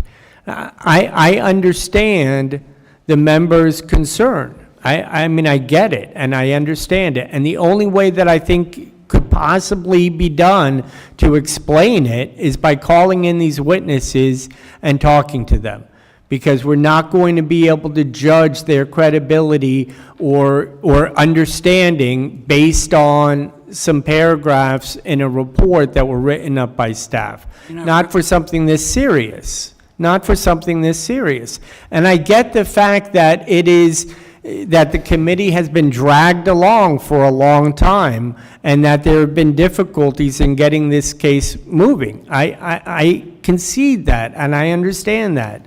And I appreciate the patience that the committee has shown me personally.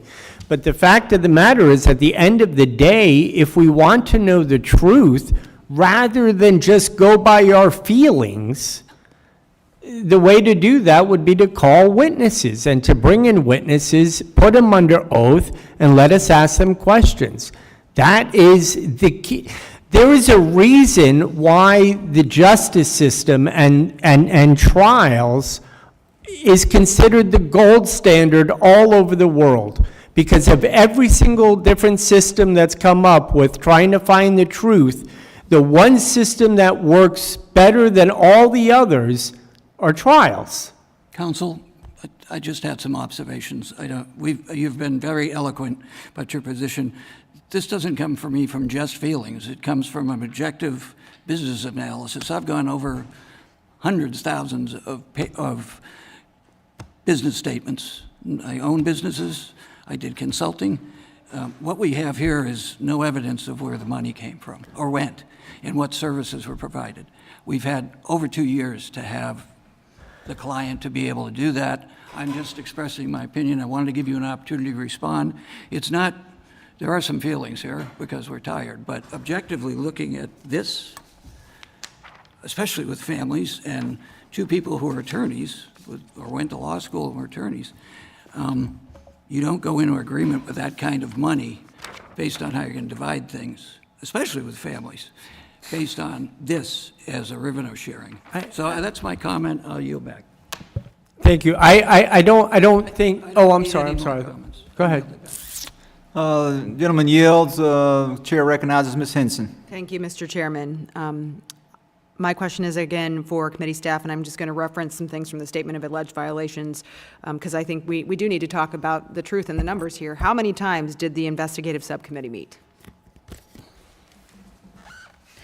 So many times that I need to look it up. Just one moment. 12 times over the course of 2 Congresses. Okay, and how many requests for information did that subcommittee send? 30. To respondent? 30. Oh, to respondent, 3. 3. But there was a very good information gathering effort here over a significant amount of time, correct? That's correct. Yes. How many subpoenas were issued? 59. 59 subpoenas. And over 33,000 documents? Correct. So the lack of candor charge, then this is going to be my last point here. Can you lay out and talk about how that response and lack of response from the respondent directly ties into that lack of candor charge? Yes. So for 2 years, the committee, the investigative subcommittee saw information from various witnesses, including respondent. Respondent, through her various attorneys, did not provide no documents, despite the Fifth Amendment concerns that counsel has identified. She did hand over about 2,000 documents of varying degrees of relevancy, responding to various requests, but she also completely ignored various of the requests from the investigative subcommittee. So the investigative subcommittee renewed its requests and narrowed its RFIs to try and make it less burdensome as she started to cite concerns about the cost of responding to it. At a certain point, the counsel for the Congresswoman said she's going to decline to further respond to these requests for information. So then we asked, this is in November 2024, is your client going to assert her Fifth Amendment right against self-incrimination? Counsel said, we're not saying that right now. We think that it's just too burdensome to respond to all these requests. And we said, okay, we'll narrow it further. And we came up with a narrower set of requests. They did not respond to that. New Congress came around. She moved on from that counsel during a period of time when she was unrepresented. We had a difficult time contacting her. Eventually, a new investigative subcommittee was impaneled and a new request for information was sent out, reiterating the narrowed requests that were outstanding. And about a month after that, her third counsel in the matter appeared, and we explained what was outstanding. We walked him through what we were missing. We again asked that he please let us know if she's going to assert her Fifth Amendment right against self-incrimination. And we let him know at that time that we were also going to be seeking her testimony, that the ISC had authorized a request for her testimony. After several months of back and forth and trying to negotiate and come up with a timeline that would work for counsel and accommodate her schedule, there was a voluntary interview scheduled, but she canceled that last second. No documents were produced during that time. Eventually, the ISC was brought to the point that is rare to have to do to their colleagues, but they subpoenaed her documents and testimony. She was the day before she was scheduled to appear for her subpoena deposition.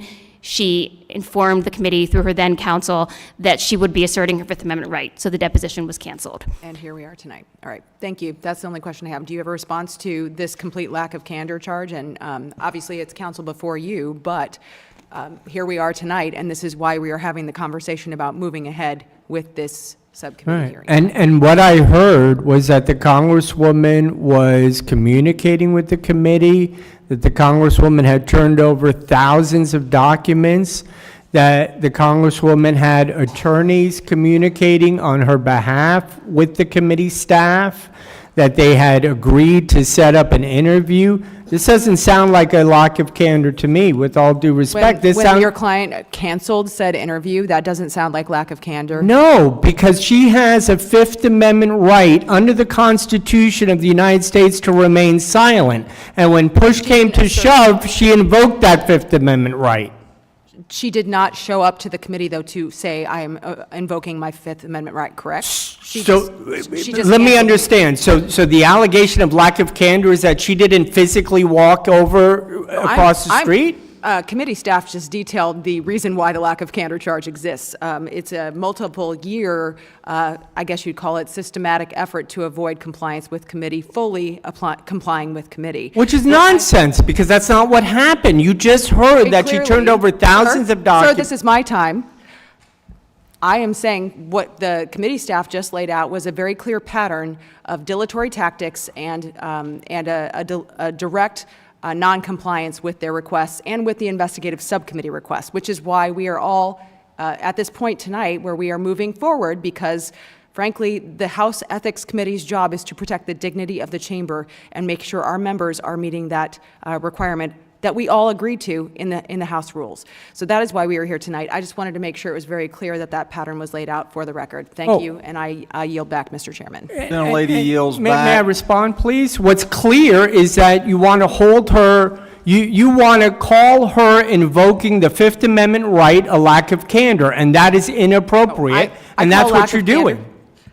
Sir, lack of candor is the evidence that this staff has just laid out of a pattern over the course of the 118th and 119th Congresses of not complying with committee requests. That is the lack of candor. Thank you. I yield back. The gentlelady yields back. The chair recognizes Mr. Ivy. Thank you, Mr. Chairman. Okay, as promised, I want to go to this document. This is 2022 reelection funds. And I know there's been some questioning and comments about it, but I wanted to sort of follow up. Does this document link to the money laundering charges? Yes, one of the charges relating to the Petrogas Haiti funds. All right. And what is that, 16? Count 16? Yes, 16. Okay. Sorry, yes, 16. All right. So the Petrogas, I think you said earlier that this is evidence of misconduct. You talked about the complexity. Shows it was clearly unlawful. I think that was a quote. Those are my notes anyway. Sounds like something I'd say. Sorry? Sounds like something I'd say. Yes, ma'am. Campaign finance reform meeting with head of Petrogas Haiti? She had a fundraising meeting with there are documents that indicate she had a fundraising meeting with the head of Petrogas Haiti shortly before the money began to flow into the organization affiliated with her husband. Okay. And that demonstrates, how does that support the claim of money laundering? The meeting? It's evidence that she likely knew what was happening there, combined with the other evidence, the timing of the proceeds, her involvement with all organizations in the chain. She was also providing money to Truth and Justice, Inc., and her campaign consultant was doing it. And then the fact that the people involved were so close with her, and the sheer amount of money involved would be hard to go unnoticed. Those were the factors that were considered in determining that there is enough convincing evidence that she must have known what was going on. Well, the what was going on part is what? That Petrogas Haiti was contributing to her campaign through shell corporations run by her closest associates. All right. So Progressive People, Inc., that's the money goes from Petrogas Haiti to Progressive People, Inc.? Correct. Okay. And are you saying that was a shell corporation? It was a I use that term to refer to a corporation created for the purpose of receiving this money and funneling it into another one. Well, by shell corporation, I take that to mean that there was no other legitimate purpose for it. Almost all of their funds went to Truth and Justice. Almost all of the funds they got came from Petrogas Haiti. There were a few other funds they got from. Okay, but shell corporation is a very tight definition, right? Are you saying that there was no other purpose for Progressive People? All I'm willing to say, based on the record before, is that it was the overwhelming and primary purpose of the organization. Shell Company was my word that I threw in there. It is not what appears in the statement of alleged violation. I think that the IC was most comfortable saying that this was the purpose of creating this organization and moving money through it. Okay, and who said that? I'm saying the investigative subcommittee felt comfortable arriving at that conclusion. Oh, I see. Is there a witness or a factual basis beyond that, that this was a shell corporation or that was the purpose it was set up for? Not other than what I've described, the fact that all of the money, most of the money came from there, most of the money went out into the other organization where we did speak with the witnesses. So there were two people with each of these organizations, Progressive People and Truth and Justice, sort of running things. The two people involved with Progressive People were her husband and an individual named Michael Joseph, who did not comply with the subpoena. Her husband spoke with us, and his testimony is recounted in the SAV, we consider that evidence that goes towards the convincing conclusion that she must have known about this. Truth and Justice is run by the individual involved with her campaign and another individual, both of whom testified clearly about they didn't know about the Petrogas Haiti source of things because it was another entity over, but they knew the money was going into the campaign and that. Truth and Justice piece, that's the $725,000 comes to them. Yes. And then they made payments to campaign vendors? Yes, that's the chart the chairman was discussing. Right. And what was illegal about this chain of? What was those are in-kind contributions. They were made on behalf of her campaign. Rather than her campaign paying the vendors directly, this organization paid the vendors. The money that was used originated from Petrogas Haiti, which is not a lawful campaign donor. Okay. So the payments to the campaign vendors was, you said, a campaign, in-kind campaign contribution? Correct. And not an actual financial payment for services? The services are real. They're the in-kind nature of the contribution. Truth and Justice bought the campaign ads, the graphics, the various services and goods provided by the vendors for the benefit of the campaign. These were ads for her campaign and other things sort of requested and sort of explicitly set up for her campaign. Okay. Well, a couple things quickly there then. So the unlawful activity was the fact, testimony or the position of committee staff was that because it came from Petrogas Haiti. Yes, a corporation which cannot lawfully donate to a federal campaign. All right, and then the attempts to conceal, which is one of the other elements of money laundering, was what? Moving it from Progressive People into into Truth and Justice. So these are it's an attempt to create a sort of dark money chain, one might call it. Rather than having to report these things as you would if it went through a campaign or even an actual PAC, it was passed through various organizations so that the source of the funds could be far divorced from the actual expenditures. I sort of lost my thread on something, but something else you'd add? I think that's the gist of it. Okay. It's been a while since I've done a money laundering case, but my recollection was that there had to be explicit proof that the unlawful act was separate from the actual final transaction and that the movement of the money wasn't done to complete the act of the unlawful contribution, that there had to be then steps taken beyond that to conceal the funds. Is that your understanding? Yes, so there needs to be the unlawful activity, and then the proceeds of that steps have to be taken to conceal that. The steps here were creating these organizations, creating Progressive People, transferring the funds from one account to the other, and then having the items paid through that. The other evidence of the awareness of that includes the documents that were flowing. There was generated were these solicitation letters from Truth and Justice to Progressive People asking for the funds at the request. There's testimony that it was her husband's idea, but he did deny that, to create these letters where Truth and Justice requests the funds to sort of create a paper trail, making it seem like these are contributions towards what they were styling as a get-out-the-vote operation, but no such operation has been evidenced. Different question. So is my recollection is that there has to be a distinction between the completion of the unlawful act, which I think you said was the sending of the money so that from Petrogas to pay the campaign vendors ultimately. The solicitation and acceptance of a corporate contribution is an unlawful act. However, the money laundering statute is a little narrower than that, and the specified unlawful crime that can be captured under that, it more traditionally includes things like fraud. The investigative subcommittee did not go so far as to charge her with fraud here.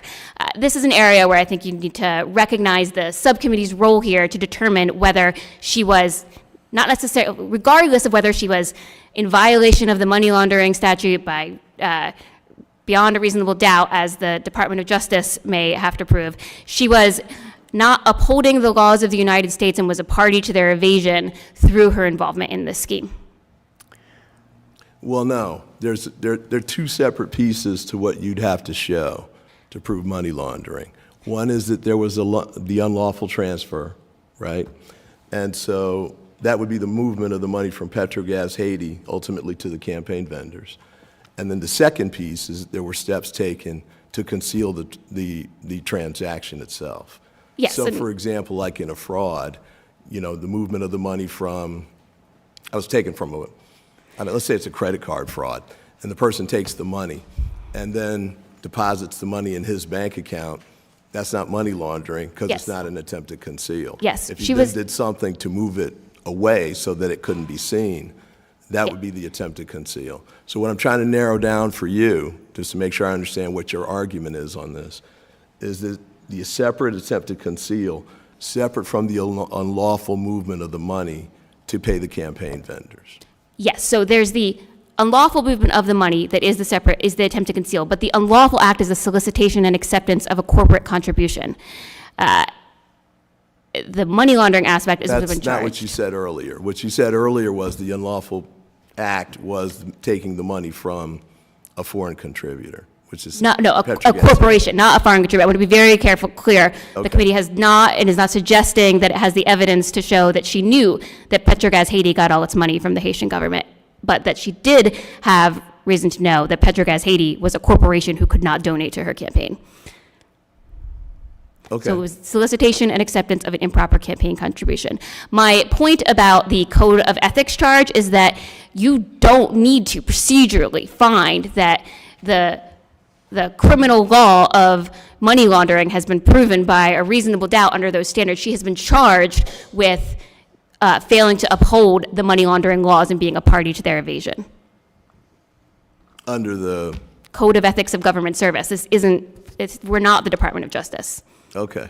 So that part of my recollection at least, of the money laundering proof is not applicable here? So we can say there's a money laundering violation, but not meet the elements of money laundering? I think if you felt that she was not upholding the money laundering laws and was a party to their evasion, that is within your discretion. I'm not saying I don't think the elements of the money laundering charge were brought, but I do think it is a lesser standard than proving a crime. That is not what we are here to do today. All right. Counsel, what are your thoughts on the I mean, laundering aspect? the committee hasn't offered any evidence that she had any knowledge of this. What they've done is put up a highly prejudicial, false flow sheet here saying that $12.5 million came from the Haitian government.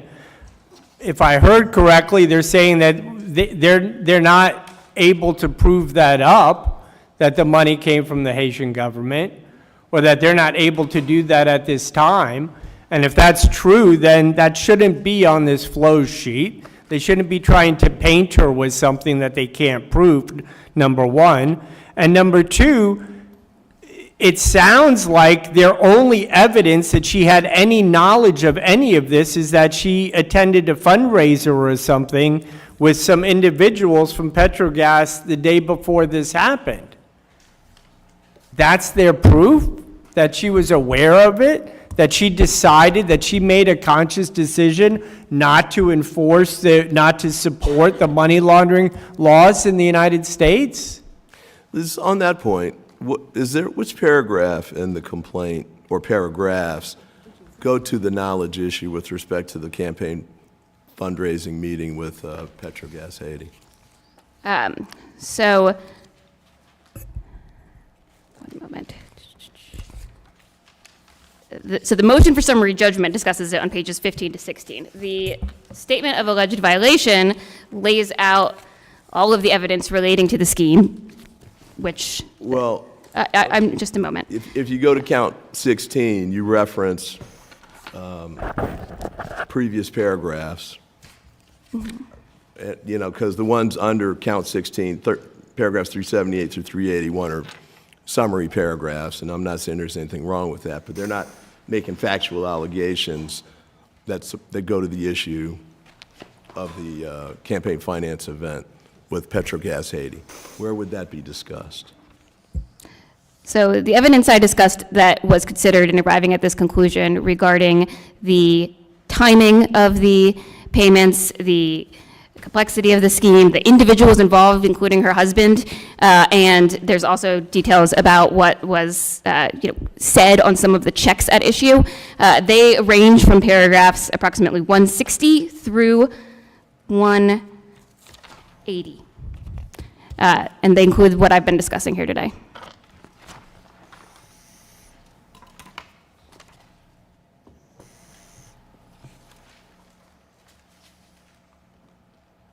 $160 to $180? Yes, that lays out the scheme as presented. Where does it reference? Oh, there it is. Let's see. That's 179, 178. 176? Is that where it first references Petrogas Haiti? While I think there are earlier references, that is the first reference to where it appears in this particular discussion of the scheme. Well, that's the first point where it says they got the money from. Yes, so after laying out how Government of progressive Haiti. people operated, it begins to talk about where they got all their money from.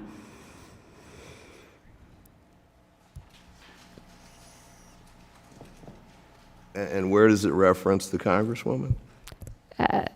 The Congresswoman, who's referred to as respondent throughout here, is referenced indeed at paragraphs 178, when she met with the Petrogas Haiti owner.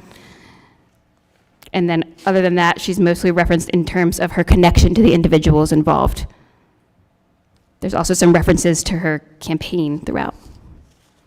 Okay, so the company hosted a reception for her, and she met personally with the owner of the corporation and his wife prior to the reception for a meet and greet organized by Mr. Joseph.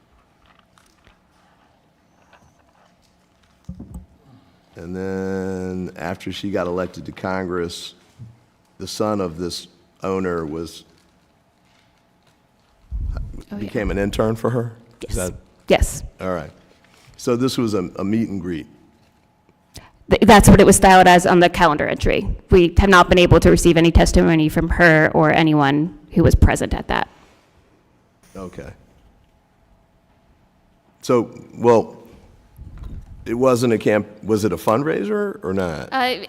Exhibit 8 to the motion for summary judgment includes details about it. It's referred to as a Petro reception organized by her leadership PAC treasurer shortly before a Holland and Knight reception. So I apologize if I misspoke. The word fundraiser does not appear in that particular instance. However, she did receive the Holland and Knight event is also referred to as a reception, and she did indeed receive a campaign contribution from Holland and Knight around that time.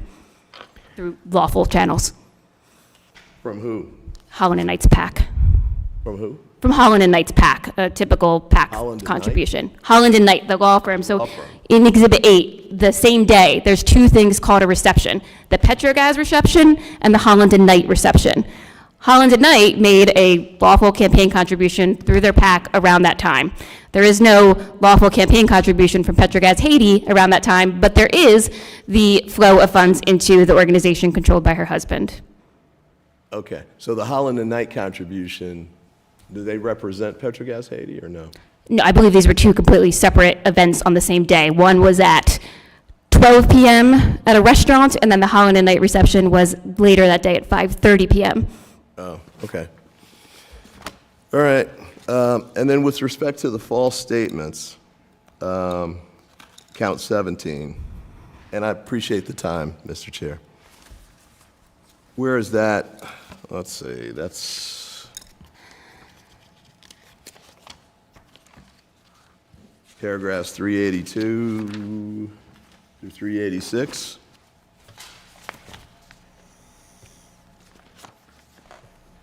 Of the statement. The SAV. Yes, that's where the charge appears.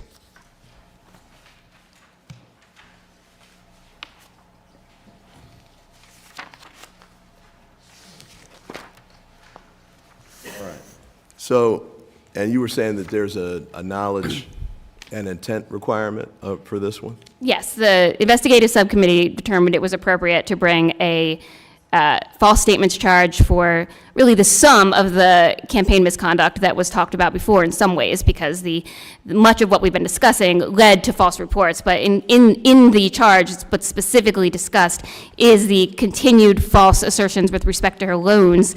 And there is detail in the SAV about how, despite efforts by when she hired a professional consulting firm after she got to Congress in 2023, efforts by them to get access to some past bank accounts, they never were able to, and they never were able to audit and correct the errors from prior to when they took over. The loans continue to appear on your campaign finance filings each quarter until they are fully paid off.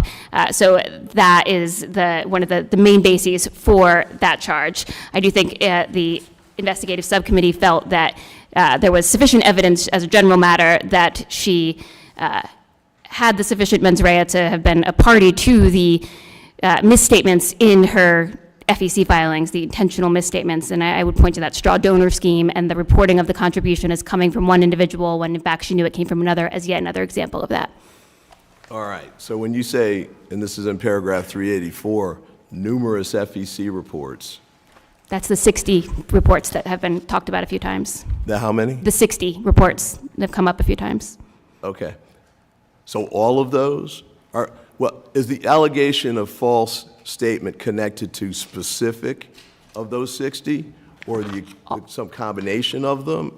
All of them. When your campaign takes on debt, there is a section of your FEC reports where you have to continue to report each debt each quarter, including noting what repayments you have made and what it was from. So every quarter since she began reporting making loans to her committee, she continued to report that debt in a manner that was false. Report which debt? The debt relating to her personal loans. There are inaccuracies laid out and discussed already with respect to how her personal loans were reported. They do not match her actual finances, including after she brought on a established compliance firm, and despite their efforts, they were unable to get access to the older bank accounts. There was some testimony about how perhaps there was some bank error that made them have to close those accounts just before the professionals got on board. But in any event, she has never at any point corrected the numerous errors in her campaign finance reports, including to this day. All right, well, when you say the numerous errors. She has about 20 different loans, and she reports repayments on those loans. And so it's laid out in the SAV. Many of those loans are not correctly reported, whether by the source, the amount, the date. Many of the repayments have not been accurately reported.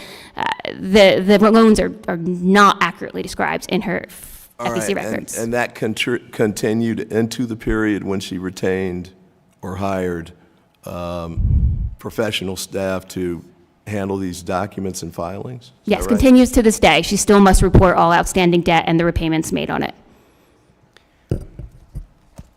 So the evidence that it was intentional, especially given that it continues now, is what?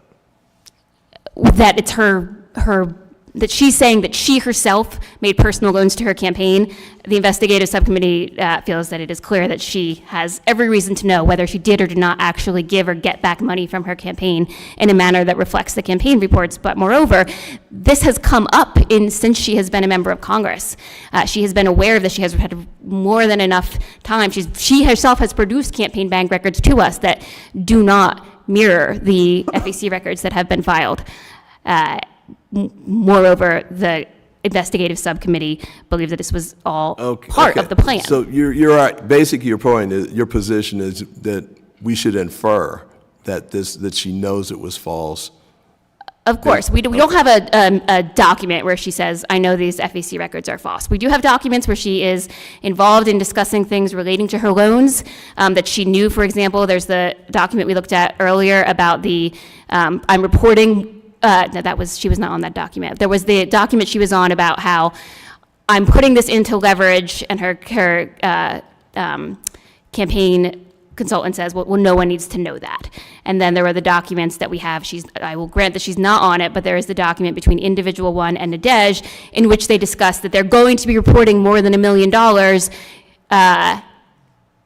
And then we laid out previously in our presentation how they did indeed report contributing more than $1 million in loans, but actually, at that time, there had not been a contribution of any kind, and then shortly after that, there was a contribution of only $400,000, and she didn't amend her FEC reports to reflect that until the FEC noted an issue with the cash on hand. And in that message, Nadej says to Individual One, oh, we're going to be reporting less than our primary opponent. We only have $27,000 in the bank account, which, hey, she had $27,000 in the bank account, not the more than $1 million in campaign loans that were reported. All right. So which paragraphs in the SAV relate to paragraph 384? One moment. It's also slide, Mr. Ivey, not trying to limit your questions, but if you could wrap it up here shortly for the remaining members to ask their questions. Fair enough, fair enough. I'll stop after this one. Mr. Ivey, I also wanted to clarify with respect to the false statements and the loans. It also relates to loans that were reported as personal loans of the candidate, but were actually, for example, funds that came directly from Trinity, that came from EC firm after the separation agreement. Effectively, loans that she had reason to know she had not made, but were reported as personal loans, as well as some loans that were made that were not made but were reported as having been made based on the bank records, and other related misreporting errors surrounding the entirety of the loans during the campaign. All right. And is that in the paragraphs that your co-counsel referenced a minute ago, or is that in a different place? I will let her respond. Okay. I can't point to the exact paragraphs for now. All of this information is indeed in the statement of alleged violation, which sort of chronologically lays out her campaign finances. With respect to what we were discussing, All right. And In this, recognizing the time, and I apologize for running so long, but I did want to give counsel a chance to respond before I yielded back. So well, please. I just think it's important to recognize that there's still no evidence before the committee that the Congresswoman had direct knowledge of any of this, number one. And number two, as far as the continuing to make false financial disclosures, all of that is based going back to the premise that she wasn't entitled to the money from Trinity. She's allowed to make loans to her own campaign. There's no question that that's a permissible thing for a member to do. And it is our position that that's exactly what she was doing.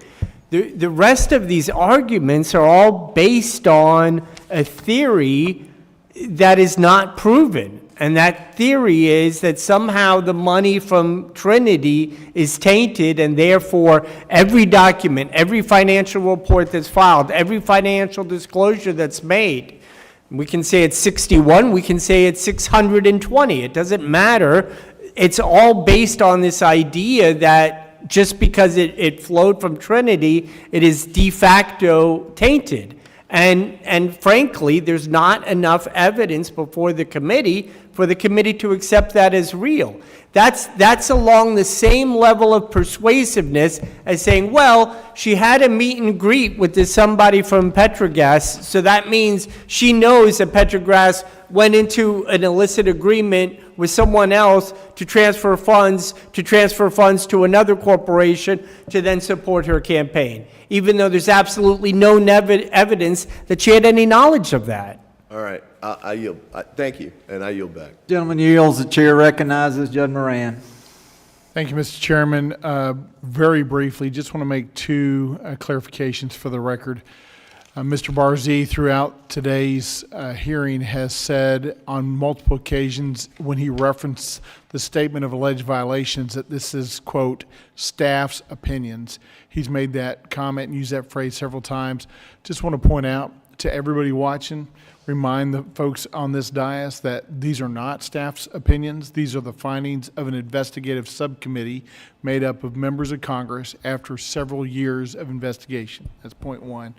Point two, I think Mr. Barzee summarized best, probably better than any of us today, the totality of the response and the evidence that he's presenting today, and he said, quote, I'm explaining it best I can third hand. Triple hearsay, I will remind everyone on this dais, triple hearsay testimony by legal counsel is not and has never been credible controverting evidence in a summary judgment hearing before this body or any other judicial body to my knowledge. And though he has made artful attempts to take us down several different paths, in my opinion, I see no evidence presented that would controvert the evidence presented by counsel for the adjudicatory subcommittee. So just want to make sure that those comments were made on the record before I wrapped up my time. I yield back. Gentleman yields back. Chair recognizes Ms. Garcia. I don't have any further questions. Chair recognizes Mr. Knight. Yeah, just briefly, and I want to echo some of the sentiments that, given this hour, I too find it hard to maintain a level of credibility from the respondent. Counsel, you stated that she was ordered not to participate in this investigation. That was justification for her not taking part for roughly 2.5 years. You've also made the claim that she was actively participating, giving thousands of pages and so on and so forth. You know, and while she refused every step up until this point to engage with staff, to respond to subpoenas, to produce and explain, canceling interviews with no explanation. Now you're saying you want the full court press, you want witnesses, you want to have your own subpoenas, you want to put the full weight and vigor behind the defense for this hearing. It's both sides of the coin over and over and over. You know, we have allowed you extra time. We've received motions after deadlines. We've tried to be as courteous as we possibly can. And I appreciate the difficulty, but this is in no way a rushed process at all. And then fifthly, basically, the thread of defense that I have heard is that there's no evidence of knowledge. She was not aware. She did not know. There's no statement pointing to. There's no admission from her. But when you add up all the things that she did not know, it absolutely flies in the face of common sense. She didn't know about the finances of the family business, even though she was the CEO. She didn't know about the $5 million overpayment from the state of Florida. She didn't know where all the money from the consulting firms, the Truth and Justice Network, the Petrogas Haiti, Progressive People, etc. All of that was outside of her information. And when my colleague across the dais here asked you about text messages that show, despite your argument, she was integrally involved in this, from her own phone, from her own correspondence, the max is 2 checks of $2,900. That is why Sister had to give money to Najej for her to make another donation. Another text message. The goal is 2 million, at least 1.5 million. Hector Roos responds, I suggest you move funds into the campaign account sooner rather than waiting towards the end of the month. This is the one chance to post a big number. Respondent, I am not planning on using that amount, just leveraging. I think that's a good idea. Response, indeed, but no one has to know that. At some point, and your response to him was, we got to get the full context. You and I both know that sometimes evidence speaks for itself, and that at a minimum says that she was integrally involved in the money moving around these various entities and people into her campaign balance. There was knowledge on her behalf far beyond what you have represented to this committee. And given all that we've heard, for all the reasons I just stated, again, I don't think it's been a very credible presentation to say there's material issues here. I appreciate your position, Congressman. I don't think there's any conflict whatsoever in saying that she has thoroughly cooperated with the committee in this way. And if I can explain to you Well, what the I fact that mean. you have to explain it indicates that she hasn't cooperated. No, that's not true. She's turned over thousands of documents. She hasn't ignored the committee. She's had attorneys contacting the committee, contacting staff, discussing these issues with staff.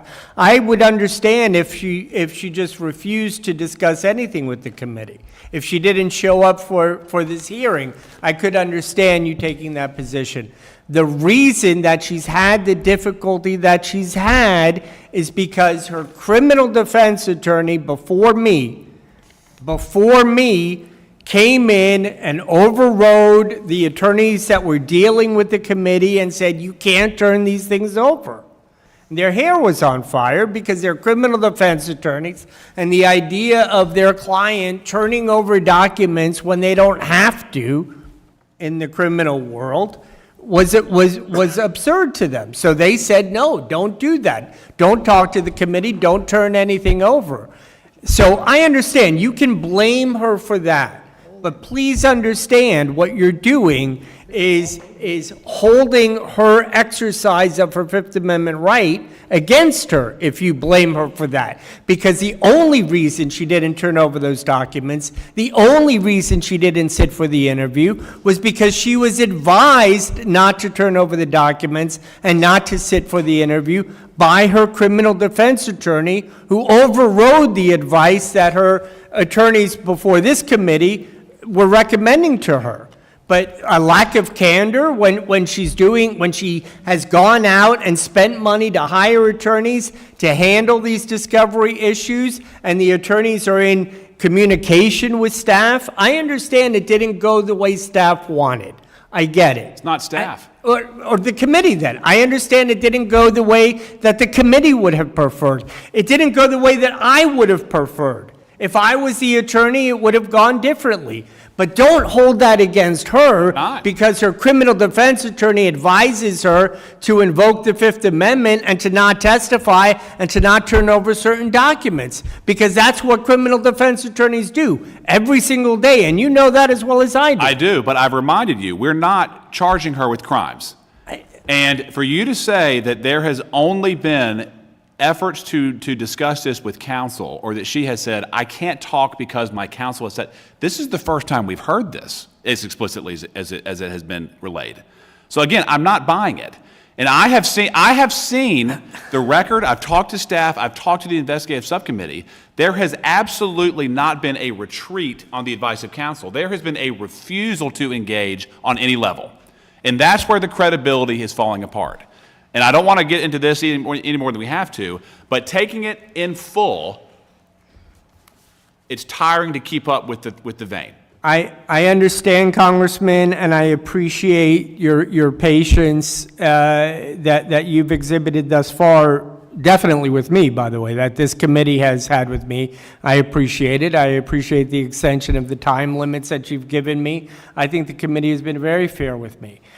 But that being said, Let me bring the lawyer in. Let me bring in her former criminal defense attorney who insisted that she not speak to this committee. Let me bring in the attorneys who recommended to her not to turn over the documents. I understand it strains credibility. Let me prove it to you. I can call these lawyers in. We can call in her former counsel and have them explain why they didn't turn over documents. You're making the point I just made. There's been total refusal up until this point, and now we want a full court press. That time has passed. Mr. Chairman, I yield back. Gentleman yields. Mr. Subramaniam, we will allow you to wrap up questioning. Thank you, Mr. Chair. Counsel for the committee, could you explain to us sort of the burden of proof that needs to be met for, I guess, to meet the counts that we're looking at? Yeah, so under the rules that the committee has set for itself, it has to determine whether there is clear and convincing evidence of the violations that have been charged by the investigative subcommittee. That essentially means, is it highly probable? It is something less than reasonable doubt, but more than less than beyond a reasonable doubt, but more than substantial reason to believe. And so, and under that instance, circumstantial evidence would point to that, or evidence that would maybe not be directly speaking to it, but would be sort of speaking around it. That would be enough? If it's convincing, then absolutely. And the counsel for the defendant, do you understand that to be the burden of proof we need to meet here? I didn't catch her answer. Was it clear and convincing? Was the burden of proof that she? Do you want to tell him again what your the burden is? Yeah, clear and convincing. Clear and convincing. I do. That's the same burden, for example, that a state has when they have a case over termination of parental rights and they want to take children away from parents that have been abusive. That kind of a case has to be proven by clear and convincing evidence. My point being that it is an extremely high standard, clear and convincing evidence. That's not the only standard that's before this committee, though. The first question is whether or not there are material facts in dispute. Yeah, so I'm going to get to that. So then for counsel for the committee, this is a summary judgment hearing. So could you explain what our burden is there, too, when it comes to summary judgment? Yes, so the rules that the committee has adopted for itself borrow this phrase from civil procedure, that there is the option to make a determination that there is no material fact at issue. It's similar to summary judgment in the civil process in that it is a question of whether there is a dispute about the material facts. Committee counsel made that motion based on the record before it and the responses that it had received up to that point from the respondent. Some new last-second efforts have been made to introduce some disputes of fact, and I think it is within the discretion of this adjudicatory subcommittee to determine whether those are the material issue, whether those are material issues of fact that interfere with its ability to determine whether the evidence is sufficiently clear and convincing at this time. And is that your understanding of summary judgment? I want to clarify something, if I may, and that is that the committee's rule indicates that prior to deciding an issue like this on summary judgment, you must determine that there is no material fact at issue.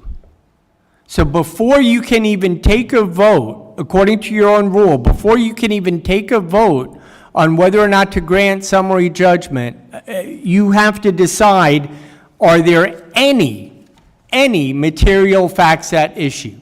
And if there is one material fact at issue, you cannot be voting for summary judgment. You have to allow it to go to an adjudicatory hearing so that we would have an opportunity to call witnesses, to cross-examine witnesses, and to have the truth come out as to what that material difference is. But right now, there are lots of material facts that are in dispute. A lot of them. And so there is no real avenue here for this committee to grant summary judgment based on Rule 23-0, which clearly states, if the adjudicatory subcommittee finds that there is no material fact at issue, then you go on to the burden of proof. But before you get to the burden of proof, which is a very, very high burden, before you get there, you have to determine that there is no material fact in dispute. And I'm telling you right now, on behalf of the Congresswoman, we dispute these facts. And we would ask for an opportunity to have them heard in public through cross-examination and the calling of witnesses. You are aware that you could have called witnesses today, right? Yes. Okay. Yes, Just wanted to make sure. I've had this matter on my desk, sir, for 21 days. I mean, in order to really prepare for this, I would have needed a little bit more time. I'm doing the best with the amount of time that I have, but we're not prepared to call witnesses at this time. We want to have our witnesses heard at the adjudicatory hearing, not at a motion practice where there's a question of summary judgment. Because from my understanding, all we have to do is raise that there is a material dispute over a fact. And once we do that, then we would be entitled to call witnesses, we'd be entitled to having an adjudicatory hearing, which is what happens every single day in courtrooms all over the United States. That's all I'm asking for, is an opportunity to cross-examine these witnesses, to put on our own witnesses, and to have a full hearing so everyone knows what all these facts are, rather than guessing. I understand. Thank you. And counsel, for the committee, you've learned some new facts here today, or learned some new disputes to facts today. Did you consider any of the facts you learned or the disputes you learned material to the findings that you made coming into today's hearing? I don't think any of them are sufficiently material to make any of the counts charged not proved by clear and convincing evidence. I think that we discussed what underlies each of the charges. This is a set of conservative charges where, in many cases, multiple violations are sort of consolidated among individual charges. And I don't think anything I've heard today changes any of the conclusions that the investigative subcommittee arrived at. I'll yield back. I'll also just add that very little actual evidence has been introduced today. There were a few documents attached and some chart, but there's also just been a lot of representations from counsel. We still don't have any testimony under oath from the Congresswoman. Gentleman yields back. Time for member questioning has concluded. Each side will now be given 5 minutes to make a closing statement or closing argument. Committee for the council will go first.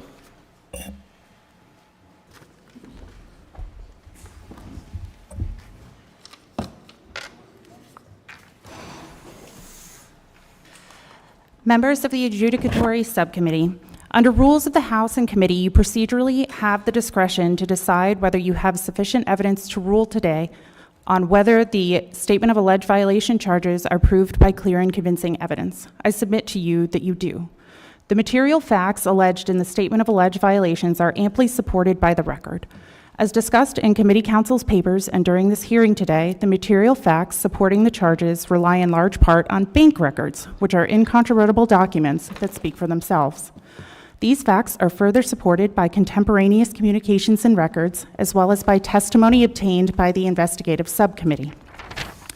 Respondent has argued today that the profit-sharing agreement predated the special election and overpayment that Trinity received. This is true. What is also true, as demonstrated by Exhibit 2 to the committee's motion for summary judgment, is that respondent had decided to run for Congress in January of 2021, before the COVID-19 contract with Trinity was signed. Respondent has also, or rather, Respondent's counsel has also referred to the $5 million being the windfall, but the windfall was the COVID contract in its entirety. The record establishes that there was a scheme to impermissibly funnel Trinity's money to Respondent's special election campaign via both direct transactions and using various conduits. In doing so, Respondent violated numerous campaign finance laws, including the prohibitions on accepting corporate contributions, limits on the amount of contributions, and requirements that contributions be accurately reported. The sheer amount of pass-through bank accounts and entities involved demonstrates that she knew that this was wrong and wanted to obfuscate the true source of the funds. Notably, unlike the indictment, the charges in the statement of alleged violations do not require this subcommittee to make a finding regarding whether Trinity had a legal right to all of the funds that it received from the state of Florida in relation to the COVID-19 contract. Rather, the most pertinent question with respect to Trinity's funds is whether millions of dollars of those funds could lawfully be transferred to respondents' campaign, either directly from Trinity, from her family members, or from LLCs and bank accounts she owned or co-owned with her brother. The answer to that question is that they could not. Part of that inquiry is a related question of whether respondent had a right to all the Trinity funds she received. The record makes clear she did not. Moreover, in order to cover up this scheme and support her independently wealthy campaign persona, respondent and her campaign filed inaccurate reports with both the FEC and the House.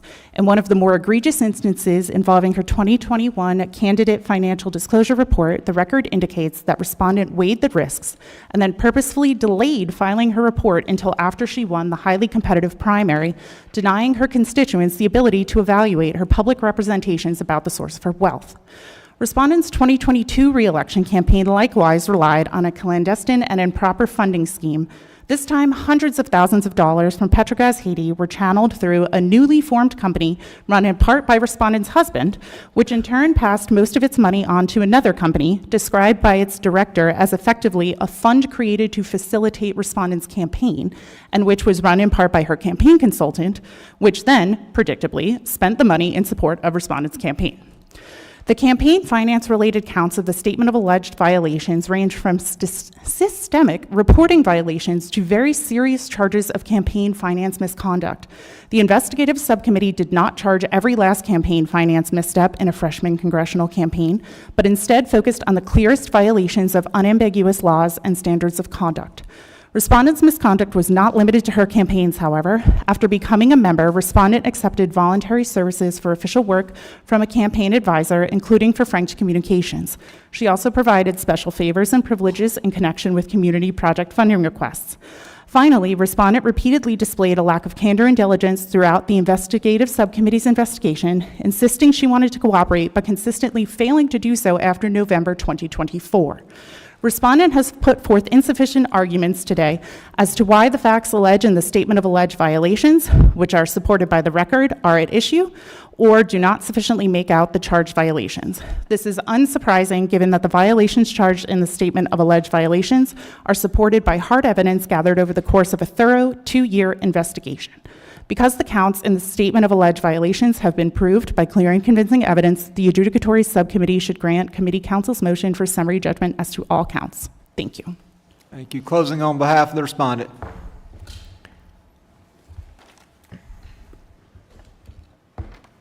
The greatest material fact in dispute right now is apparently whether or not she was entitled to the money that she received from Trinity. If I heard correctly, the argument from staff is that she wasn't entitled to that money, and we haven't proven that she was entitled to that money from Trinity.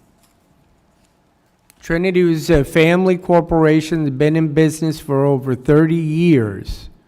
Her father had COVID. They thought he was dying from COVID, and the family sat down and talked about how to divide up the quote-unquote profits of Trinity. We introduced a document that I said was evidence of the existence of a profit-sharing agreement. I understand it is not your typical profit-sharing agreement that you would see if you owned a corporation and had lawyers handling these things for you. That doesn't mean it's not true. It doesn't mean that in the Haitian American community, family members don't put things in writing like that. They shake hands and they trust each other. But it's definitely evidence of one thing, and it's evidence that there is a very serious dispute here over the facts of the case. And whether or not the money from Trinity was entitled to go to her, whether or not the Congresswoman was entitled to that money or not, well, that's the underpinning for all of these allegations that are being made. And what you have now is you have a piece of evidence that members suggested may be exculpatory that I've presented before the committee that's in front of you now that completely contradicts staff's argument that she wasn't entitled to the money. Well, if that's not a material dispute, I don't know what is. And so how can this committee be asked to just decide this before we get to the bottom of it? What I suggest is that we talk to the witnesses. We place them under oath in front of everybody. We put a TV camera on them and we ask them questions. And then we'll know what happened with the money from Trinity. And we'll know why the money from Trinity went into these different corporations. Because the evidence will show, if we have a hearing, that the work was done. That Trinity went out and helped tens of thousands of people get vaccinated who wouldn't otherwise be vaccinated. And yeah, the Congresswoman made a lot of mistakes on a lot of financial disclosure forms. There's no question about that. But the same mistake that they're suggesting she made over 61 times is misreporting her loans. And that's all based on their theory that she's not entitled to the Trinity money. And that is a factual dispute that we will dispute till the end of time, because she was entitled to it. And the reason she was entitled to that money from Trinity is because her family said, you know what, Shirley, we're going to give you half of this money. And that was a decision that was made by her family. And if we need to bring the family members in to prove that to committee, we're happy to do so. And if we need to bring people in who received the services from Trinity, who got life-saving vaccinations, who wouldn't have gotten them but for the work of the Congresswoman in her community, we'll do that as well. But to suggest that there's no material fact and you can just decide to throw a woman out of Congress who was duly elected by her constituents because of bank records, quote unquote, well, that's not enough. If you want to sanction her, if you want to ask the House to sanction her, if you want to move into a different hearing where you consider a sanction, before you get there, make sure that these procedures are followed meticulously. And if it says that there is no summary judgment unless there are no material facts at issue, I would suggest to you that all this time we spent today proves one thing, and that is we disagree on the facts. And if we have a serious disagreement on the facts, if we have a serious disagreement over whether or not the Congresswoman was entitled to every penny she received from Trinity, well then let's have a hearing. Let's call some witnesses, and let's get it all out in the open and be transparent about it, rather than deciding it based on conjecture, circumstantial evidence, hunches, and bank records. Thank you, Your Honor. I want to thank counsel for both sides for their participation in the hearing this evening. I want to thank you for your argument, for your responses to questions on behalf of members of the adjudicatory subcommittee. At this time, the subcommittee will adjourn. We will move into executive session. We will meet to deliberate the motion for summary judgment. When a decision has been reached, we will announce it through a public statement released by the committee. And so with that, this hearing is adjourned.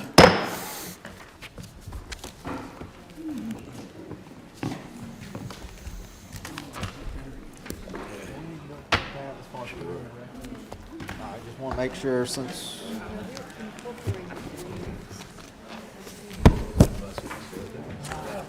Well...